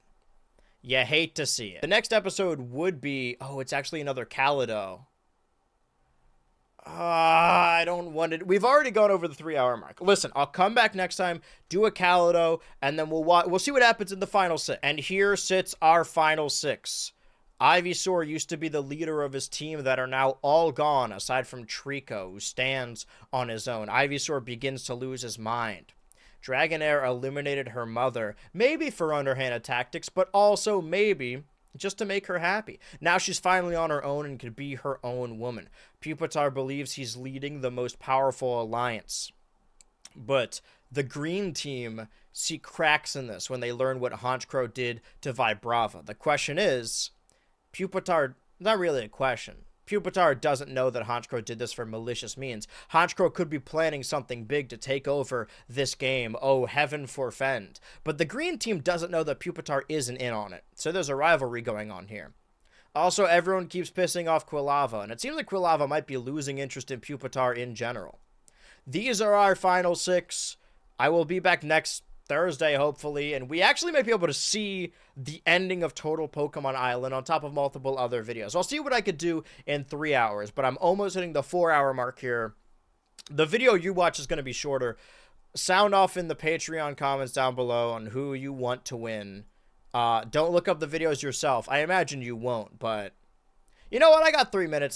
Classic Creation Brothers. I was also going through my Elite Four, my Hall of Fame, and saw that I had a Giratina in my Diamond Hall of Fame at some point, but I'm pretty sure that Giratina's lost. Lost Pokemon, lost media. This file is saved. I've been using this as an excuse to show off cards, show off plushies, show off Pokemon I had in the first 4 games I played. But the main focus here is Total Pokemon Island. And we will be back, hopefully, next week. Last time I said, oh, I'll see you next week, but evidently I did not. I'm just waiting for the clock to stop ticking. It's almost an exact... I'm real anal about time. Whatever, I'm ending this. You ever see this one? Is this your card? It has come to my attention that apparently some out there think I am stretching the truth of my Pokemon teams I had when I was a kid, and that I'm using them to purposefully match up with Nicanor 2, when in reality, I'm just capturing the most exciting moments and cutting out all the fluff. The fact of the matter is, I didn't know how many of these Pokemon creatures I had for my first 4 games. All throughout, I guess, 2009, 2010 onward. Maybe like 2008, 2007 into 2010. That's a video for another time. A video for today, though, before we jump in to Nicanor 02, to Total Pokemon Island, to the Pokemon Kaledor region, to an entire Primal Dialga movie, just so I don't miss out on any nicknames that could actually be in reference to Total Pokemon Island. Well, first off, I don't think I actually nicknamed anything in my version of Diamond. So it's just going to be these 3 games. And prior to this, I was just taking pictures on my phone or using my phone on the actual hardware for the games. But I'm on a computer, damn it. And I can prove it. Okay, well, according to this, I started the adventure on March 31st, 2008. And I have 222 hours into this. This little guy, this bugger. Oh, you can't see my mouse. This is Andrew. Oh my god. I just realized that I have perfect 9999 on my speedometer for my step catcher. And now I have 0. Look, it's my Baneri named after Indiana Jones. I've talked about this before. Okay, so I named this guy Jimmy. I don't know why. DJ was, I think, named after my friends at one of the 6 Ultra households. It's called Lick Me. So this was a mistake. I think when I was a kid, I caught a Ghastly and I wanted to name it Stinkball, but I named it Stickball on accident.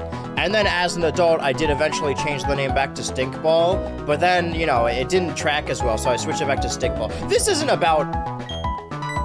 Infernape does not have a name.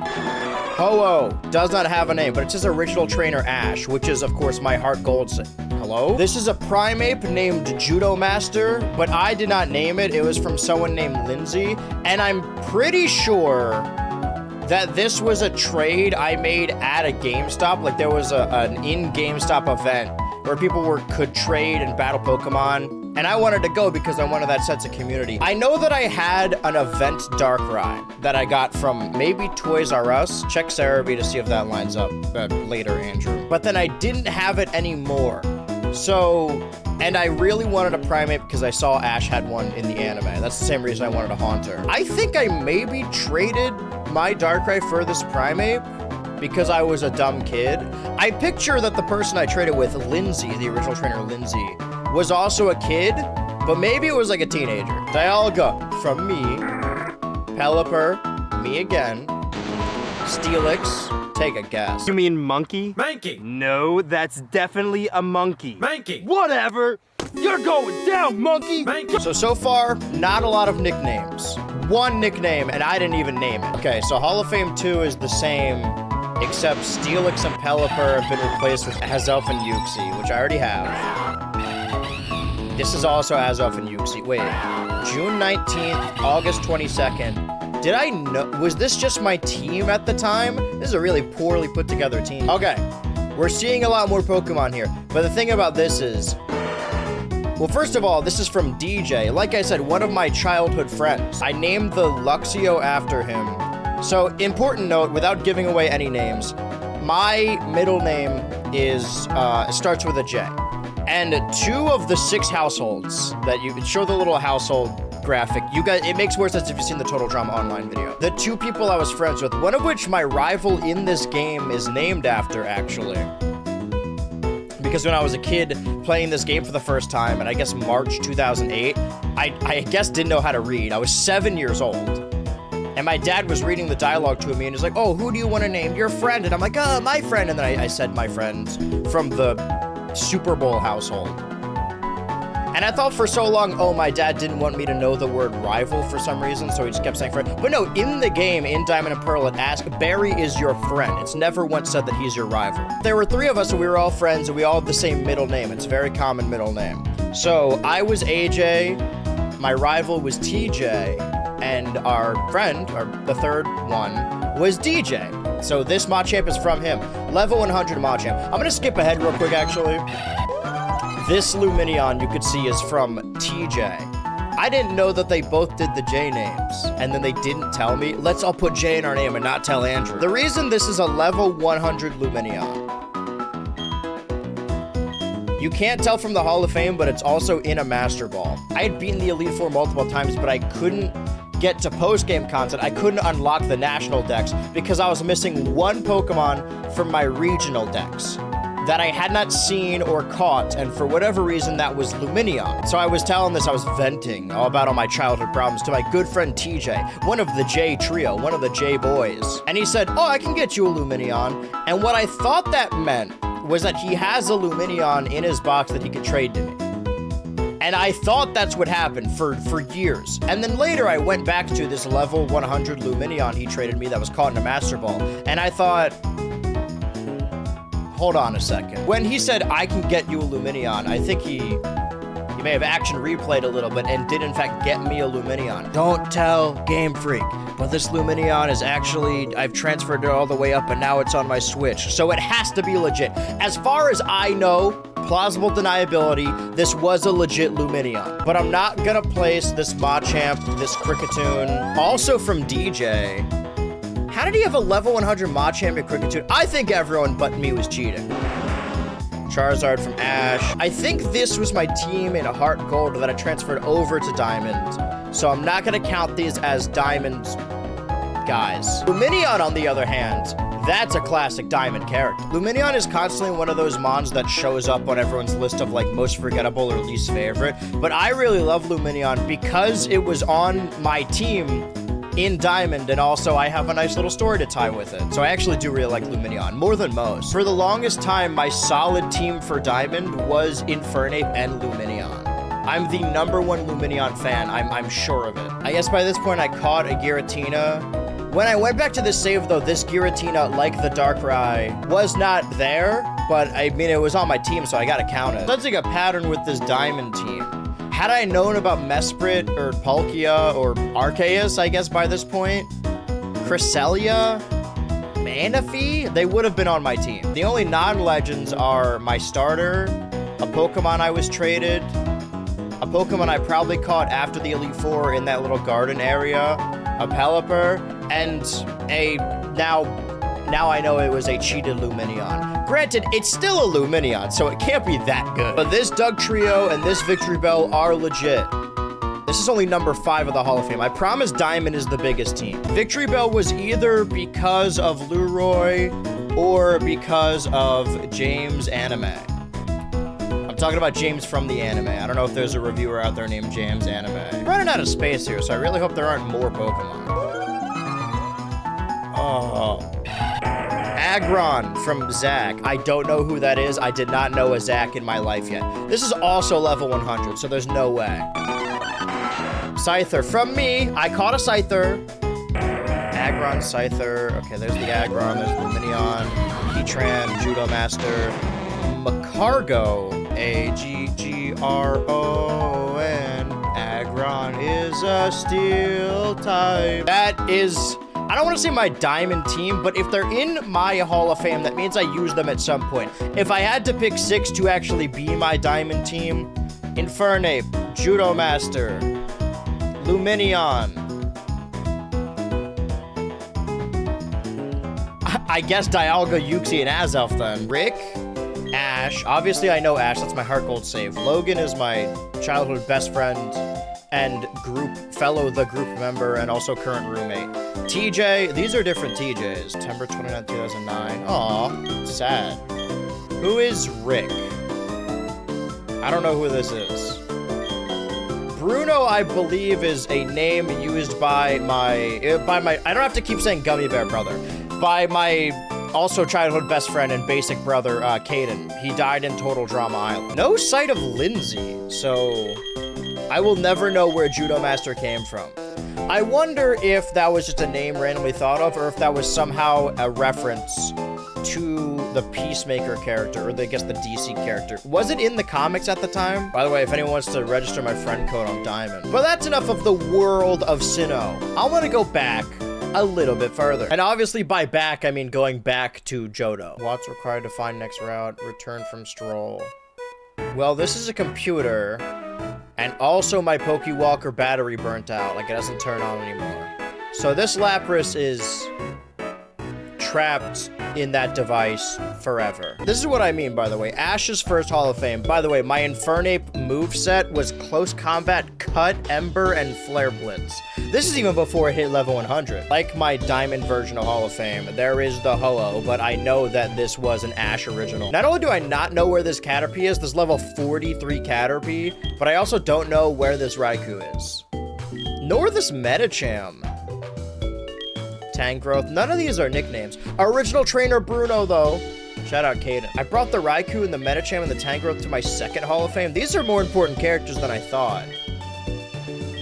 But this is the team I remember from Heart Gold. Level 100 Infernape, level 100 Kricketune, level 100 Machamp, Ho-Oh, Snorlax, Golduck. Does anyone have a nickname?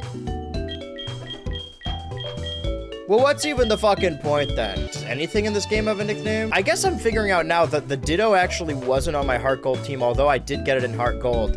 I prioritized really high levels, which is why I used a Kricketune and a Luminion on my team. And Heart Gold is where I first learned about breeding. The fact that you could put any Pokemon in the daycare with a Ditto and create an egg of that Pokemon. And me and my friends would all trade our starters back and forth so we can get multiple starters. But I left the Ditto in the daycare, and every step you take, or every couple steps, the level goes up. And I came back near the end of the game when I was ready to fight the Elite Four and saw that my Ditto was level like 50 something. And in Heart Gold, your Pokemon don't scale that quickly. Also, you can see the name of this box is Poison. I wanted each box to be categorized by the Pokemon type. Normal, Rock, Electric, Psychic. I spelled Psychic right, but I spelled Poison wrong. So anyway, I used a Ditto on my team, not because Ditto is good, but because it was a high level, a number go up. This one I named Mewtwo. Nice. This is named Shiny, I wonder why. Did I name this one Nick Heel? Did I name this Pupitar after Nikinor? Is this a spoiler? Oh, the Fabulous Pikachu Brothers. I'm glad I have 2. Gaspar. Is this a trade Pokemon? From Mindy. Wait a fucking minute. I know Shucky is an in-game trade. Wait, I have a different Feraligatr named DJ from DJ.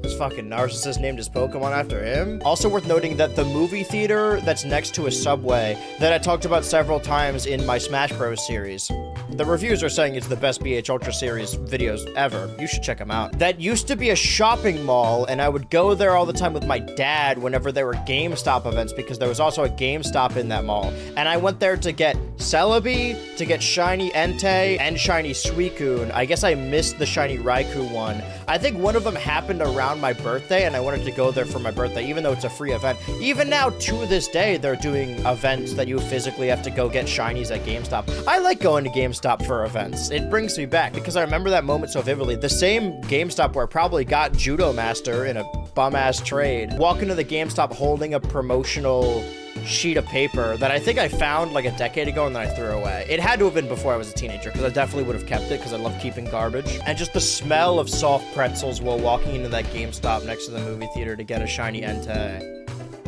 It's not really relevant, but I mean, this series is meant to talk about Pokemon. I know he's lost forever, but fuck it, let's put Caterpie on here.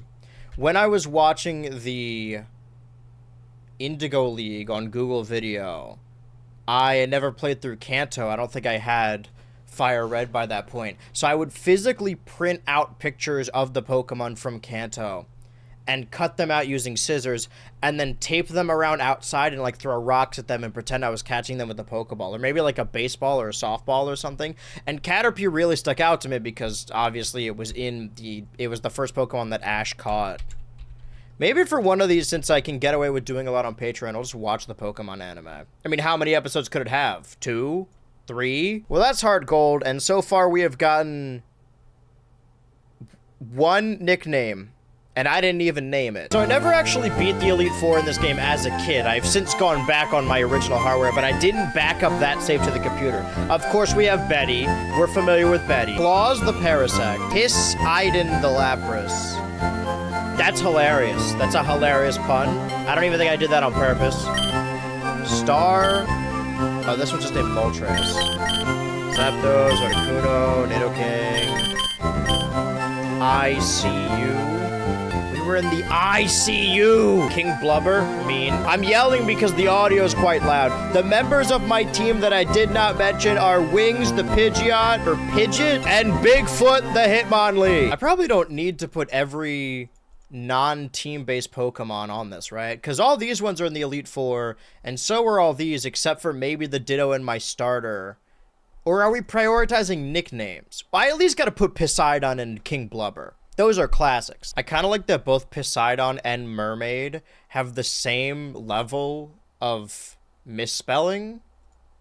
It kind of brings the whole team together. Also, Vaporeon's way too fucking big. Now and only now are we done with all of the nicknames in Fire Red.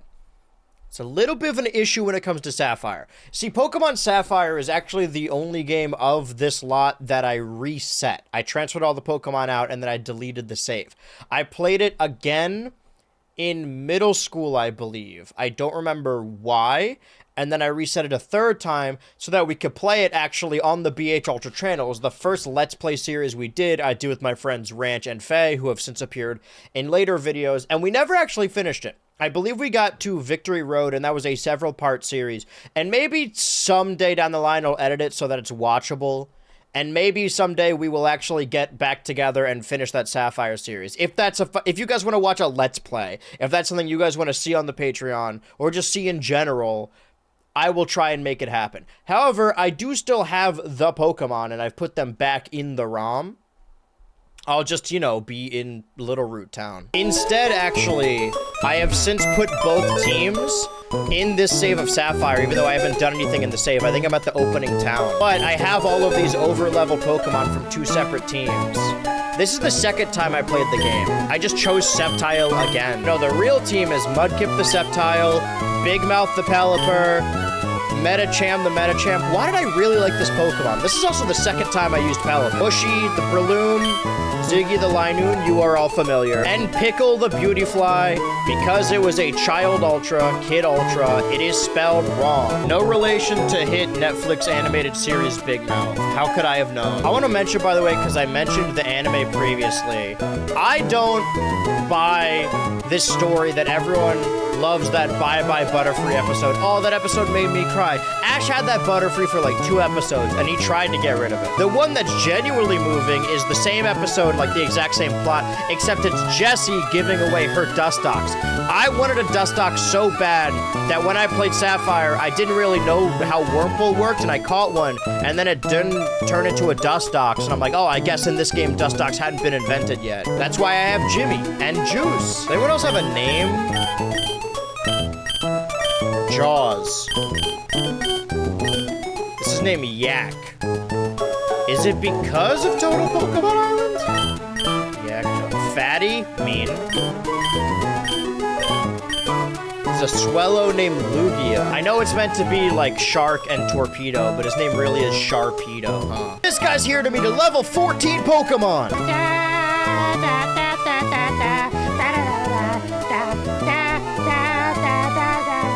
And that is every named or Hall of Famed, named or famed Pokemon I caught prior to the year 2011, 2010, which is around the era I was watching Total Pokemon Island. We've gone over all of them, so if we see any of these show up, we'll know where they came from. Now we don't have to worry about this chart anymore. And now and only now we can jump into the actual meat of the video. An hour into this recording. If you guys want to see me go through Pokemon Sapphire entirely with a completely overpowered and over-leveled team, but the team is Pokemon I caught when I was a kid, we could do that, or I could try and get the band back together and we could finish our long-awaited Pokemon Sapphire Let's Play, where we make it to the Elite Four. I think that save is still on that version of Sapphire. It should be. And now we can jump into the ever-exciting Pokemon Kaleido Region Episode 5, Calling All Teddies. I know I just started the video, but if you'll excuse me for... Calling all teddies! Aw, it wants to eat us! Katie, I think there's something behind us. It's an Ursaring! Don't worry, guys. If we stick together, we can... Ah! I knew there was a reason he always stood out to me. And I thought I had the plush for no fucking reason. Like most of these plushes I have for no fucking reason. It's really funny to own an Incineroar plush. Because he really just is a guy with like guy proportions. Since you two are definitely not the fighting type. The strong, yeah, they're humans. Totodile ate the rope! Totodile ate the roach? Alright, Totodile, eat You're the not roach supposed to instead. inhale! The implication that the Ursaring tied them up? Looks like Neon's stuck there. We've got to go. Why don't they just kill him? Combi is a bee who has honey. Once Combi goes in and the Ursaring are drawn out, that'll take a bunch of them out. Is Combi made of honey? You're Just not realizing that you can see my open pizza box back there. Hey, Pup's gotta eat. Let's go! Kenny! Just stole her kid right in front of her. No wonder she's fucking pissed. Katie caught a Teddy Ursa. Teddy! Okay, so that is the Heart Gold sprite. Why does the Diamond Pearl one look so gray? This episode came out November 30th, 2009, which means that Heart Gold and Soul Silver had released in Japan, but not in the West. All right, let's get a proper episode this time. Total Pokemon Island, episode 28, One for All and All for 1 million, that is. Oh man, we're in the final 6. The Pupitar Alliance is, I don't want to say going strong, because I think Honchkrow is trying to take over both the Alliance and the game and the world, maybe? He never really had that much of evil aspirations, but now he does. And the Green team is aware of it. The dumb as bricks Trico and the born leader Ivysaur, neither of them have been watching over the Bidoof. Pupitar likes Quilava. Quilava likes Pupitar, but it seems Quilava is getting sick of Pupitar as he constantly fumbles and keeps fucking it up. They may not end up together. Dragonair just voted off her mom.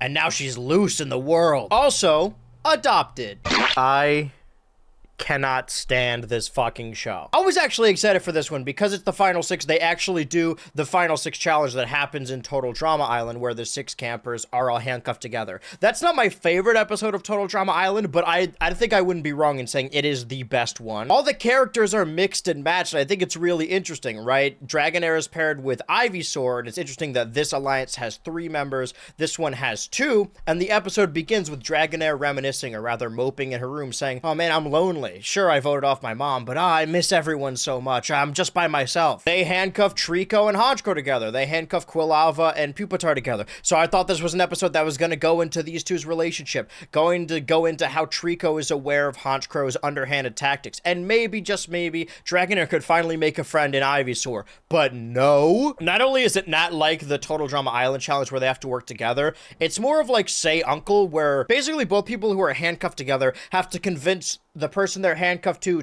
give up, grab a key, and unlock them, and whoever gives in first doesn't get immunity. So 3 of these people get immunity. Quilava just gives up immediately so Pupitar can have immunity. None of that's interesting. Ivysaur gets Dragonair to give up by doing a lot of weird shit. You're gonna have to be covered in sticky, gooey, disgusting, itchy vines. You can give What up the if you want. fuck? Also making a one-to-one recreation of her father made with raw meat. I think that would make me give up too. Through line, the storyline of the episode is that Honchkrow cannot get Trico to give up on anything. This guy's crazy. The whole episode is about how Trico is unstoppable and that's why he gets immunity. Also, for whatever reason, there's a random Charmeleon and random Graveler that help campers win their respective challenges or make their opposing force give up. And it's never brought up again. I don't know if those characters are from someone else's TPI, but they just show up. Trico lights Honchkrow on fire, and then Honchkrow vows revenge. Womp womp. But then, Ivysaur, Trico, and Pupitar all get invincibility, but then Raichu throws the rest of the Oran Berries to Quilava, Honchkrow, and Dragonair, so they all have Oran Berries. I was already upset. I'm like, fuck, the show's never going to end. We're still in the final 6. Then they just eliminate Trico for legitimately no reason. I don't know why I'm getting heated about Total Pokemon Island, but I've been here for weeks now. This is one of my favorites. And he leaves, and Raichu's just like, yeah, I don't like him. And Trico's like, guys, it's fine, I'll leave. What the fuck is happening? What happened to the show I love, damn it? So I guess Trico's eliminated. You're making the show. You could just find a way to... It's fine. I shouldn't care this much. But Ivysaur and Dragonair tortured the shit out of each other, so I don't think they're gonna be friends. So really everyone is alone except for this Pupitar Alliance. Sounds like the Pupitar Alliance works. Also, I got a comment on one of the Patreon posts of someone saying, actually having an alliance with the most amount of people is a good strategy that's used in the actual versions of these shows like Survivor, Big Brother. But what of the end, then? That's my rebuke to that. What are you gonna do when your big-ass alliance makes it to the final 6? Okay, so what's next? This is a 3-parter where they go to the Isle of Losers and see what everyone's up to. This episode doesn't really work when there's been an aftermath show. We know what they've been up to. Total Pokemon Island, episode 29, Reject Reality Island. Island! It is becoming abundantly clear that there are at most like 3 or 4 different voices in this show. So I was right. A lot like the final 5 episode of Total Drama Island, which only ended up being that way under nefarious means. Who knows? Maybe it was a last minute thing. We're checking in with all our losers and bunching them all in together, like the water types, a random assortment of characters that didn't fit anyone else, a trio I like to call the Grinders, because they're always working out, I guess, the Cranidos Crazy spin-off team, Trico, and friends. Also, Piloswine is there. And the purpose of the episode, right, is checking back in with all of them and seeing who they want to win and who they want off. But I'd say, like, maybe a good 70% of these characters have the exact same voice. So I don't know who's talking about who. I can presume the meat of the episode is all of the losers, except for Porygon 2 for some reason. I guess he just didn't fit. Are put on rafts in a pool. Oh, I wanted to say also, I don't remember this episode, but I definitely remember the backgrounds, like specifically the dock leading into the luxury resort. I remember that like stock image and all its blurry wonder. These guys have to answer trivia questions about Total Pokemon Island, and I was playing alongside them because I mean, I've been researching this. I've been in the thick of it. It has been a couple weeks. And whoever wins, the last one standing, decides who the final 4 are. So voting someone off. So a lot like when they voted off Lashana, except somehow less stupid. No, granted, it is still stupid what happens. I feel like I knew the answers to most of the questions. I mean, I just did homework, so it barely counts. But then there was one question about how many Misdreavus 525 Total Pokemon Island, and thus the host Miltank, how many of Miltank's TPI characters have shown up on this show, and apparently that number's 7. And then Crocodile also says that this group of characters has made 15 cameos on her show. So maybe I do need to watch it. I feel like I'm missing out on important context. That's a lot of times. They also say that Vileplume and Blossom are related. I don't know if that's just Nikki saying that or if that's express canon. I think because I'm watching Kaladar Region and I'm watching the spin-off show, I'm still missing important context. Do I need to watch fucking Misdreavus 525's TPI? Does it even exist anymore? Shut up, Flaffy. No one wants to hear you. The only thing people want to hear less than you... Oh, wait. Yeah. The only thing people want to hear. Keep it rolling. We got it. In the end, somehow Licky Licky wins. Everyone here, aside from Flaffy, wants Honchkrow out. Apparently, everyone hates Honchkrow for whatever reason. I feel like he's never done anything that evil. The only one that would honestly want it is Trico. And I knew where it was going. I knew that Licky Licky wasn't going to choose Honchkrow. It was going to be someone else. I assumed that the bit Easy slam dunk was like, oh, I miss my daughter, let's bring her here, and then vote off Dragonair. That would at least make sense. Instead, what happens is Licky Licky picks Ivysaur, a person I don't think he's ever interacted with. I mean, they came back to the island at the same time. They were on that Lapras together, but Ivysaur, by the way, doesn't seem to care. Okay, so now we are in the final four, which is the 3 in this alliance and Dragonair. I don't know how the fuck Dragonair is going to get out of this one, but everyone watches in the clouds. I might just keep them here because I, again, presume they're going to come back for the finale. Now we're in the final four. This show is chugging along. That was a 3-parter. Okay, do we have another TPI episode, or are we doing some bullshit? Well, the great tournament's intro. Sometimes it's hard to know which way is supposed to go. Deep inside, you know you're strong. It finds you hard, it can't be wrong. Stand up. What is this? After TPI, I'm adding a new series to my shows. The Great Tournament is about an aspiring team of newbie battlers fighting in tournaments. They follow the great fighters, the Hits, Trippius, and Sceptile. But can Vulpix, Paris, Krabby, Clefairy, and Pidgey prove their teamwork and power? Also, could there be a secret hidden in the story? Shows will be premiering after finale and will be featured in 400 Subs Marathon. Did this ever actually come out? 400 Subs Marathon. This still, to this day, has 927 views. So there was another contest, but it was canceled. 5 new episodes of PKR. We're never gonna get to the finale, are we? Squirrel World, Trainer Pain, Battle of the Eevees, Enter the Blizzard, and Doggy Dog World. That's not the first 4 episodes of the Great Tournaments. I remember, vaguely I remember. I sort of remember the Dialga movie. I sort of remember the Kalador region. I do not remember the Great Tournament at all. Did this actually come out? This is December 12th, 2009. So we're going into the end of 2009. I do remember this December. I want to look, but I can't scroll down because the CCSS always spoils who got voted off. I mean, we know it is Cranido's Crazy Spin-Off Series Episode 8, Trico and Ivysaur. 2 characters, by the way, who got voted off for no fucking reason. I mean, it serves its purpose, right? We got an update from both Ivysaur and Trico. The spin-off show takes place at the resort they're staying at. Trico gets to talk to Cranidos face-to-face and say, like, yeah, I got you eliminated. You didn't really do much for the team, so... And Ivysaur gets to interact with the rest of the crew. Ivysaur! Hey, what's up? You die! Nice to see you too, Ziggy. Hey, Cranidos. Glad Zigzag didn't follow through. Like, I know I've been Team Ivysaur ever since, but... What are you talking about? They had nothing to do that was like the first elimination, right? Actually, or maybe after Snow Run? A little follow through. But the most interesting thing to me is, sadly, nothing about Celio, but Licky Licky is there, and he gets asked a question from the comments about who his dad is. And it's revealed to be a Ditto with the exact same voice. Some would think, oh, maybe this is setting up for that big Primal Dialga movie, but I believe that this might be a deep cut reference to that one How to Make a TPI tutorial where he just added a bunch of random Pokemon to the screen, and the first one was a Ditto, and he did the Licky Licky voice for Ditto. I choose to believe that everything created by this creator, you know, I am the god of these Pokemon, exists within the same universe once it's willed into existence. Maybe that's why the Charmeleon and Graveler were on the island earlier, because they were on the TPI tutorial. They all got to go somewhere. They can't just go into the deep recesses. That's interesting enough, but it's really all I have to say about this episode of the spin-off series. So, part 2, part 1. Okay, so I'm trying not to spoil myself. Let me just jump into it.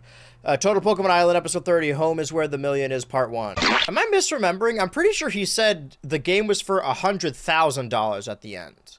It's been changed to $1 million. Okay, so the stuff I put pins in actually is coming back. Honchkrow is aware that if Dragonair wins immunity this challenge, that he is likely the one to be voted off of this Pupitar alliance because these two are clearly in love with each other. So he decides to enact his plan now in the final 4 by both using the Miss Magus flute, which we haven't seen in a while, even though Miss Magus gives him the pain orb, sort of implying that she like conjured it out of nothing, but that is what he won in the Treasure Chest Challenge. This challenge is sort of like the Final 4 challenge of Total Drama Island, but with a little twist like the last couple challenges in the show have been, where they have to survive in the wilderness, but by building a shelter. Throughout this episode, it's actually separated by the sexes, sort of like that Total Drama episode, where Dragonair is trying to be buddy-buddy with Quilava and be like, hey, we're girls. Girls are like this. Let's start a girls' alliance, but they keep fucking each other over, and then they just start fighting. Fine, we're not the Alliance. Now give me my house. You'll have to come and get me. Fine with me. Wait, Quilava, what are you doing? That sounded exactly like Noelle. Meanwhile, Honchkrow is plotting on specifically Pupitar's downfall, and then monologues in the M Alliance forest to himself. Like, not even to the camera, just to himself, which Pupitar overhears because of course he does. He gets grayscale and utilizes the power of Croconaw. Like, they specifically say that, like, oh, that was Croconaw's power before. But they don't say it's Nightshade, even though Croconaw got Nightshaded and then became more powerful, so maybe he's harnessing that. Also, it's a damp rock that makes him harness that, even though the power was in him all along. Anyway, Honchkrow's eliminated, so I'm gonna put him up here. We lacked antagonistic momentum for so long, and then they made an antagonist out of thin air. By the way, when he's, like, fighting, he says, oh, I'm doing this for the M Alliance. Who cares about Flaffy and Miss May? Just do it because you want to win. So we no longer have a villain, and we are in the final three of Pupitar, Quilava, and Dragonair. Dragonair is a lone orphan who only joined this show a couple episodes in. Meanwhile, Pupitar and Quilava have been here since the beginning. I don't agree with the way Trico and Ivysaur were eliminated, but if they really wanted to do something that made sense, they could have been like, oh no, they cheated to come back. Let's get rid of them. The final three, Quilava and Pupitar, are deeply in love with each other, and Dragonair has now made a powerful enemy out of Quilava, even though they all worked together to defeat Honchkrow. It felt a little anticlimactic, but that's probably because the show isn't over yet. Yeah, it was an anti-climax because it wasn't a climax. Total Pokemon Island, episode 31, Wheel of Misfortunate People. Total Pokemon Island! Oh yeah, the finale. Okay. Well, so just like Total Drama Island, the final three is a dare challenge, double dog dare, where they spin a big wheel of all the contestants. And by big wheel of all the contestants, I mean they fit about 8 on there, so they just have to keep changing the wheel. Dragonair wants to win, but still sort of ships these two together. I guess whatever animosity there was between Dragonair and Quilava is no longer there. They all bonded when they killed Honchkrow. And Pupitar and Quilava have not confessed their love to each other yet. It goes off of the rules of the Double Dog Dare Challenge, where you can get a freebie, which is another Oran Berry, if you do the challenge or do the dare correctly, and you can use them to get out of dares or dare someone else. At the front of the episode, Seadra has a dare specifically for Pupitar. I think all of the dares are specific, which they weren't in the actual episode of Total Drama. Quilava, I dare you to cook steaks without using a stove. Easy peasy lemon squeezy. Okay then. Did he know it was gonna be Quilava that spun the wheel? Because he names Quilava, and also Quilava's the only person who can do this. No one else is made of fire. Oh, I've got to tell him, but I can't. What the fuck? Pupitar panics and dares Quilava, and then towards the end there is a giant montage that just uses the montage song from Rocky. Put the montage counter up there. That's 1. They have 1. Of them all successfully doing dares, but then when it cuts back to them, Quilava is the only one with freebies. So the montage doesn't even track with the episode. Quilava dares Pupitar to fight a bunch of Tauros, I guess. There's like some kind of... There's a barrier between them, but that barrier is not Dragonair. The final dare in the end that gets Dragonair off the show permanently is that she is dared to kiss her father, Licky Licky, on his tongue. Nobody wants to see that. That's strange as hell. But that is a dare specific towards Dragonair, because the dare doesn't say kiss Licky Licky, it says kiss your dad. So they have to be specific, right? Because if Pupitar spun the wheel, who's Pupitar's dad? We know Pupitar has a Tyranitar mom. That's why he's afraid of Seadras. Worth noting that one of the dares in the montage is Pupitar eating the Seadra burrito. I'm glad that came back. What I'm not glad about is that Dragonair is off the show now. Now, before I said I would prefer for the finale to be Pokemon that have actually been there the entire game. And Dragonair joins not halfway through, but pretty early on in that egg challenge. So I'll put him over by the other egg. But Dragonair was a lot more interesting. Like, I see the intrigue of a Quilava and Pupitar finale. They somehow, again, predicted what would happen in Total Drama, that we have basically the Mike and Zoe finale, or the Heather Alejandro. I think it's more Mike and Zoe. And I was rooting for Larvitar early on, because I remember, I mean, this is like months ago now, crazy to think about them. Like, man, Larvitar's so freaking cool. But now, like, I don't care who wins between these two. But if it is Pupitar, then I'm gonna add the Pupitar named Nikhil to this Heart Gold team, because that means I did spoil myself. We're in the final 2, but are we getting to the final episode yet? Before we can get into the final episode of Total Pokemon Island, we actually have the final, presumably, at least for Island, of Cranidos' crazy spin-off series episode 9, Honchkrow and Dragonair. I'll be honest, I didn't see the title of the episode, but while I was scrolling, I did see this thumbnail, so I knew Quilava was gonna make it. Okay, so this episode wasn't that interesting. I thought it was gonna be all built around Team Quilava or Team Pupitar in the finale, goodbye. Because we know that all the other failures, all the other losers, are in the same resort. I was about to put together a whole thing of every contestant. I'm like, oh, they're either going to be Team Quilava or Team Pupitar, which is why CCSS team is wearing the merch of the person they think is going to win. Well, they only got like 5 answers then. Vileplume and Porygon 2 are Pupitar, and then Cranidos,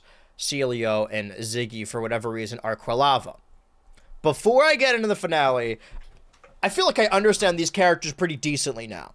And they're probably going to do like the Total Drama Island finale where they have everyone here support someone.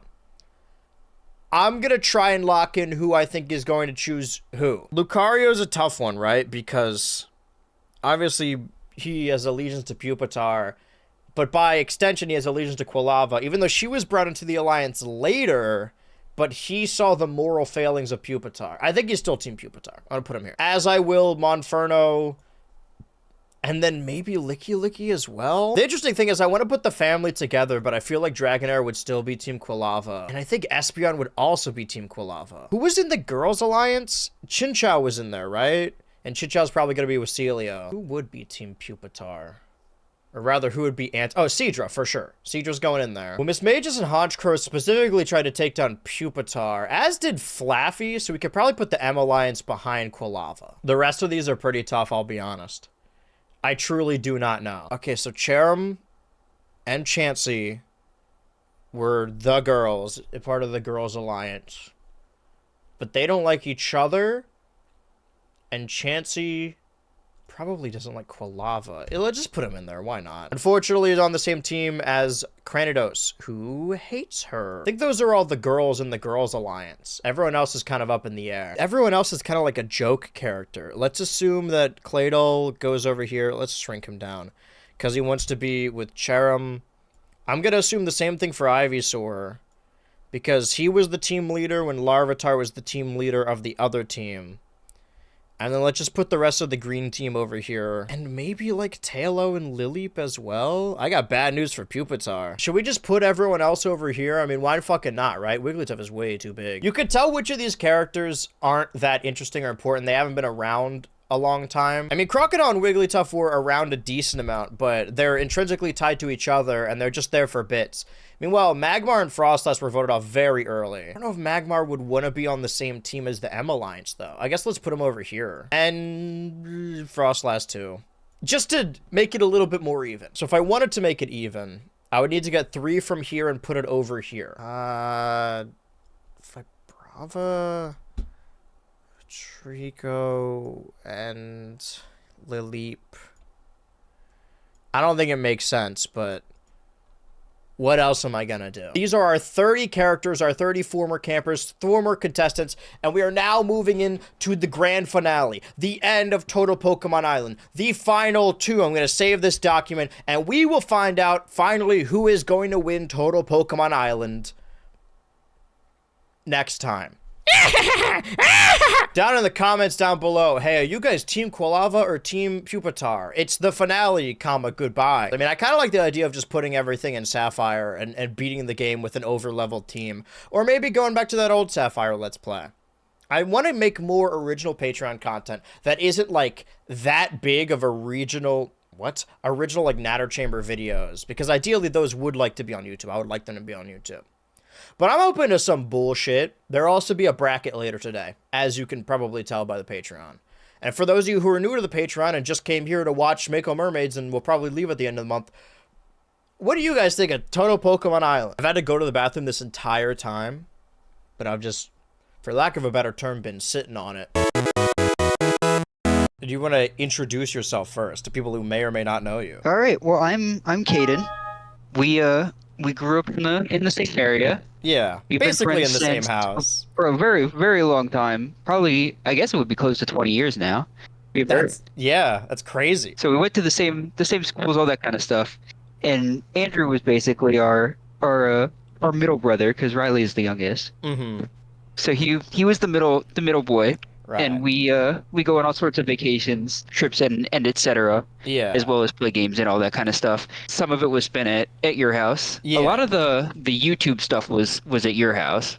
Really? Because I remember it being at your house, so. like gathering around the computer. Because we didn't have like headphones or anything, so we would just whatever shit we were watching would just be on the speakers, like blasting out in the computer room. And I remember watching. Yeah.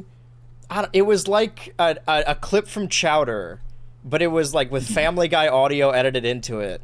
And we were watching it, and it was your computer was in the middle of the living room. You guys had because we had a computer room, which was like my dad's office. Yours was in an office, whereas ours was just in the middle of the living room. And I tried to recreate that for the video, but no, in yours, it was in the living room. And I remember watching that, and one of your parents was like, "What are you guys watching? Like, you cannot be watching this." I don't know if it just felt different when I was at your guys' house, but I'm like, "Oh, we could watch anything when we're here. This is awesome." I mean, I guess that's probably what it is. Yeah, I guess it's just that those are the stronger ones because they're unfamiliar. They're not in the exact same place. Yeah. Because I remember watching a lot of the claymation stuff at your house. Okay, that's interesting because I was gonna say you definitely introduced me to Clay World. I don't remember how it worked out. I don't know if I was like being annoying little brother or whatever, but I was already at your house to like stay there. So like additional context is that like it would start where I would stay at your house, like Friday night with you and Riley. And again, no matter what I did, I was always going to be middle child. The way I explained it in the video is that we were raised by like a 6-family, what I call a Wii commune. Yeah. It was those 6 households, and I would just like bat around there. And instead of having like, a bunch of us would hang out at different houses,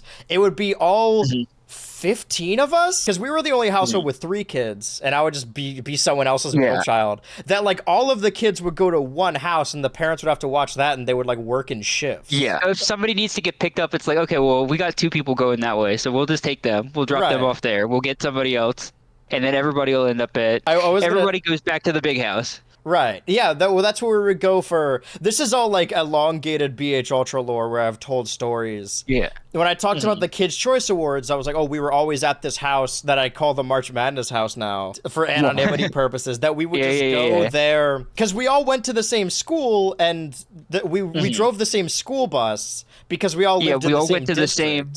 Yeah, we were all in the same district. We went to the same pool, all that kind of stuff. So whoever's house we were at, they would just drop all of us off. So like 15 people would get off the bus at someone's house. Yeah. And for March Madness parties, we went every right single there. time they'd be like, oh, well, we're just gonna get off at their house today, and they're just like, oh, okay, whatever. Our bus driver was an old man who did not care. Yeah. And I talked about it because the new Mario Kart came out when Mario Kart DS was big, and DS download play meant anyone who didn't have the game could like get in by being close in proximity over DS download play. And I remember all you guys, which were the older kids, were all the way in the back of the bus, and we as like the younger grades who really wanted to get into the games, so we would like quickly do DS download play and hope that we would get in. Whoever could get in fastest. Yeah. And then they were like, I guess we thought like, oh, they're gonna like us if we do this. We'll be cool if we win the race. But then people would like yell to the front of the bus like, stop, because you could only have like 8 slots. Yeah. The DS chat was also huge in those exact same circumstances. Yeah, we would Picto chat a lot now that I think about it. Yeah, Picto chat. And then when the DSi came out, oh, you got colors. True. So only animation. You people had colors. Yeah. Was it you guys who like your copy of Mario Galaxy didn't work for some reason? Was it you guys? Or was it me? Well, it might have been. Because I remember going over there and we were just drawing pictures of galaxies, and I was telling you guys, like, no, guys, this game rules. Yeah. That does sound familiar. Well, that's why I bring it up in the context of the Wii commune, because that's what it was. Everyone just had a Wii. Yeah. And then we would transfer like Mii's back and forth. And do you know what year you got it? Because we got it Christmas 2008, and I think that's when everyone got theirs. Because we went on vacation in like the Christmas January. after it came out. It would have been the Christmas after it came out. It came out in like 2006, right? I think we may have gotten it in 2007. Christmas 2007. Because I don't know if it was on the news. I still have it. I could probably I could probably check it. Yeah, I still have it. It's actually it's half set up in my room. That rules, because I still have ours, and I still have all the screenshots from when we played Brawl all the time. Games, like, we weren't watching E3 or, like, reading magazines. I guess you would see them in the GameStops. Or I don't know if our parents, like, saw the console on the news, and they're like, oh, this is a cool thing for kids. Or saw it in those, like, Macy's magazines that you would, like, circle stuff in them. I remember, because I had a GameCube. Yes. So I would have, at the time, known about the Wii, even though we wouldn't have gotten it right away. Surely, yeah. So I think that would have been the start of it. Although I don't think that was the case for everybody, because not everybody was huge gamers anyway. Well, that's what I'm saying is that, it wasn't until closer to, like, 2010, 2011 that they started doing the Game Informers. Yeah. If you had most of the stuff pro GameStop had to have spread through word of mouth, because I know I like got maybe the occasional message board. Yeah, well, I mean, like, in our community, like, I think what happened is either everyone got a Wii the same Christmas, or nobody like knew about it, or one family got a Wii and then all the other kids were like, I have to go home and tell my parents to get this thing. Yeah. I backed up my Heart Gold save to computer, and these 5 Pokemon here were, if I check out the original trainer, were traded me by someone named Bruno. Yep, that's me. That was at the time where I decided that my name was not cool enough because I couldn't get my name on a cup. So I tried to use a bunch of other names. What do you mean? So Riley could get his name on a cup. Right. You know, Andrew's not that hard to get on like a cup. You can't really like get a monogram thing for Caden. Right. Yeah. So I was constantly looking for something that would let me do that. Right. So I tried a bunch of different stupid names that are not my name at that time. I don't think Bruno's more common. No, it's not.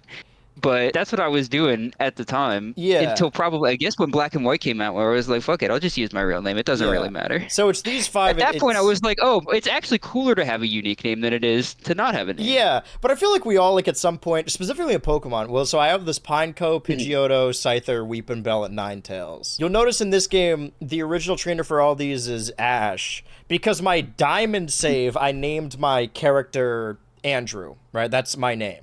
I've been going through watching Total Pokemon Islands, and like realizing that so many of my Pokemon, like their nicknames are from that. Like so much of my early adolescence was that series was coming out before Heart Gold and Soul Silver came out in America. So I probably learned about it through that. So I was Andrew on Diamond, I was Ace on Sapphire, and I was Allie on Fire Red. But that's the extent of the... I just wanted to make sure that these are, in fact, from you, and you were Bruno. Because I'm sure there's other ones in the lineage. Yeah. But yes, I'm sure I probably have Andrew one somewhere. Mine are not super well organized at the moment. Yeah. So that would have been the one that we went to the most. And that was definitely the one that we went to for all of our like event stuff. Yeah, I was okay. So I brought this up. The movie Zoroark and the Raikou and Suicune and Entei events. I know we did at that GameStop. I think we went after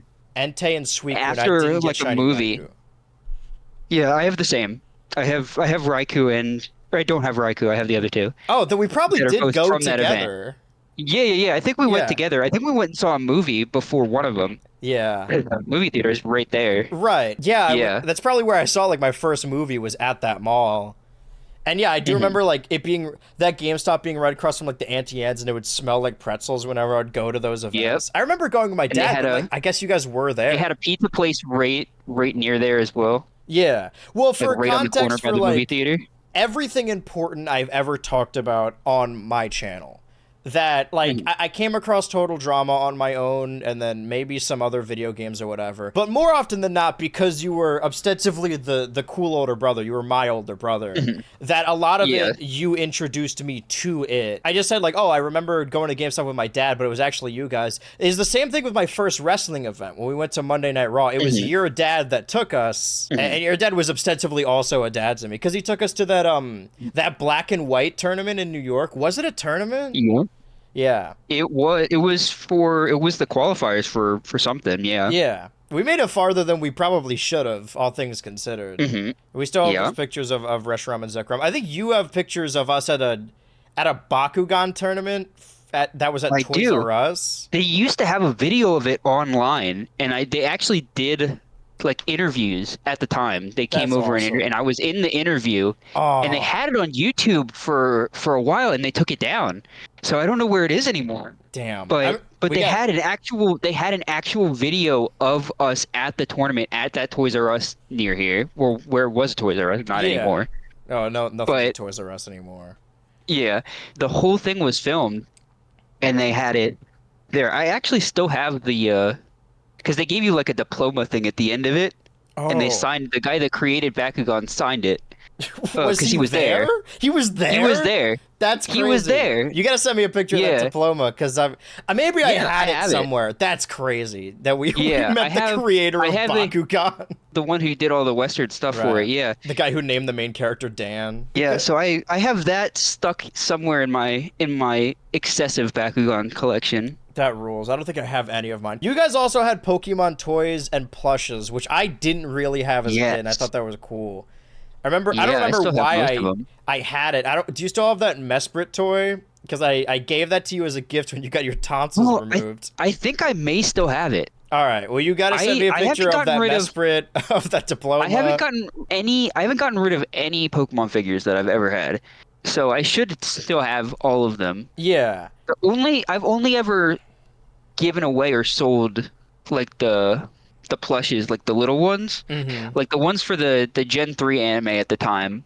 I got a bunch of those, and I sold those on eBay for something. I think to fund getting one of the games, I think I actually sold those when I was younger because I didn't have any pocket money. I remember when the 3DS came out and GameStop was like, oh, if you trade in your DS, you can get a deal. And I wanted a 3DS at launch, but I like legitimately was like, I can't give up my DS. Yeah. Like, I could play DS games on the 3DS, but I was still, like, emotionally attached to...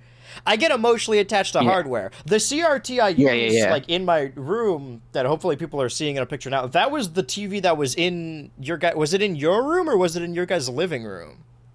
I think it might have been in my room. The only Pokemon plush I have that I had when I was a kid is the Mantike plush that I got at Burger King. Because there was a Burger King promotion in like 2008, 2009 that came with cards and a card holder and then also a plush. And I have that Mantike plush. Yeah. I also said like on a previous installment of this that I don't have any of my childhood Pokemon cards, but I've been slowly like accumulating them, like remembering which ones I had and getting them back. Did you guys keep your cards? I have like old, from the very first couple sets of them, like binders, like little binder books that have, like, I have a red one and a blue one that I think came out during red and blue times, so they're that old and they have Pikachu on them. Nice. That are little card sleeves, although I think the red one doesn't have a cover at this point. Okay. I don't even know if it had a cover when I bought it, but that's fair. Diamond and Pearl era ones, which were the ones that we would open like at the park program and stuff like that, where we would do stuff. So we went to. I still have some of those, but not a lot of them. We went to. Was it in the summer as we went to like this park thing? Was it for like a week? Was it just 1 week or? No, it was a couple. It was for. I want to say it was like 4 or 5 weeks. Over the summer? Yeah, because like this, I remember because summer would start and then we would have to go to Bible school. And then summer would get, and then we would go to the park program, and that's like most of summer. I guess our parents just didn't want us in the house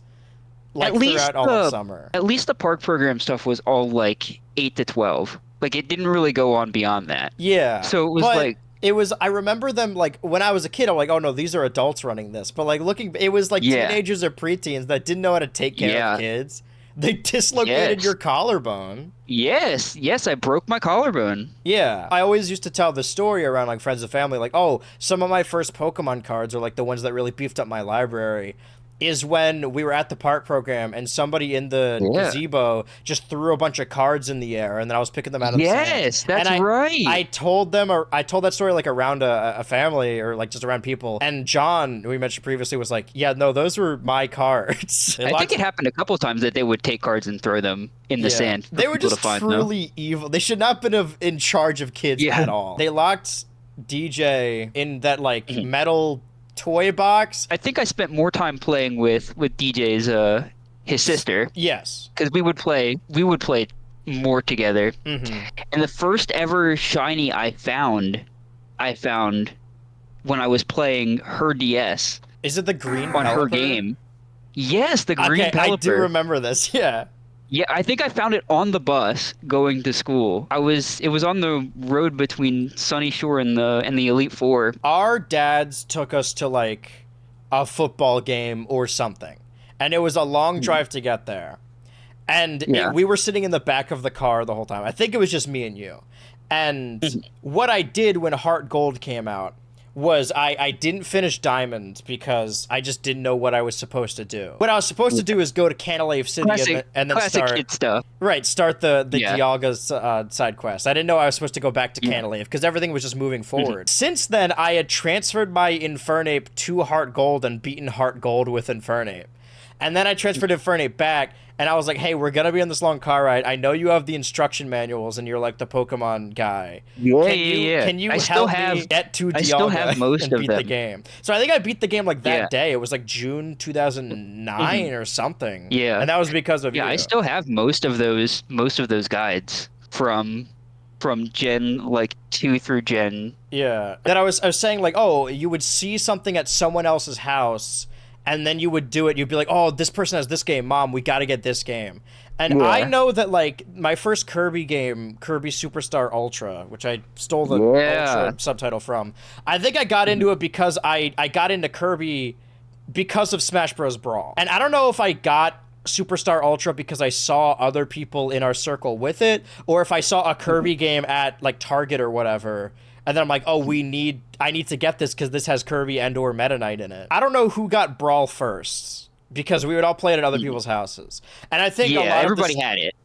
A lot of the screenshots I have in my Brawl save is probably like us playing it. And I remember playing it at your house, because like a lot of my screenshots are me playing Blue Yoshi when I barely understood how the game works. But I think a lot of my memories is playing it at your guys' house. And that's when I started playing Wolf. Playtime's over. Yes. But I like I said, I'm attached to hardware. And they were cheaper. Yes. They were cheaper than the other ones as well. So when you combine the portability, when you combine the portability with affordability, I mean, everybody was going to have them, especially in our area. Yeah. Lots of people had them. And also, like, no one had phones, so, like, a touch screen that could tell you the time and have a calculator. It's like, whoa, this is really cool. Well, what I wanted to say first is that, like, the first time you showed me Clay World, it was weird. I was at your house to begin a sleepover. And circling back, what we used to do is I would stay at your guys' house Friday night.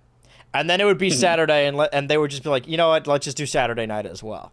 And then Sunday would come around, and it's like, well, they go to the same school. If we could just drop Andrew's uniform off, we could just... Yeah, we'll just drop off the uniform off, and you can just get on the bus there, yeah. So I extensively just lived there for a period of time. But, like, that time I was already there, and you were and we picked you up from a different sleepover. And that must have... That's a lot for one kid. But and then at the sleepover, I think somebody showed you Pancake Mines. And then when we went home, you showed it to us.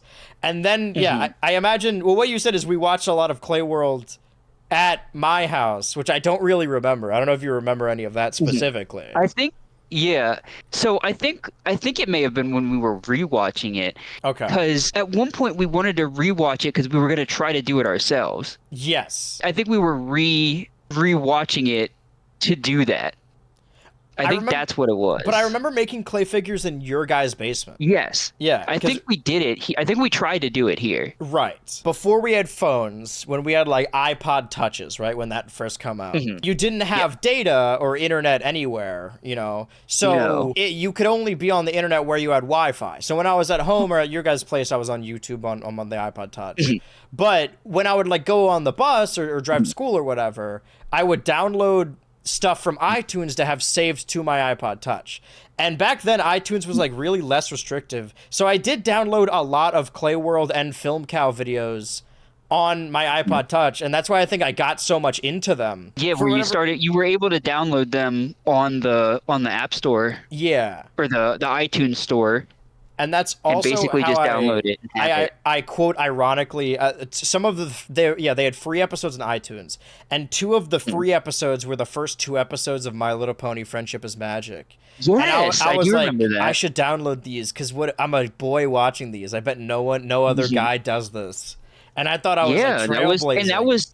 it was before the Brony movement. It absolutely was. Well, I don't know. I feel like Brony movement, but it was before it was mainstream for sure. We didn't do it because of bronies, but it was on the internet and people were like, "Oh, that's a brony." It was just like there were people that always watched My Little Pony. I don't remember. Rather than like, maybe it was the New York trip, but I remember being with you and your dad, and we were in like a hotel or whatever, and we went to a toy store. It may have been New York. we went to the New York Toys R Us in New York. Okay. And I got a pig plush. Got the Fluttershy. And a Fluttershy, yeah. A Fluttershy toy. I don't know if you remember this, but now that like the details of the mall are coming back to me, like the pretzel stand, the GameStop, the movie theater, the Hallmark store. Yeah, so we used to go there all the time just to walk around, and we'd go to they had a collectible store as well. Interesting. That was basically like a bunch of random shit. I can't even tell you how much stuff we bought there. But they would have all kinds of novelty stuff. They had old Pokemon cards. And they had like games. And that's where I got a bunch of the older guides, like my Fire Red and Leaf Green guide, the Gold and Silver guide. A bunch of those guides they had, those old Prima guides they had there. Yeah, you had the we Pikachu retroactively N64. got a 64. Yeah, you had the Pikachu N64 where the on button's like his foot. I imagine that was also from like the antique store, because again, like context. Actually, that one I think that actually was an eBay purchase. Nice, because that was always a little bit beyond my understanding. So much of what I do on the channel is really like it is because you showed me a bunch of stuff. My first retro console was that you guys for my birthday got me an N64, which I still have, and the N64 collection, like that's the most amount of any game console I have. And that was my first. That's when I was first getting into stuff. I mean, you were there with me at the first MagFest. Yes, I remember you got the Sony mobile console. I can't remember what it's called. Did I? Oh, I got the Game Gear, the Sega one. Yes, the Game Gear. Yeah. But I got a Shaq Fu for the Sega Genesis. And then, yes, I remember that. You got it signed. Yeah, just because I was getting into retro games because of people playing and talking about retro games. I got it signed by the Angry Video Game Nerd, and then the Game Grumps. And Aaron signed your Inhaler, if I remember correctly. I got it signed by Aaron, Dan, Barry, and Ross. Yeah, I got my Barry came by when we were in line. Yeah, remember going to the mall and being at the mall while quoting it, talking about Pokemon and stuff you can download to your iPod Touch. Before I knew what an abridged series was, like on YouTube when they do like, anime abridged, Yu-Gi-Oh! Abridged, Dragon Ball abridged, whatever. There was what I thought was a normal series. There was a parody. It was an abridged series of the original Pokemon anime. Yeah. And I remember showing it to you guys. Do you remember this? Yes, I do. I need to pick your brain for what you remember, because I remember one moment from it, maybe. And maybe two, and I cannot find it. Yeah, I have not been able to find it anywhere. I looked before too. Yeah, I found an abridged series, but I don't think it's the same one. No, I found one on the Internet Archive. But that's the thing, is that we didn't know the term abridged, so it probably wasn't in the title. And I downloaded it without thinking. It was probably just called like Pokemon Episode 1 or something. Okay, so you do remember that this abridged series existed, so I'm not crazy. Absolutely. But you don't remember what happened. No, it definitely.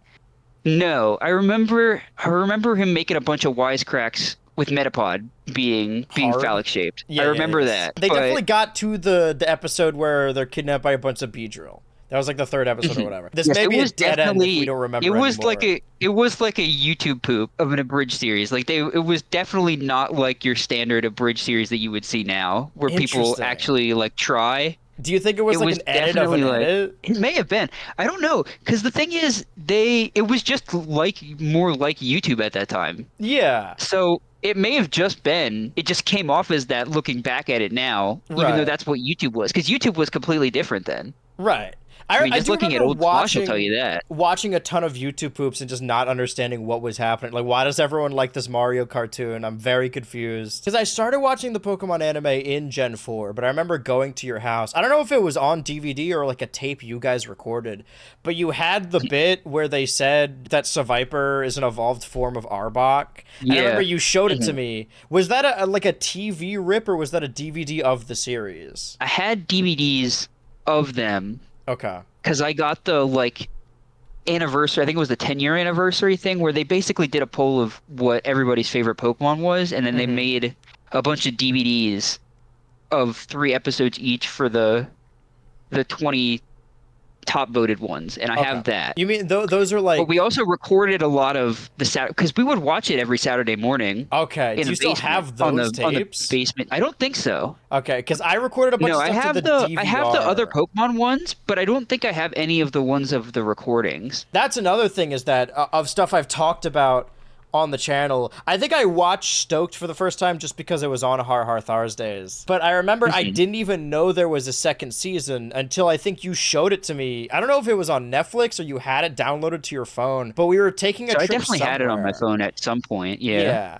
Because I remember when we went to go see the Clone Wars movie, I think is what. We went to the drive-in. We watched the Clone Wars movie at the drive-in. Yeah, right. But instead of I think it was in the van. Yeah, but instead of watching it, we watched in the back of the van. Instead of watching it, we watched Flapjack episodes on your iPod Touch because the movie was really boring. It was really boring. Yeah. That you had the first episode of Adventure Time and Regular Show downloaded on your iPod Touch, and I think it was before they usually had the pilots. The pilots were always free. They almost always gave out the pilot ones for free. Yeah, the first taste is free. I think I have the first episode of Destroy Build Destroy on my iTunes still. I have a bunch of them. That's awesome because that's probably lost. Still saved, a lot of those episodes are lost. Still saved to the cloud of me purchasing those. Well, you gotta check if you have that Pokemon thing then. Because maybe you also downloaded. I don't know. Because I think I had it on mine. I couldn't find it. I remember one time when the new stuff moved to Monday, I, with you, walked to my dad's new place to like watch that. I think you said before too that like I assumed that you showed me everything, but I think it was me that like brought wrestling down. I remember the first one that I really remember, and John and his family were also into it, and I remember them showing me stuff too. They were the ones that showed me the games. They were the ones that showed me the games mostly. Yeah. But the very first episode of SmackDown I remember watching was my first. I think at my dad's we had watched or we had bought WrestleMania 27 prior to that. So I had already been watching, like leading up. Yes. Because I remember I was rooting for Miz and Michael Cole, and it was like pissing people off, like in the lead up to it. But you're right. Like we were playing the wrestling games. Your sister I think it was your sister that was a huge Miz fan. Yeah, my little sister she loves the Miz. Yeah. I played wrestling games at the Call of Duty household and also the March Madness household. And I didn't know it was like a real thing. Like I just thought it was a video game. Like I didn't know they like did that because we would do like steel cages and people we'd bury people alive. And I'm like, what do you mean they do this for real? I also don't know if you remember this, but at Bragging Rights, DJ's older sibling. He returned and faced off with Triple H because they did the Man Comes Around promos leading up to it. And I was like, I'm pretty sure he's like, I don't think he's dead. Yeah. I do remember them too. Because that was the time where we wouldn't have had enough internet access. We would have had enough internet access to hear rumors, but not enough to know the full story. It was around that time. Yeah, because I remember that household was really into the Hardys. And then the Hardys left in like 2010. So I remember them talking, like this was... the Hardys and Edge. Well, they left, and then it became a TNA household, and I didn't even know anyone knew. Because I remember I used to watch a lot of TNA actually. I didn't actually watch TNA with them, but I remember going over to their house to play wrestling figures with DJ, and he had an Ultimate X ring, and I was like, "What is that? Why is there 6 sides? Like this is so weird." I don't remember. Do you remember where we got the information for MagFest? We were at like a different festival, and there were like pamphlets for it. And we were like, oh, we should go to this we thing. Went to... Without thinking, like, we didn't know what it was. And then we went there, and, like, the Grumps were there, and JonTron was there, and, like, Angry Video Game. It was, like, and I had just started watching them, so I was like, I don't know. It was something like that. I can't even remember. It was outside, and there were, like, it was, like, a carousel, but with bikes, and it was in the sky. This sounds crazy, but this is what I remember. I think it was at... They had there was like an art thing. I think we went, it would have been 2013, and then I went 2013 and 2016. I think were the 2 years that I went. So I think we would have heard about it then. It was the car ride to that I remember you showing. It was a long car ride, so you were just like, oh, I have Stoked Season 2. And I was like, I didn't know that there was more Stoked. It just stopped airing on Cartoon Network. Our thing was, they showed it earlier in Canada. Yes. So... They always aired stuff faster on Teletoon than they did here on Cartoon Network. Yeah. So the like quote unquote cheat thing to do was to go to the Teletoon website and find out all the spoilers before I would it happens, and then be like, I would watch episodes of Total Drama Island from Teletoon split in 3 parts on YouTube. I don't know if you did that too. I would like watch the episodes ahead of time. we got super trolled by because they did a different winner in different places. Yes. And I think Gwen won when we would have watched it early. Well, Owen won in Canada also. Here. So Gwen won somewhere. It may have been like Duncan or Beth or something. Because that still to this day, if you ask me like who won Duncan or Beth, I'm like, which I don't one know, won? of them. Yeah, I don't remember. Like Heather and Owen, I got locked I've watched both of them win it, probably the same weekend. Yeah, it's all blends together. I think Duncan won in the U.S. Mostly Total Pokemon Island. It was the iPods and the babies where they like drew fan art of them as babies. Oh, that's right. They did do that. We did look up a lot of those. Yeah. And the theme songs where like they would have a different song per character. Yeah, that's true. We did watch a lot of those type of stuff. That's true. Yeah. So do you know who found Total Pokemon Island first? I would imagine it would have had to have been either me or Riley would have found it first, and then we brought it over. You're right. You brought it to me because like I've been going back to watch it, and like near the tail end of Island, it's like, oh, I'm gonna do the 200 subscriber special, and I'm like, that's so few people, and it's Nikita's not even. I don't think the most popular Total Pokemon. So did you watch anyone else? There were plenty of them. Yeah, there was a whole league of them. So I remember we watched the Nikki one, and we watched Mischievous. Is it 555 or 525? 525. Yeah. I don't remember any of Mischievous 525, but I know that her characters keep showing up in Nikki Nor's Total Pokemon Island. Yeah. But I don't think I ever watched Mischievous's one because I don't remember any of it. I remember we also watched, I think it might have been both of them because they both did like a separate general Pokemon thing, like with trainers and stuff like that. Yeah, the Pokemon Kalos region. And they were always, that as well. Yeah. That would also include people that were doing similar videos, like they would all feature in each other's shows like that. They had their friends in it. When I'm watching it, as I remember, like they would name characters after them. Yeah. Yeah, Nikki Nor keeps having like Mischievous' character show up in it, but Nikki's doing the voice, and it's like, does anyone else, does Mischievous even know that Nikki is doing this? It's just a name drop thing at that point, yeah. The Pokemon Kalos region started coming out. Also, do you remember watching Sergeant Frog? Yes. Okay, because it was brought up in the I don't remember watching a lot of Sergeant Frog, but I do remember watching Sergeant Frog. I think we were introduced to it from, because of the series. I think it got mentioned there, yeah. Yeah, Pokemon Kalos region started coming out before Heart Gold came out in America. And I remember this show is what really sold me on Totodile. I was like, man, I gotta get that starter. Did you know about Heart Gold, Soul Silver before they came out? Were you like on the speculation side of the internet at the time? I'm trying to remember, because I know that I was fully in it when Black and White came out. Yes. So when Black and White were coming out in Japan, I was following it here in the US. Yeah. So like when it was still the issue region, all that type of stuff. So for Heart Gold and Soul Silver, I think I would have known about it. I don't know if I would have been following it from the Japanese side of things. So I think I would have known about it coming because I was following the rumor mill with Diamond and Pearl. Right. For Platinum. Like those Fakemon. No, I'm talking like Diamond and Pearl. Like the Fakemon that came out. Oh, like that that fake Lucario pre-evolution where it's a dog on all fours. Yes, and the super weird evolution that looks like some weird like fish creature thing. I don't remember. So I remember when a bunch of the Diamond and Pearl Pokemon got revealed in Manaphy and the Mystery of the Sea. Yes, Pokemon a lot, like Saturday morning. Like that was your main thing, is you would watch Cartoon Saturday morning. I don't know how far that extended, but I definitely remember doing that at your house. And I don't know if you showed it to me or if I showed it to you or if we just experienced it at the same time when it happened. But also, like hanging out with you has been a big part of me remembering the Thumb Wrestling Federation as well. Yes. So I think we would have started. Well, because it was on Cartoon Network. Yes. So, which is where we would have found out about it to begin with. Right, and they were already showing Thumb movies by that point. They showed Thumb Wars on TV. Yes, and I have a bunch of the little guys. There was like a full-on like book. I don't think I still have the book anymore. I have one of the books, but there was like I found a book it at a with yard sale. But no, you would be able to like print them out, or like they were toys that you could get at the Scholastic Book Fair. I remember one instance because you guys were more computer savvy than I was, and we were just looking up stuff about the Thumb Wrestling Federation, and I accidentally changed your guys' desktop background to a really blown up picture of Itsy Bitsy, and I remember it scared me because I thought I didn't know you could like undo it. I'm like, oh shit, like because broke it. Yeah, you right click and you could say set as background, and it was like a 20 by 20 pixel. Yeah, I remember they did like a contest to like create one, like a thumb wrestling guy, and we entered designs into the contest as well. Did you win? You had to had to mail it in. No, no. But I think both Riley and I entered. Let me ask entered you, designs in.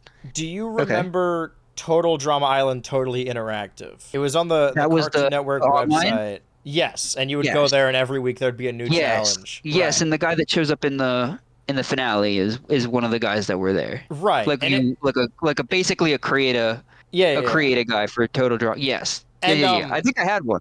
Yeah, you did. In the one that aired on Cartoon Network in America, this is what the totally interactive character looks like. This is the CAW basically. You create a total drama character who canonically dies. Now, is this your character? Is this what your character looked like?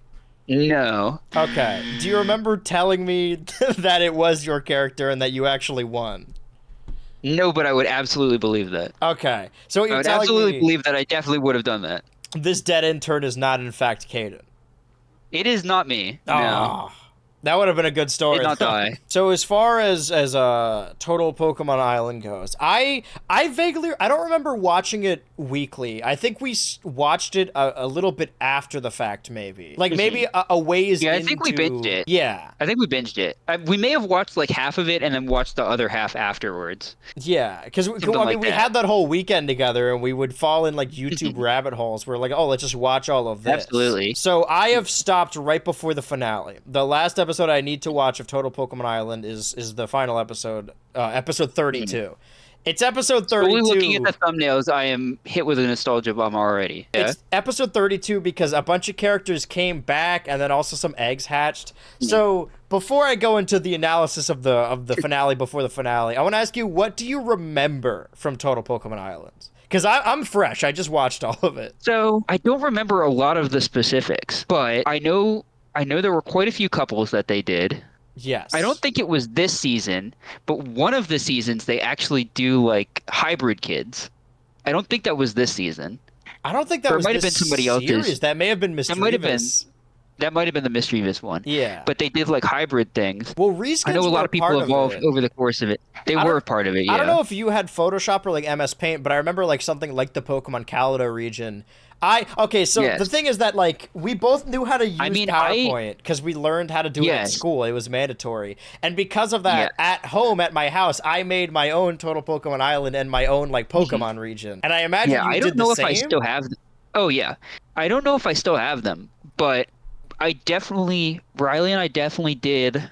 I want to say close to like 15 or 16 episodes that we like did the animation for, but we never ended up doing the audio for, because that was always there were two major hurdles that we always ran into when we would discuss YouTube stuff. One was that we weren't allowed to have a YouTube account. That was the big one. So anything that was age gated or anything that would be actually uploading it were no-goes. And the other was that we didn't have any audio equipment and didn't know how to splice them at the time. Right. I did live performances where I made it all the way to World Tour when I did my Total Pokemon Island. And I would have like people over. I mean, I wouldn't have people over, but people would like, one of the 6 households, kids would come over and I'd be like, oh, come to the computer room. And I would like voice them and then I would hit the next tab or the next page key. Yeah. Do you remember me doing that? Yeah. Okay. I don't remember anything about the series other than getting to World Tour. Also, one of the subsects or subgenres of Total Drama videos on the internet was just like the order of elimination, but they would have the images on screen slowly fade out. I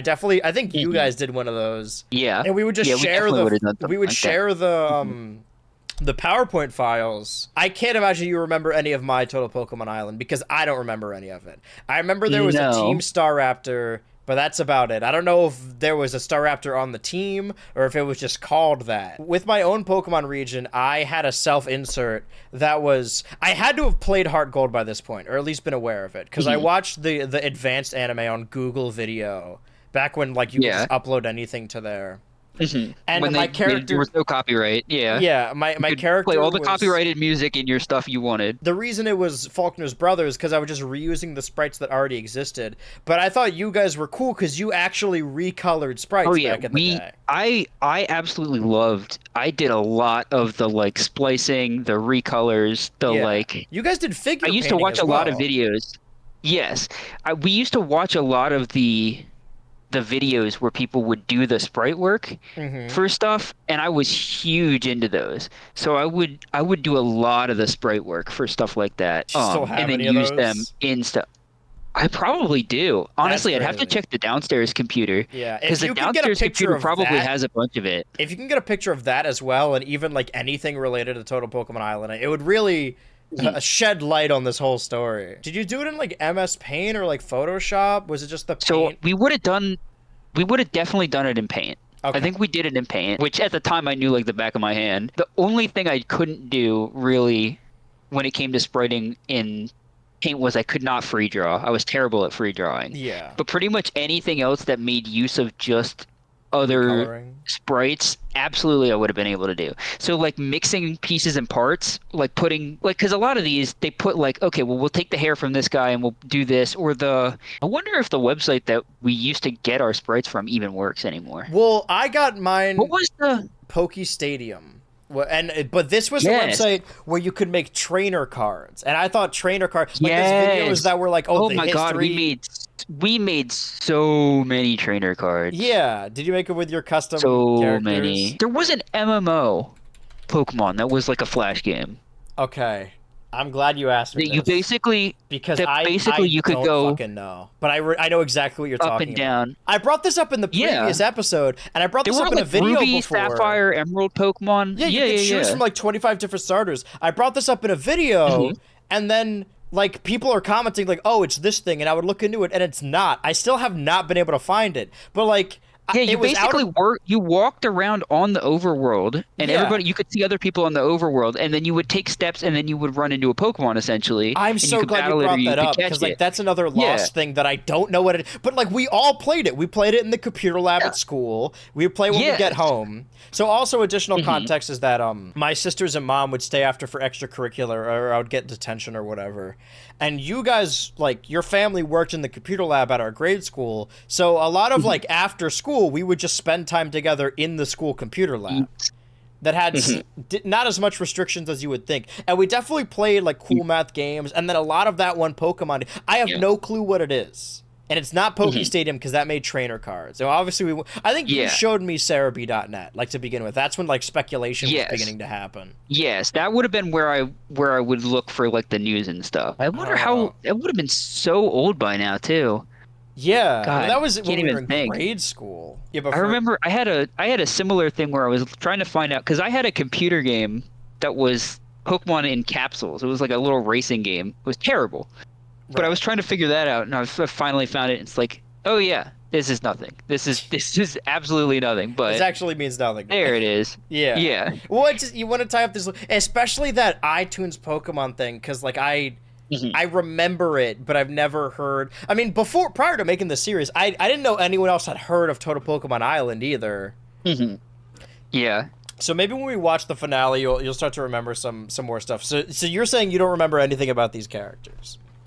No, I don't remember any about the specifics. All of this looks familiar. Like this is, Right. I definitely watched it. It looks familiar. I remember some of the intros. I remember they used I think it was a Dragon Ball opening for one of them. Although I didn't know that at the time. Right. I know they used the Pokemon anime for Island. I think they used the Phineas and Ferb theme for Action. I mean, honestly, you might be remembering more of Miss Drevis. Like, maybe we watched maybe we had two separate, like, guys when it came to Total Pokemon Island. Yeah. Maybe if I showed you, definitely like, Miss watched this one, Drevis. though. We probably watched both. That's the funny thing. Is I probably watched like 8 or 9 of them, honestly. Right. I watched but I don't, a lot I don't remember of it. Miss Drevis at all. Like, I don't think I'm sure I did watch it at some point, but I seriously don't remember any of that one. So if okay. Well, I think I only have ever had one of them. I'll give you a little catch up before this finale. The finale is between Pupitar and Quilava. And before going into this, I feel like Pupitar wins. Like, I feel like I remember Pupitar winning. Or he just made it far enough. So in their version of Island, they had a Cranidos Crazy spin-off series, which was their version of the Aftermath, ostensively. Yes, I remember that, yes. Right, and they showed some characters. I think they showed Chinchou, Cranidos and Celio, and Zigzagoon as Team Cyndaquil, and then Vileplume and Porygon as fans of Pupitar. And the others are estimations I did, because I assume they're going to do that for the finale, even though it's like 13 minutes long. A little... Yeah, that's the other thing. You, like, think of these as, like, these huge things in your life, and you realize they're, like, 8 minutes, 10 minutes, and it's like... Well, also, they really, were made by a... You must have just watched them 700 times. Like, that's the thing, is for it to resonate so strongly on a 15-minute video, and we must have watched it close to 100 times. And they were made by another child. Like, it's not... Oh, yeah. Like, when you... I feel bad watching them and, like, doing bits, because I'm like, this is just some kid. Like, a very high-pitched kid talking to the mic. And I skipped later to, like, a later Total Pokemon action video, and you could hear, like, his voice, like, deepen in real time. From memory... There were several alliances on Total Pokemon Island. This is my recap before the season starts, or before the finale starts. Pupitar, back when he was a Larvitar, was sort of in charge of his team. Ivysaur was in charge of the other team. I think the first elimination was Zigzagoon, or maybe second.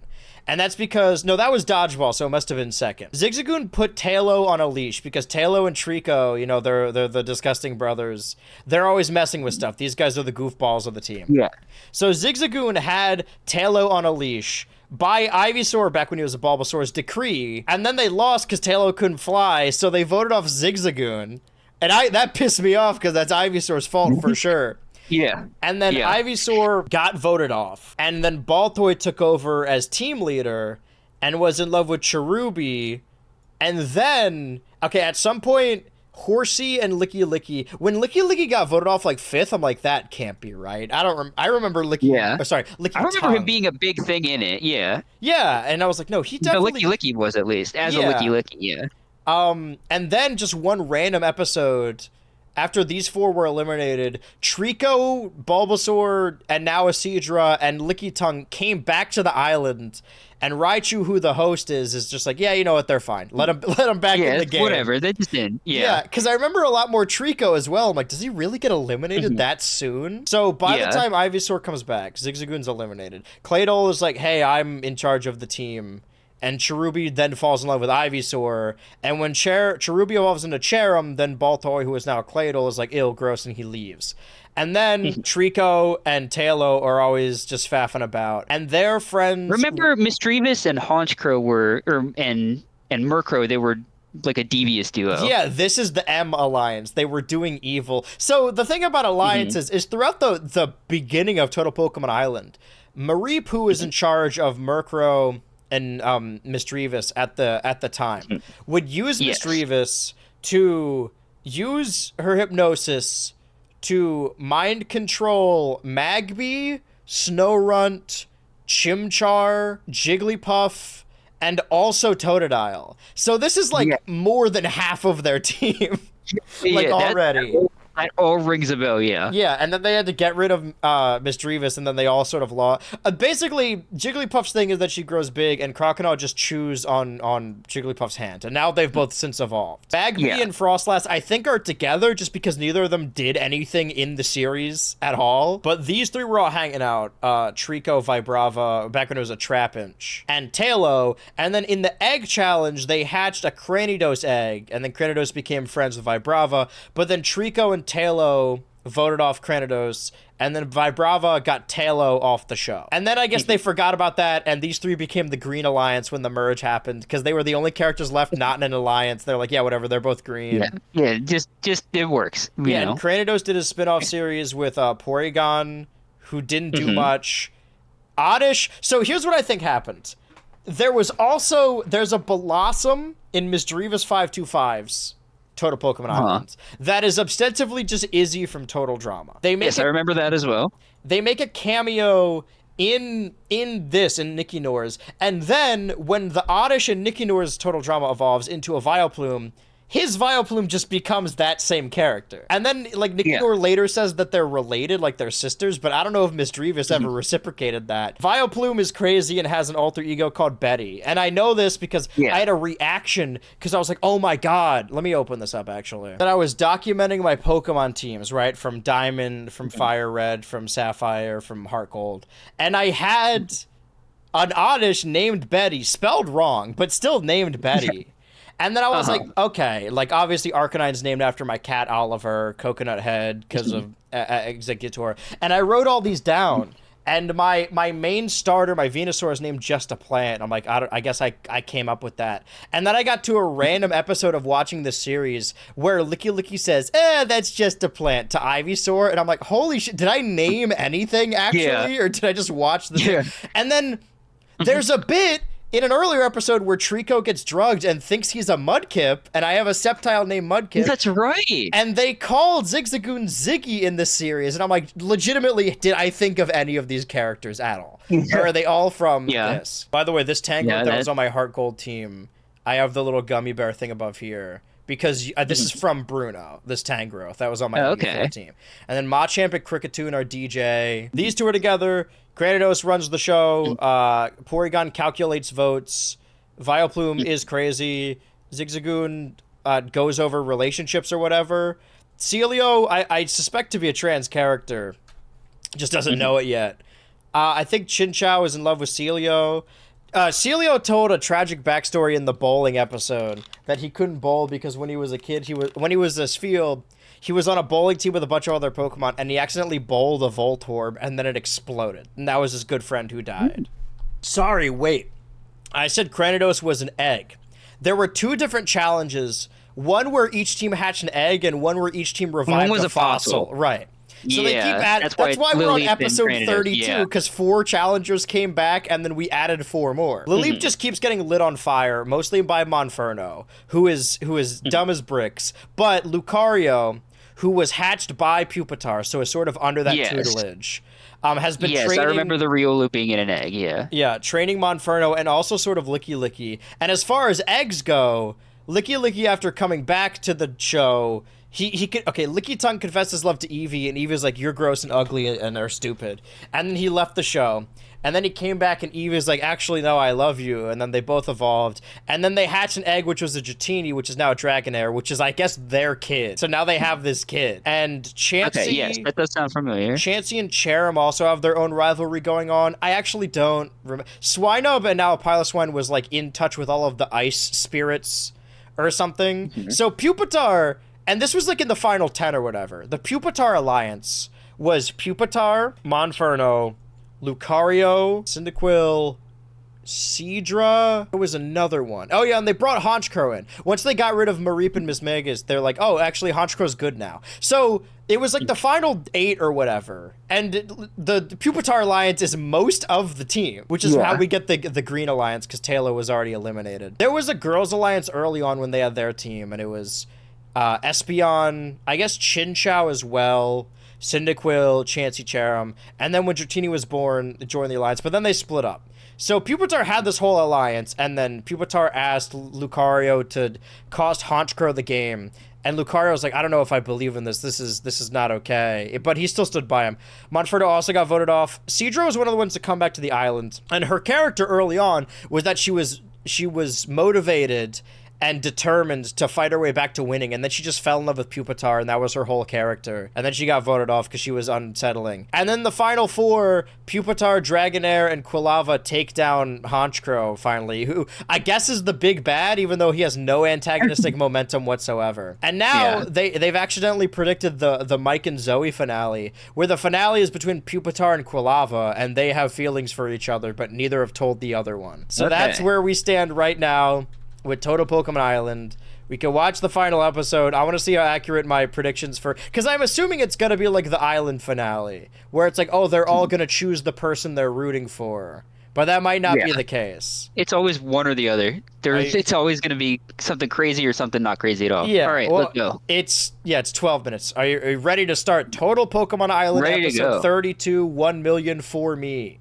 These backgrounds remind you? Because like when I saw some of these backgrounds, I'm like, this is great. Pupitar, Oh, Because yeah. you would go to Google Images and these would be the results. And if you wanted to make your own, whenever you look up dock or camp, like this is what you would come across, and it would be hard to find new ones. I can always beat him up. That's always an option. This is true. Oh, why can't he just like me? It's not that I don't like Kulava. And something you notice early on, what if she doesn't like me when there's a lot of characters, is that Nikki Noir has maybe 5 voices. So when there's a lot on screen, it's really hard to tell who's talking. About TPI, it's been really fun. I made a lot of friends. Everyone's really nice. Too many friends. I didn't know. So when you and Riley made your own, did you have a script or did you just generally know what was supposed to happen? Because I don't think I wrote a I think script. it was more of a.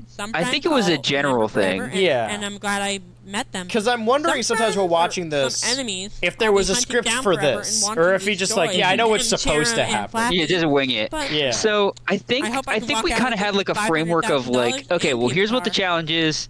Here's what's gonna happen, and then that's really it. Whoa. I gotta say, this audio is actually better than I expected it would be. Campers yeah, thinking back, it's actually not as bad as I'm thinking it should be. It's supposed to be. December 2009. Yeah. Wait, okay, hold on. Was I close? Magmar, Vileplume, Lileep. Okay, all right, hold on. Yeah. Okay, and Porygon's a lock. I wonder if I just accidentally remembered all of this. Okay, Lucario, Crocodile, Wigglytuff. Okay, all right, hold on. Yeah, this may be perfect. so far. Tricotalo, Frostlass, Seadra, Tricotalo. So that's not right. Wait, Frostlass, Trico. So wait, Seadra. Talos. Yeah. So wait, Vibrava, Licky, Monferno, Piloswine. Okay. Yeah. So I got these 4 wrong. Which makes sense. I just wanted it to be even. Yeah. So I was so these Celio, Cranidos, Chinchou, all 3 of the M Alliance. So we got those 3. Dragonair, Espeon, Claydol, Cherim. And I also think, I guess Zigzagoon's a lock. And I think, was Ivysaur? Hold on.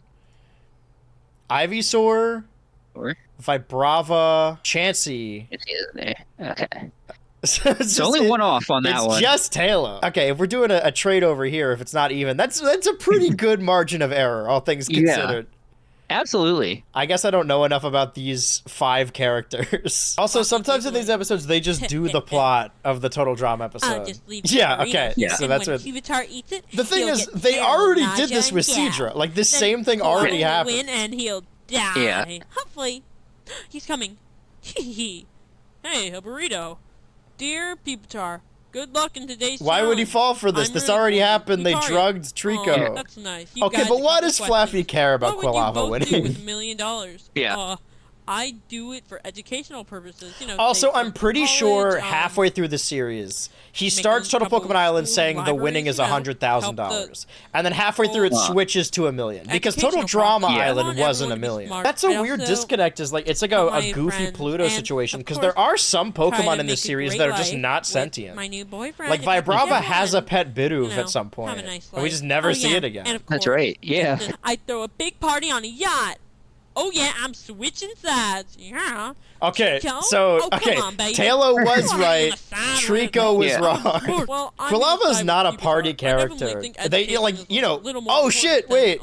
Oh fuck! They're changing sides now. No! No! I'm an Ivysaur. Blew the whole thing up at the last minute. Did the Claydol? Okay, I see. First, Also, you have to get we're your 5 flag minutes with into giant this already. up It's like a into the air. 13 episode Now, this will or be guarded 13-minute by several episode. Staraptors. There's no real momentum or tension here. But yeah, they obviously have to do the Total Drama action. Like they have to.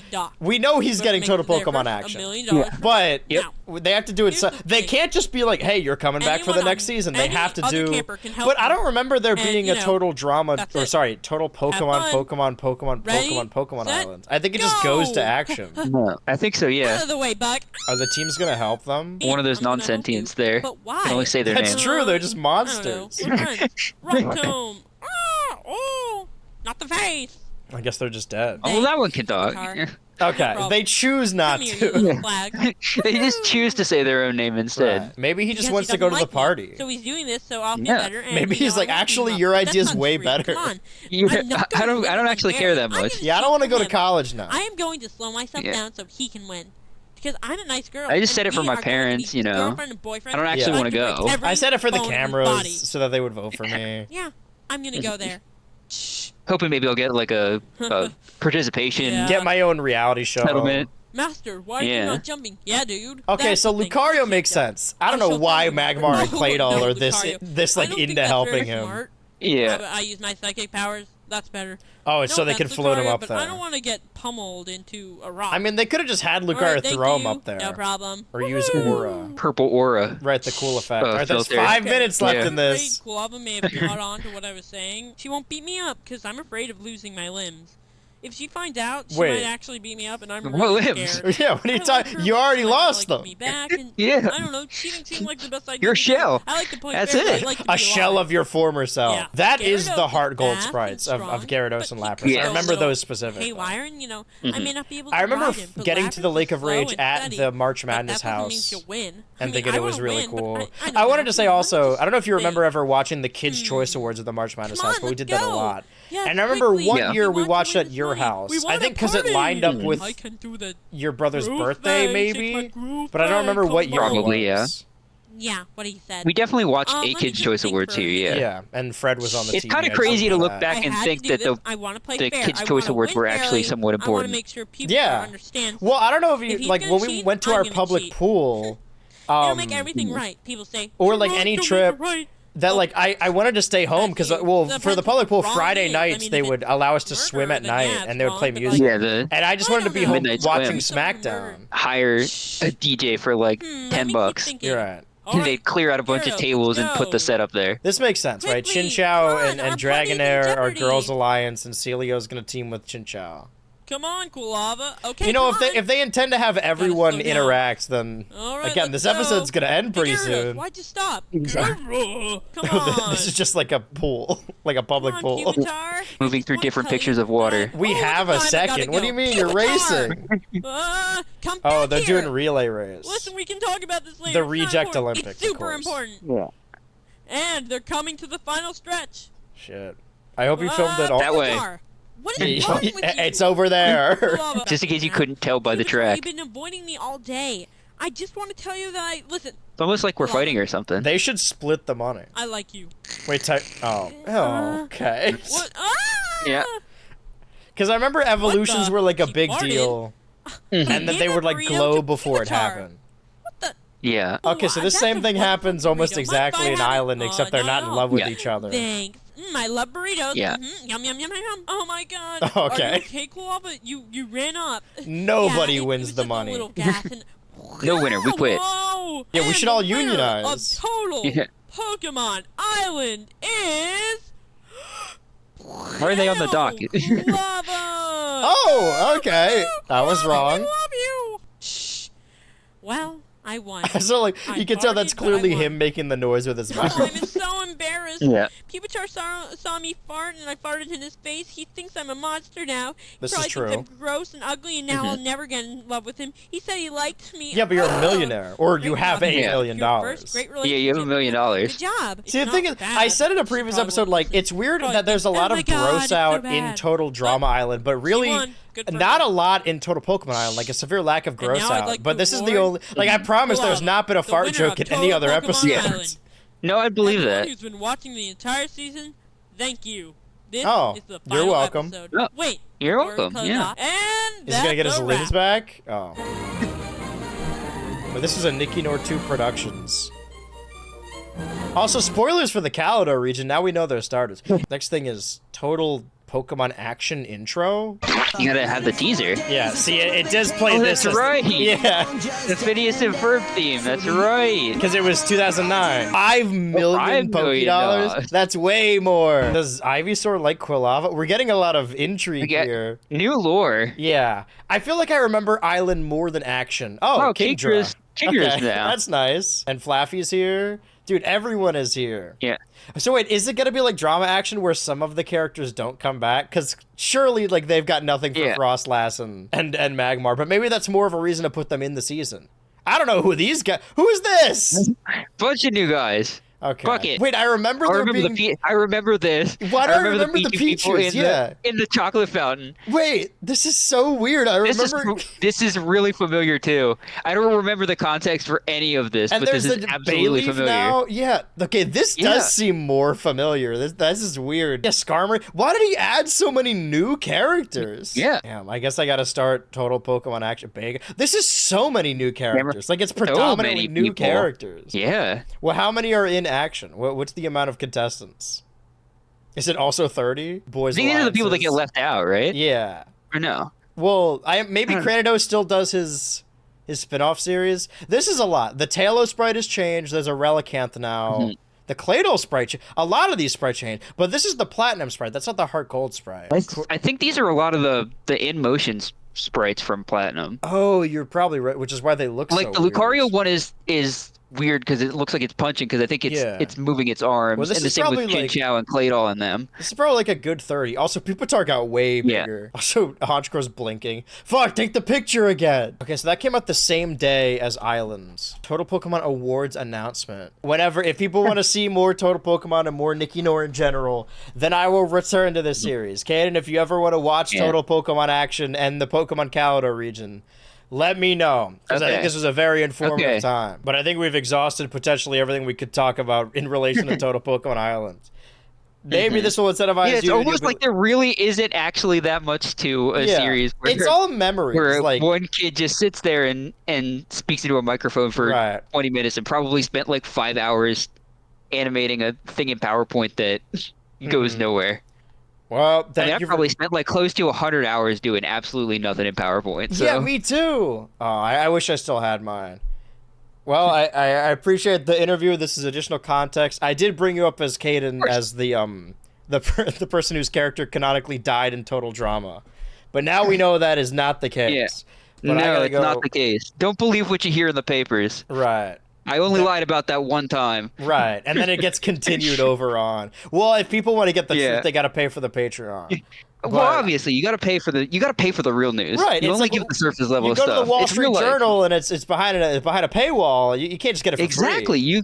You can read the first like 2 lines. That's it. That's all you get. You get the teaser. That's it. All right. Well, I'll talk to you again sometime. Thank you for this. It was nice talking to you, man. Of course. It was great to talk to you as well. See you later. Later. I'll see you around.